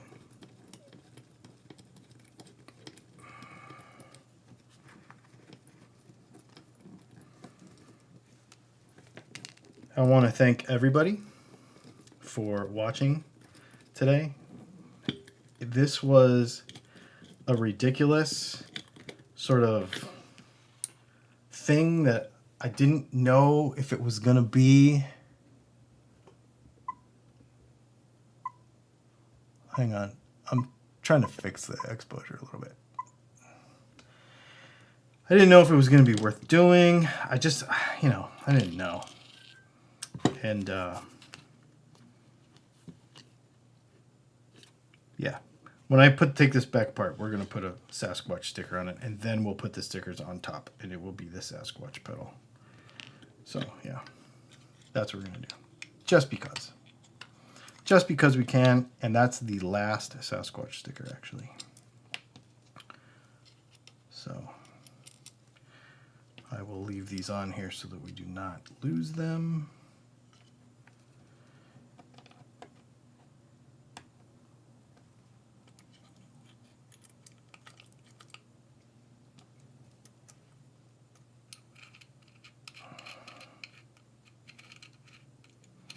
And I'm going to flip it over one more time so we can check it out real close. And then I'm going to flip over to the other camera real quick too. All right, close enough. So We did it. 4 hours and 13 minutes. Yeah, it's crazy, dude. Like I said, I've got that one resistor to fix, and then I'll put the cool graphics on it, and we will make it all awesome. And then we will do a video later, probably next week. I will do a video on the next week or two about this, and we'll do a demo of it and stuff. So yeah. Thanks, you guys. This has been super fun. Let's see if there's any questions in here. If you have any questions, please put them in the comments now. I will say that there are a bunch of pedals at StewMac that you can do this with. She told me this is the most complicated one that there is. And so it was kind of a gutsy thing to try to do it live. And yes, it was. And yes, I'm exhausted. So please go check out the link in the description if you want to buy this pedal or any of these tools or any of this stuff that this stuff comes with. Please go to the link in the description and check it out. It does help out the channel. It is an affiliate link. I do know that they are on sale. It's $100 for this kit until the end of the week, I think. I don't know what the details are on it, but I know that it's on a little bit of a special right now. So you can check that out. And then I think until tomorrow or something, they're having some kind of sale too on tools and stuff. So make sure you check that out as well. And again, thanks to Sweetwater for sponsoring this. And